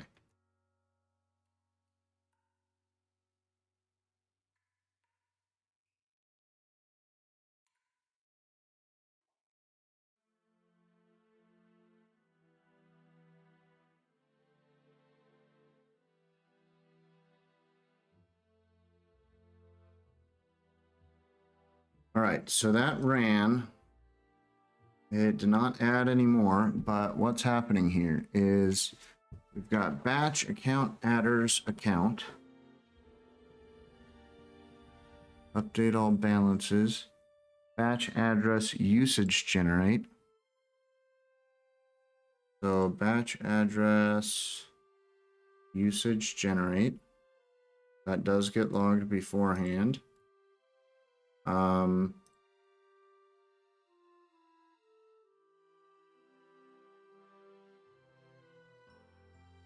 Batch address usage generate happens there. So if we do a console.log, this should only happen after all those iterations happen.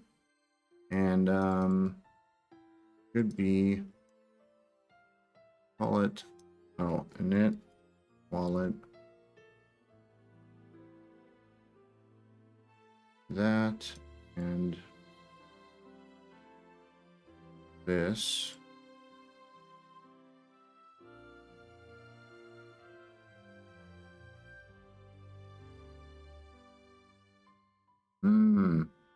So that one just returns it, so we'd actually need to find where this one's getting called. That's the contacts, I think.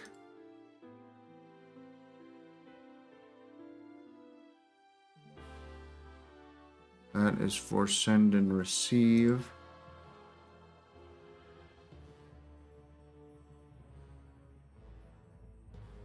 This is send or request, so it's not any of those. So let's search for this function instead. This happens on wallet initialization, so that's probably what's calling it there.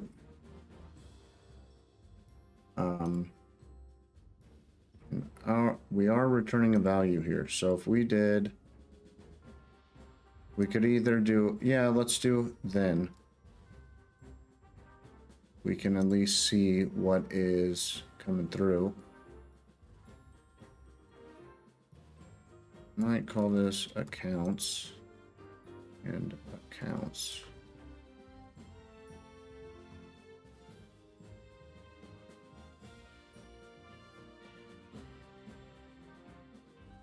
All right, let's clear and refresh. All right, so it is being called right there. All of that generated. Suppose we could also do a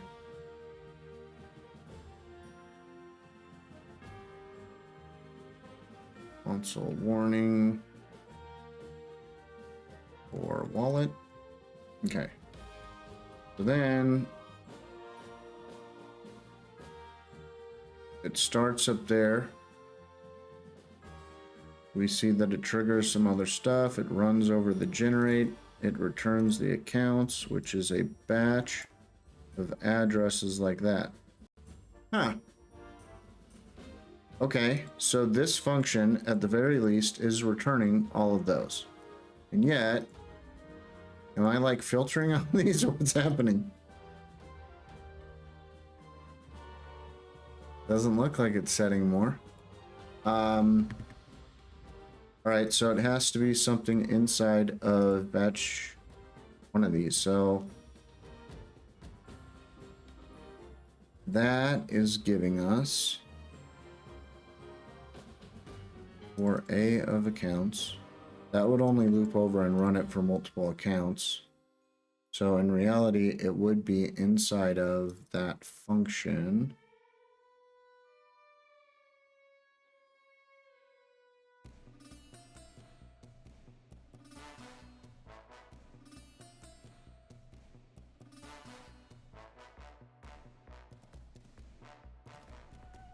So that's happening. We know it's looping. It's certainly iterating. It must be running this one. That's clear. And that one is running address. So it should be getting into there. So we get the address, generate key, whatever. So address, and that's different from that address. We've got the key and the X key.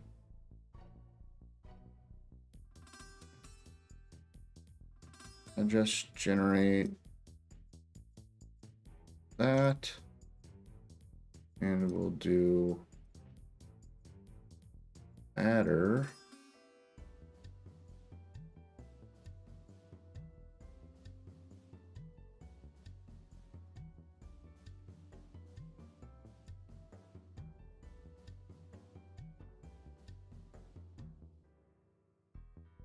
So that does the get item,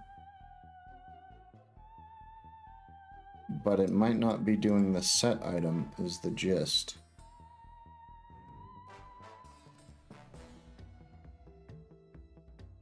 All right, well, let's see.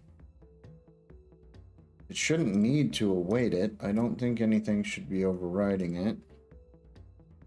So address generator. Now we've got the store get item adder.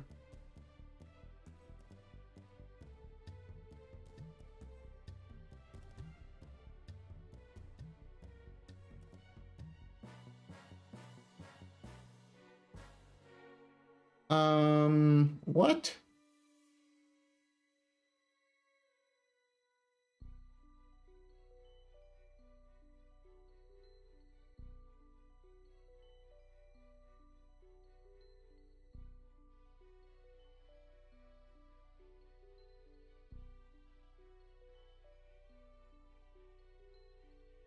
Am I going crazy? This is acting like it's actually finding a bunch of these.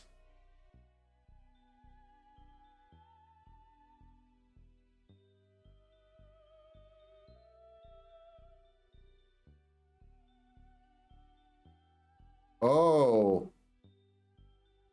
All of them have the wrong account and address index.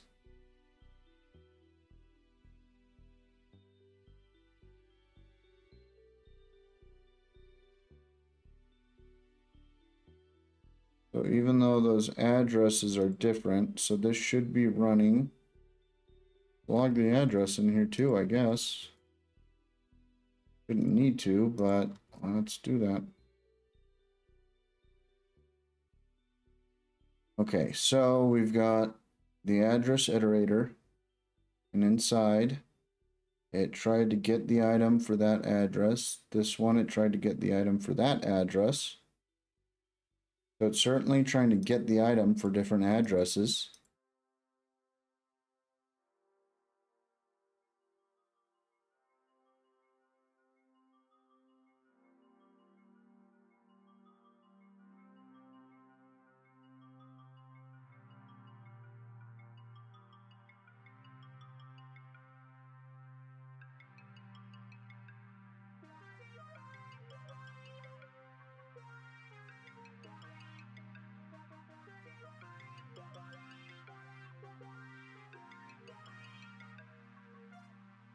But it's returning the wrong information.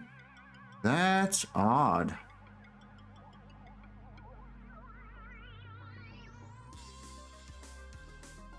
I'm gonna wipe out the data, start fresh, since we have made a couple tweaks. Let's see if it's just some weird coincidence. I'm also not gonna filter the logs. Okay, so we've got that. We add. Let's import there, Jojo, and encrypt. Okay. Go down here. Got, nope. That is so bizarre. What's going on?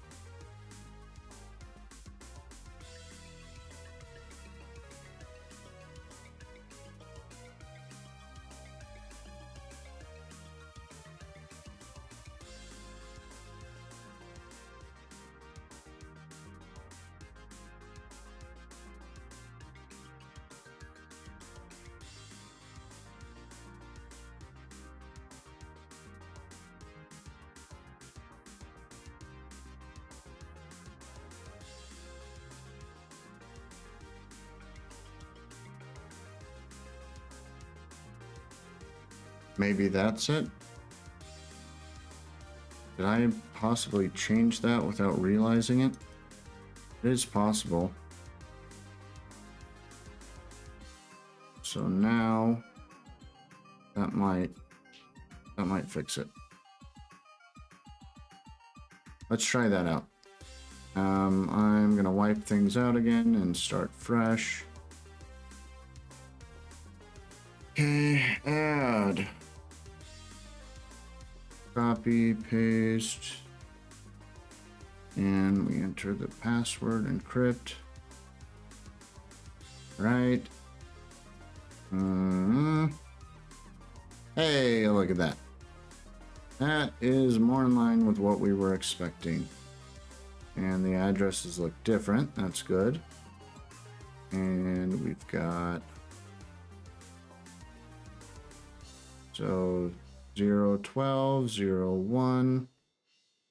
Got the usage index 0, usage index 1. Sweet.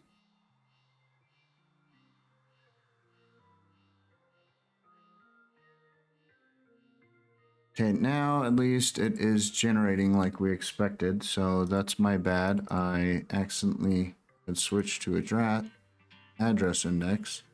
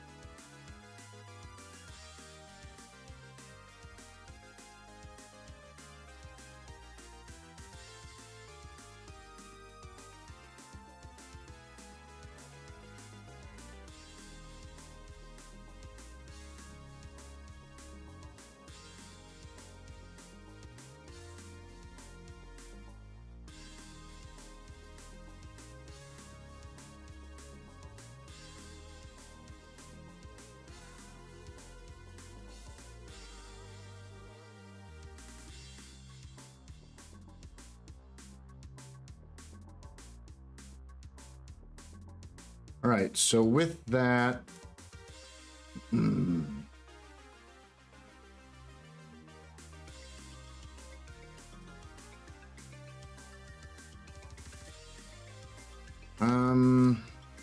it's a lot to log, but as I want to make sure things are logging correctly now, if we do, oh, that's interesting. Oh, but that makes sense. So by this time, we generated all the stuff before we ever got there. So when we get down to here, it would have tried to generate, it would have seen that,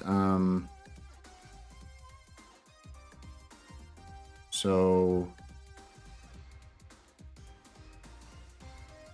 accounts array length is greater than 0. It would have looped over it. It tried to generate that, and it would have gotten into here.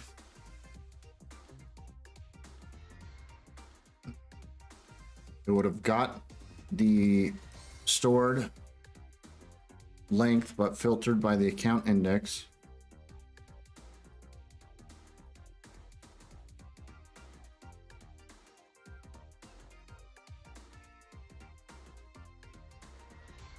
Checked the values. If it was empty, it may have generated some, but because it wasn't, then it would check this and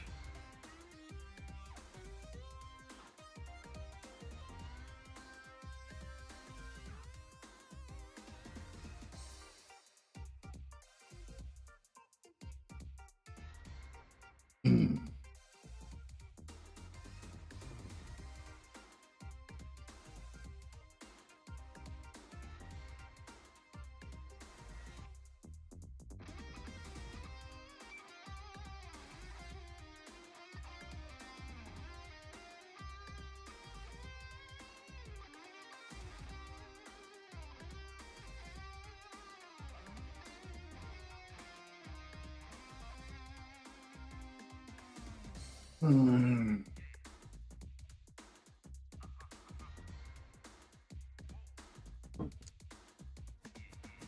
man, what's up? What's the drugs? You might have looked cool in the old town, but you know, in the land of fresh and open, if you wanna know, then Feral's a bro. Straight it out, freedom looking down your way. We're proven in the 90s, no one say. And the only way to Yeah, I think that's right. So stand to improve. You see this boat, let's open up. Where is it? There it is. relax and enjoy the show. I'm a swinger there, this whole world has This one over here. I'm gonna move this off screen right now. Gonna refresh this. Make sure DevTools is open. Let me try that again just so got everything open. All right. Wait. No, we want to make sure everything's generated fresh. So I'm going to clear the site data.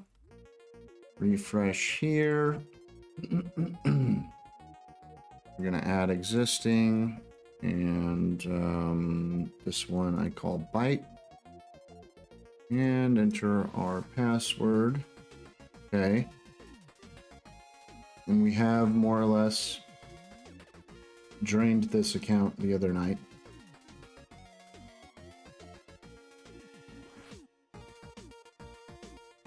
Okay, we've got 40, so we've got change accounts and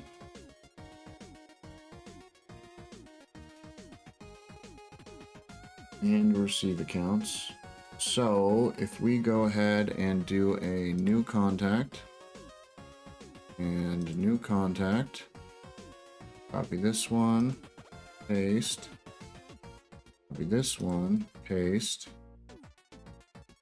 call it Jojo, add, byte, add, all right.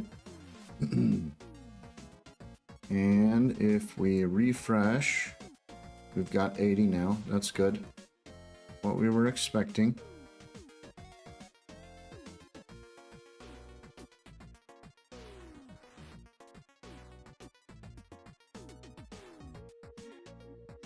Cool. So we've got the contact and the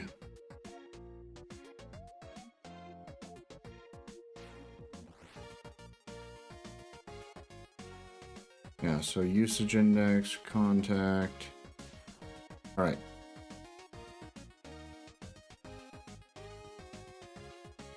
Got those paired. Let's make sure that sending still works. I'm going to do 0.001, do byte, send. Let me change that real quick while I'm thinking about it. I got approval from Ryan to do this other one. So I believe that is send confirm.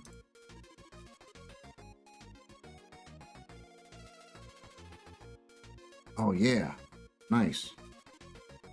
Okay, so those were the last changes. That's a relief. So column.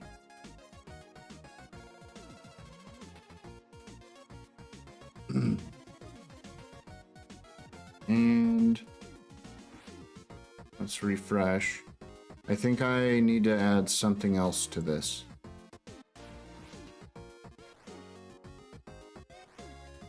And yeah, I need a little bit of a gap.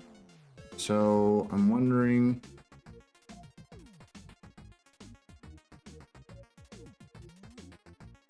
form article figure.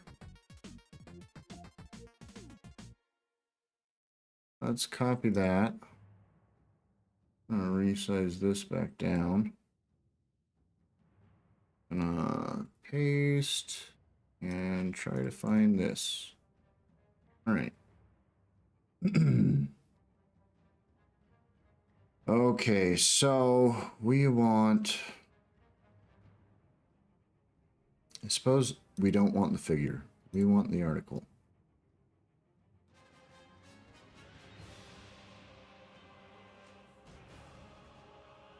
And you know what?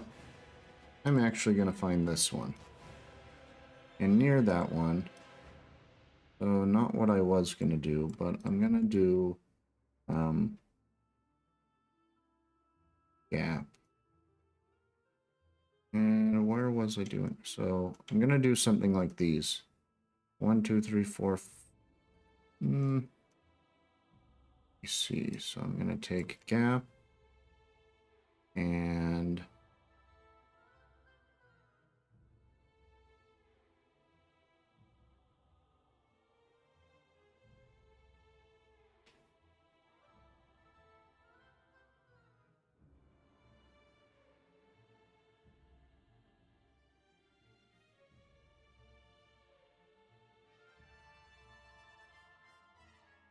gap 0, 1. Let's see, 0.25. Let's try that. 5. 0.2751. Might actually copy all this.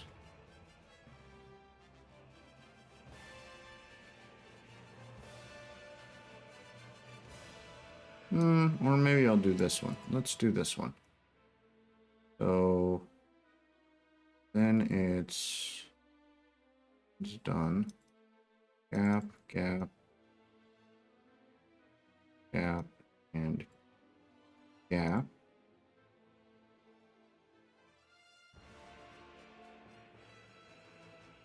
Oh, that's off. 1 is 2, 5. 2 is 5. Oh, interesting. Down here, we skip 0.5. I'm okay skipping it. Okay, so 3, 4, 5, 4, and 5, and we want 1.52 and 2.5. 1.5 and 2. Let's do that.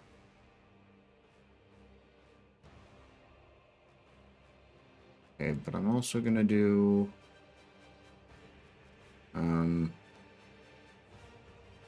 RG for row gap. Okay. So row gap, row gap, row gap, row gap, row gap. B.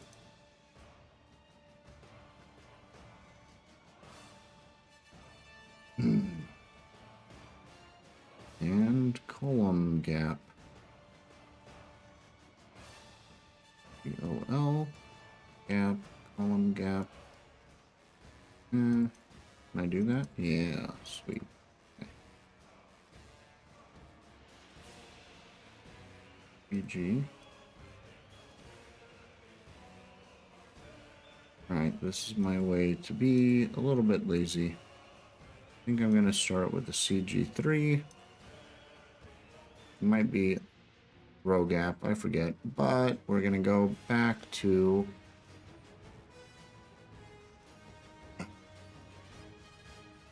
confirm column gap. Alright, let's try this out.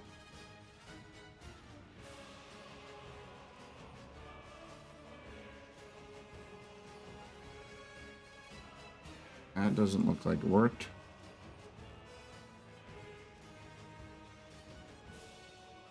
Interesting.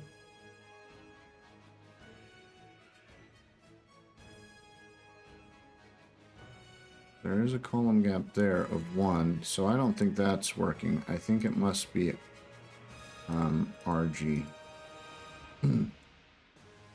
Yep. Okay. So RG of 1. And that looks decent. 4. Let's do the 1. So let's do it at 3. Let's refresh here. Send there. 0.001. Send. All right.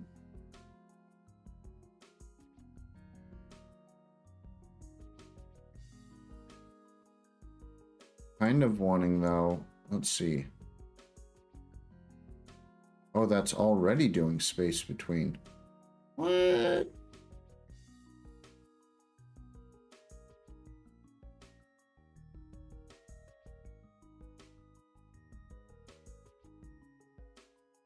Oh, because of the header. Interesting.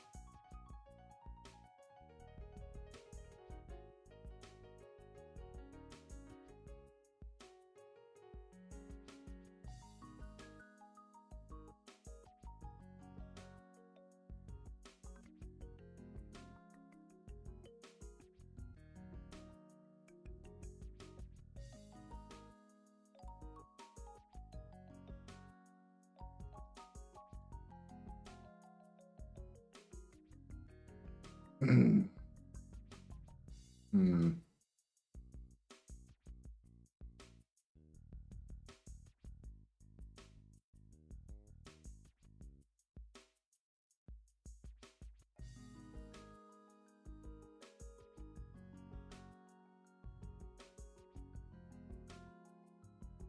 All right, that said, I've got that tweaked. Let's pull this back up and I'll refresh here as well.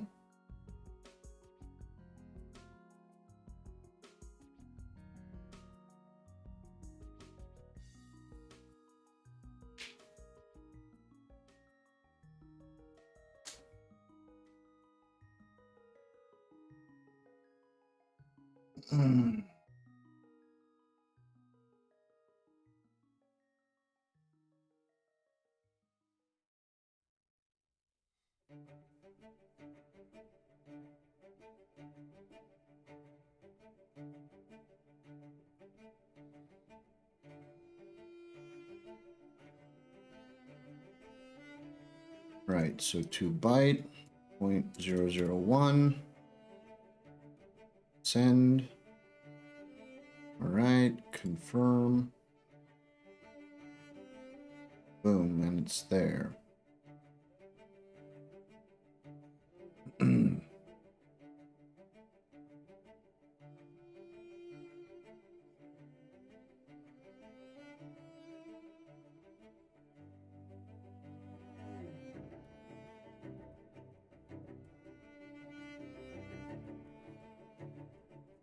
Okay.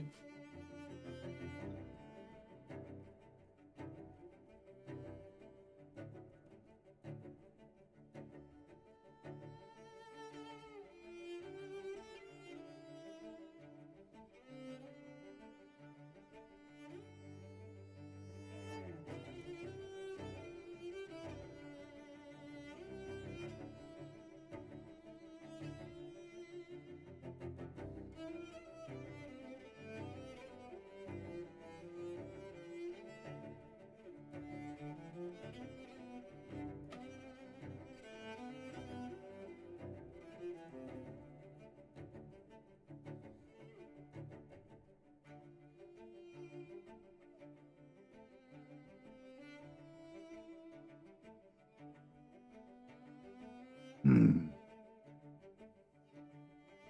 Hmm.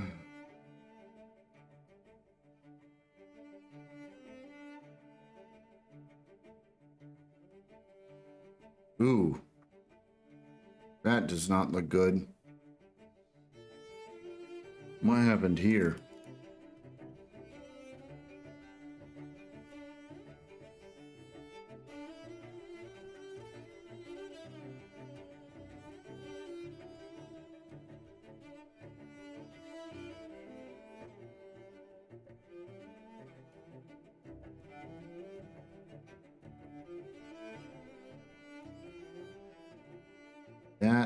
Let me see if this adds up. So,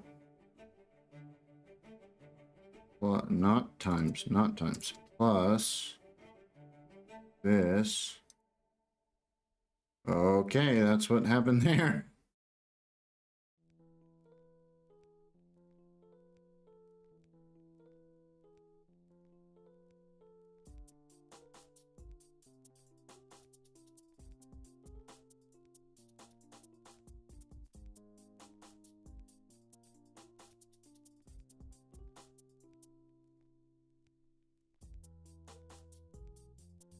So I was just having this discussion with Cool AJ86 and debating whether we should round up or down. In general, especially with financial stuff, when you're dealing with these, I don't like rounding up or down. I would prefer if instead of it displaying like this, if we're going to shorten it rather than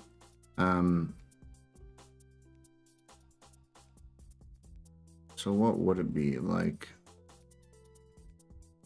Would have been near the 2. So that I would prefer doing something like that.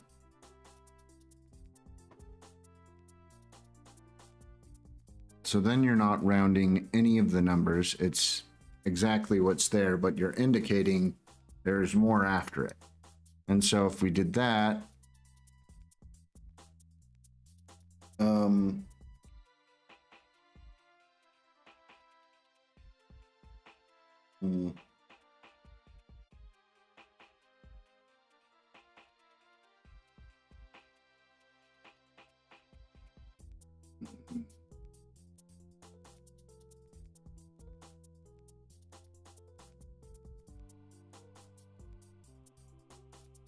AJ was sending me some code before.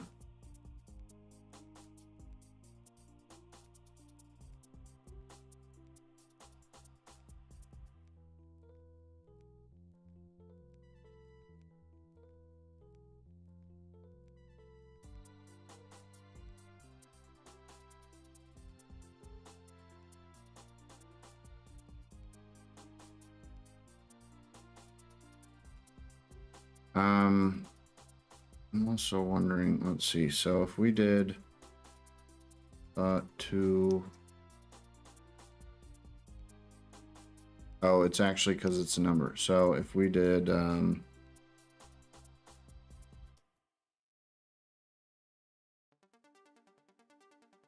not that one, 2 fixed, and we said I think it's 8 there. But notice how that rounded up.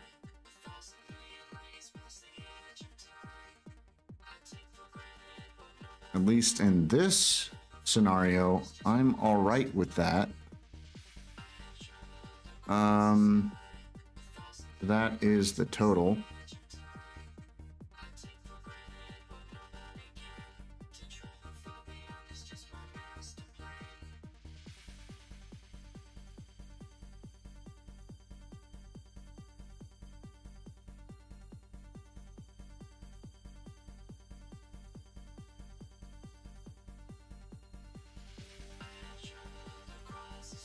Okay, so if we do this instead,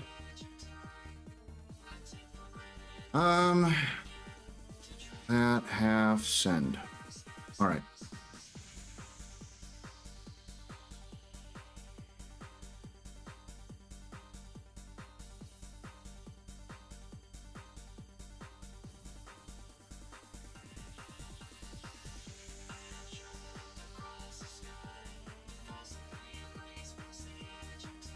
And let's pull up the other one right there. So send.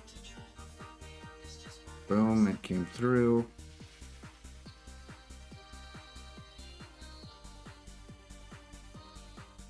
All right, so transactions sent.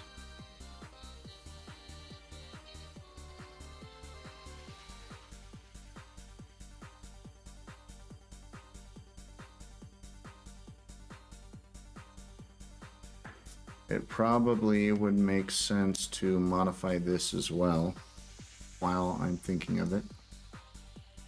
So we had done the send confirm. I think the other one is transaction info. So I think let's copy this real quick.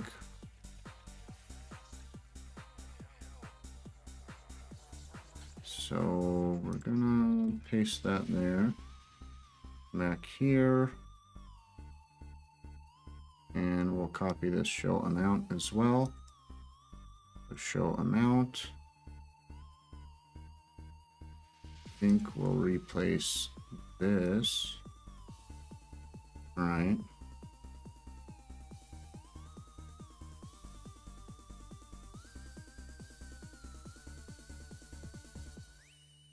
And then we come down to where show amount is used, and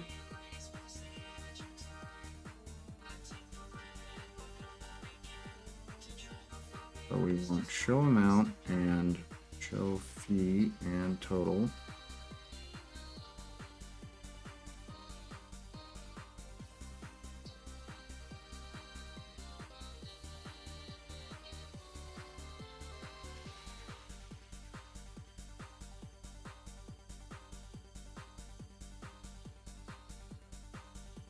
Oops, didn't mean to click save there. All right, let's refresh.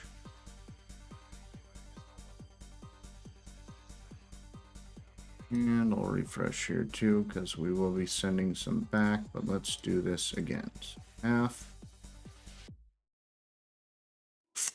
Send. Send. That doesn't look right.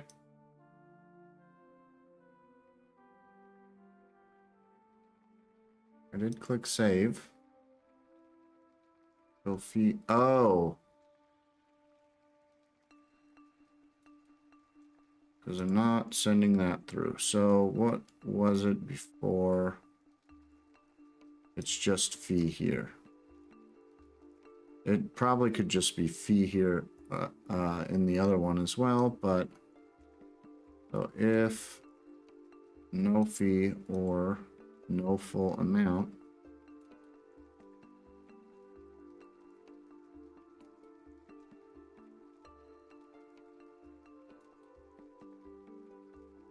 and change that. Okay. Do that transaction as well. Let's refresh again. And refresh the other window. Okay. So let's try a partial send again. Okay. Send. Dag nabbit. Oh, I missed again. I missed. What do you mean you missed? I missed. All right. Fee dash network fee. So fee and full amount.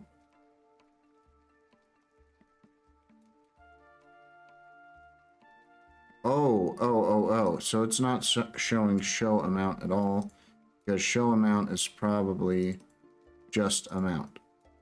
Let me see. Yep, it's just amount.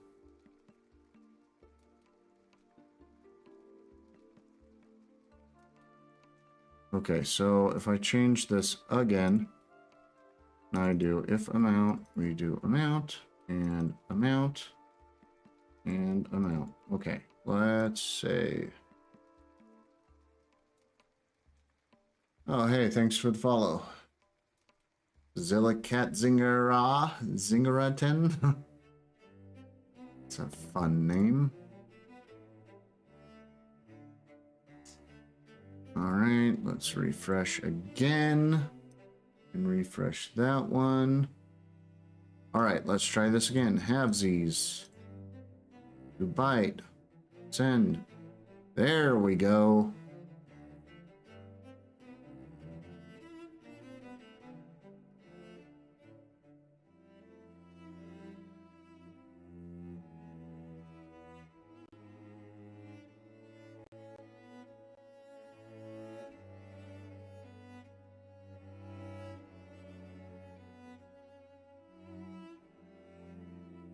Okay.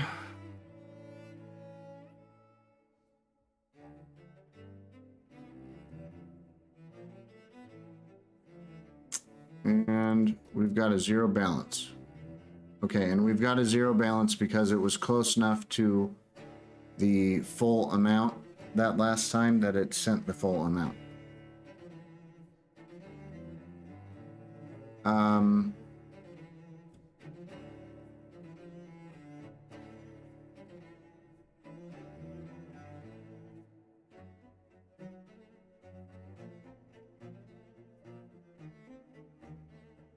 Okay, so that's all well and good, but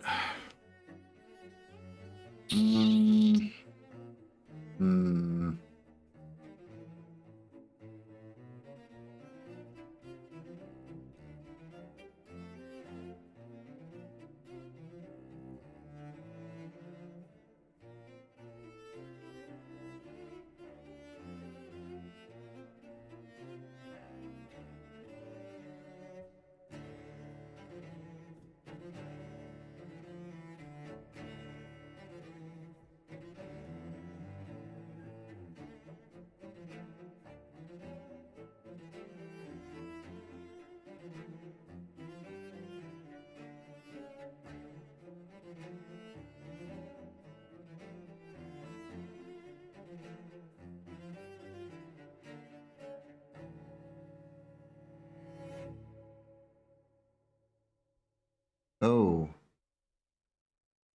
I'm glad I looked at that real quick. Let me see. I think I need something like that. So usage index may not be a number. It could not be provided in one of the scenarios. So that would fail. I think that should be good.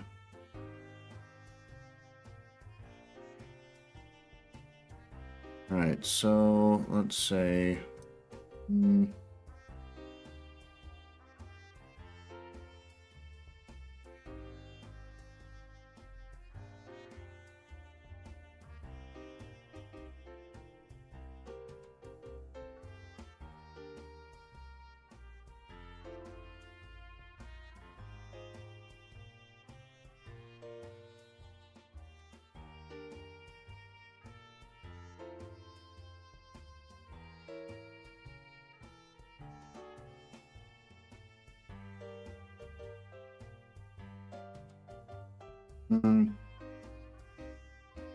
add usage index to seed wallet type. Right.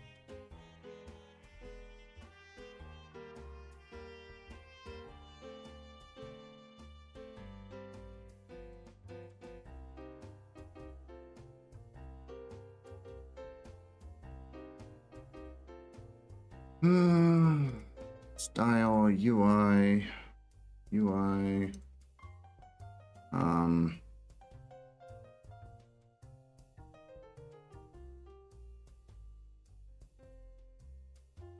Add app.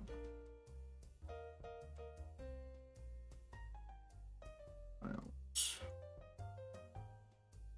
All right.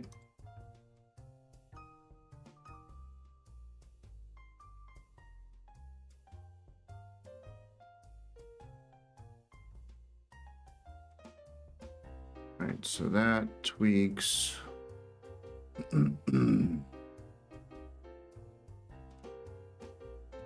Styling. This one.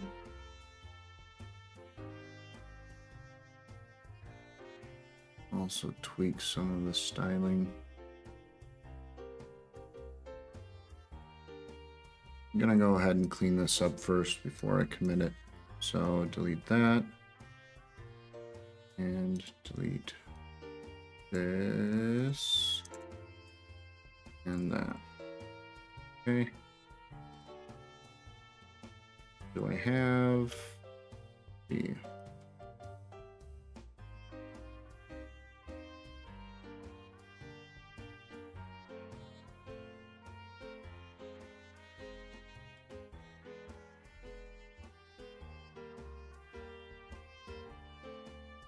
Okay, so now we've got a little bit cleaned up.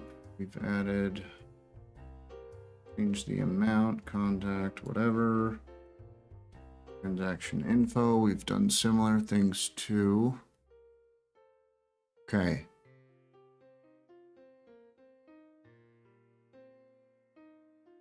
So we will say feature, I think. UI, lipstick.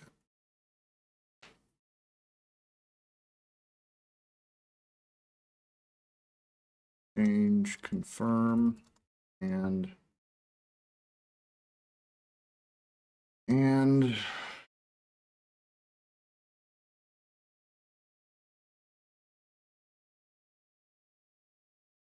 EX info dialogues.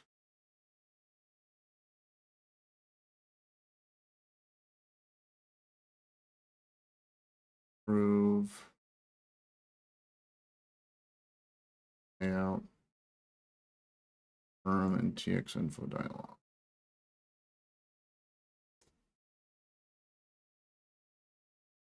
Okay, now if we go into here, we've got a bunch of these little tiny changes.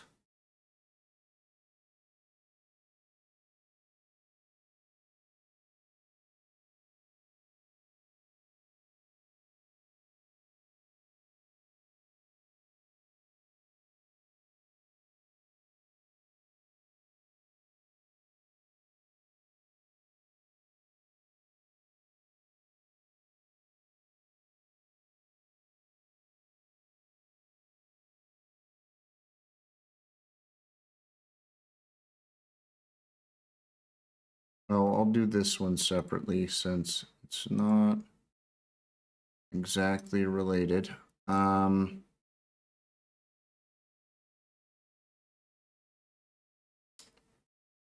It's not fixing a bug. I'm gonna call it a refactor. None. And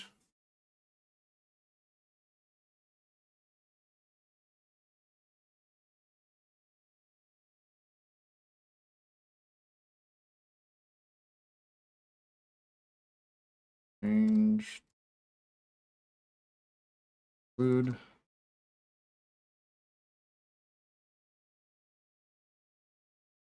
ID from dialog. Include ID in dialog. Form slug. Right. And what do we got left? So these, I think all of the remaining changes are related to the usage index stuff.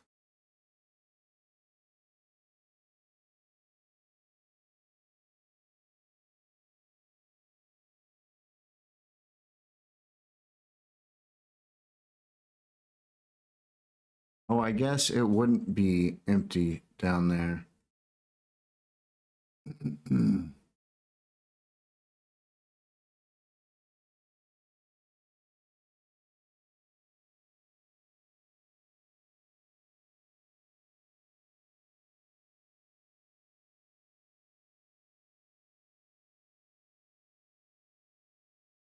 Regardless, so that's all usage index. This is usage index related, or more specifically, batch generation.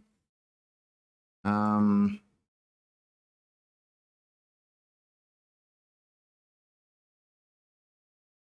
I think all of these are related to, I'm going to call this one a feature. It's more data related.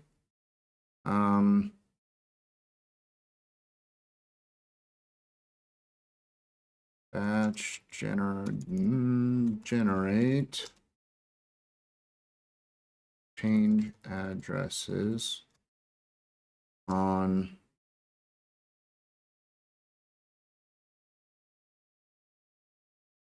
maybe I'll just call it that. All right. And we will push those. All right, there's certainly more to do. I didn't get to everything, but I want a break. We're